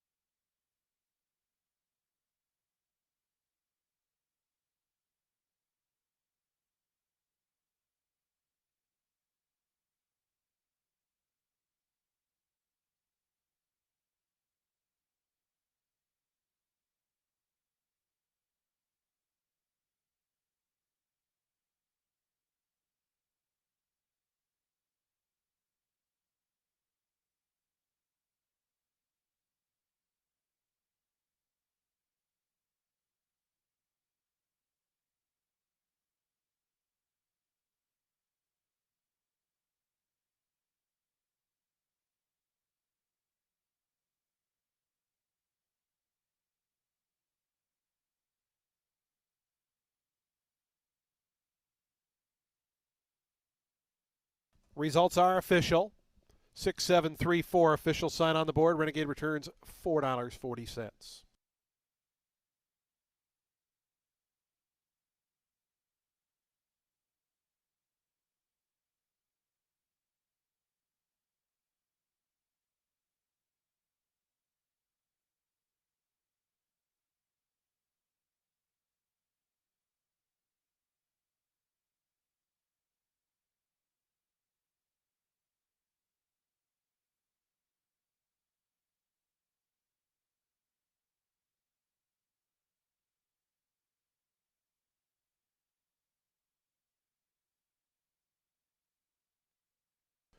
Nobody had that super high five, so we'll have a $16,000 carryover into tomorrow's early part of the card.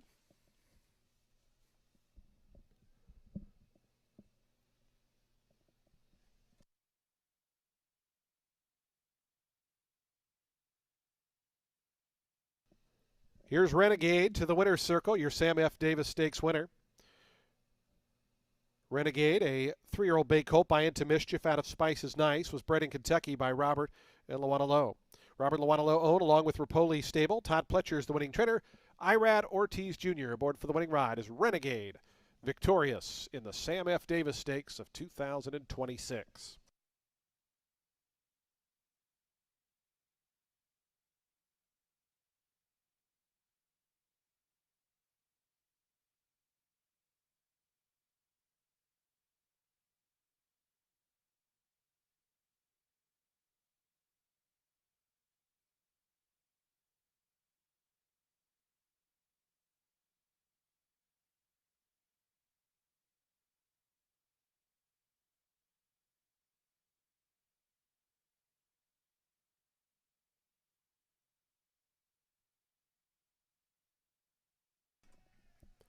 The exact is $62.70. Trifecta $153.20. The 10-cent super $268.56.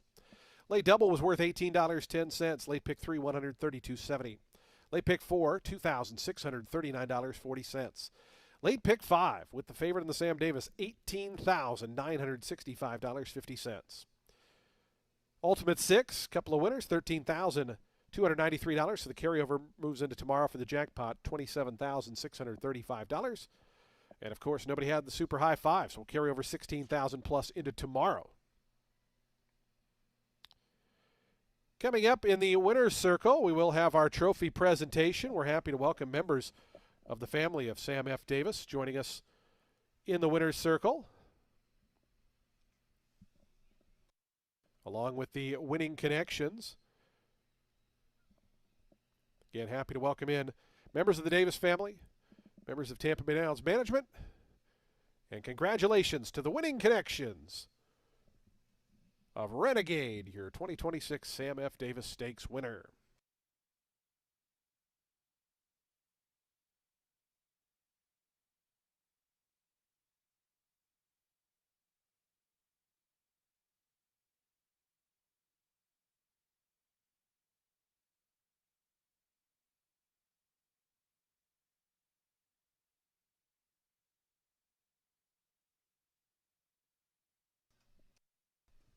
Again, the trophy presentation, happy to welcome in members of the Davis family, presenting to the winning connections here of Renegade. Your 2026 Sam F. Davis Stakes winner.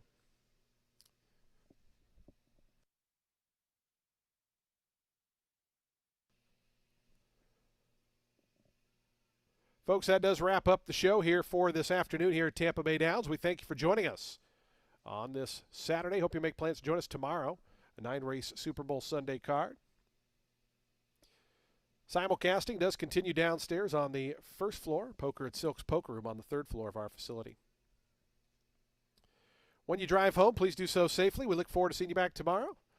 And a big thanks to everyone who joined us on track and around the country today for Festival Preview Day. 4 weeks from the Tampa Bay Derby. Lots of fun stuff coming up, including next week, our 100th anniversary celebration on February 14th.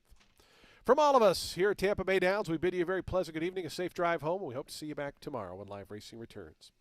Good night, everyone. From Tampa.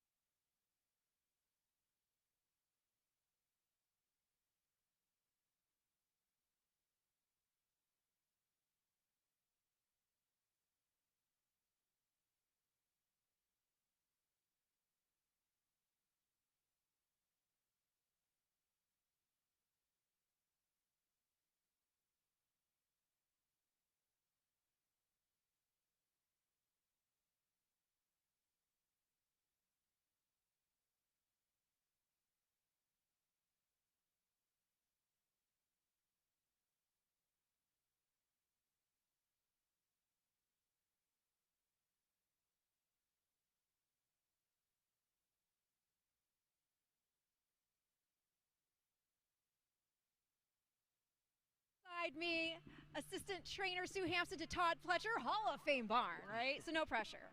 None. But wow, you came here and you collected. Man, first was Zany in the Suncoast Stakes, also owned by Mike Rapoli. And now we see Renegade get it done in the Sam F. Davis. That was awesome. I mean, that's the only word I keep saying over and over after having witnessed that performance. Yeah, enormous performance. Horse we've thought had a ton of ability for a very long time. Ran credibly both times he's run so far, and then obviously today puts it all together. Runs into a slow pace on a speed-favoring racetrack, wide trip, and did it pretty convincingly in the end. And that was a big step forward. Yeah, it's kind of a big deal. You break the maiden now officially in the Sam F. Davis, on the road to the roses, right? But what were the expectations with this horse? Because I got to tell you, and I said this to Mike before the race, we see a lot of talented race horses, for sure, we do. But some horses, they just have that something extra, an it factor. And this horse, watching his replay in the Remsen, even though it was a runner-up effort, the it factor was on display. No, absolutely. He's a gritty horse. He's a tough trying horse, and he had an unideal prep going into the Remsen, and for a horse to, like that to show up on, kind of what was a little bit of an erratic work tab going into the race. He really did. He buckled down and he got, found some trouble leaving there, wide again in that spot, and then he and Paladin threw it down coming down the lane, and we just ended up a little short that day. But you could, like you said, like he's a gritty horse. He wants to do it. He has that tenacity, and today, maybe against the bias of the racetrack, but a little less complicated, and thankfully it made no longer. No, I know, obviously, it's going to be the standard, we take it by day, we'll get him back to the barn, see where we go. But do you think the expectation would be to come back for the Tampa Bay Derby? Yeah, I mean, like you said, ultimately that'll be up to Mike Rapoli and his team, and Todd, who's in the Hall of Fame, to work out. There's been some early chatter probably about the Arkansas Derby. Obviously he's proven over this track. But, we've got a couple other very talented 3-year-olds, fortunately, and we're going to kind of see how the pieces of the puzzle fall over the coming weeks, and, that'll be something ultimately for Todd to decide. I'd say as of now, everything's on the table, but, just kind of listening to Mike in there, eavesdropping, and, thinking about where they might all kind of fit. I think that's a possibility. Well, I said to Mike, too, if you ever think about trying Zany against the boys, getting her onto the road to the Derby, the Tampa Bay Derby is not a bad place either for her. But let me ask you this before we wrap up, because it's been an incredible long but awesome day. What has this experience been like for you?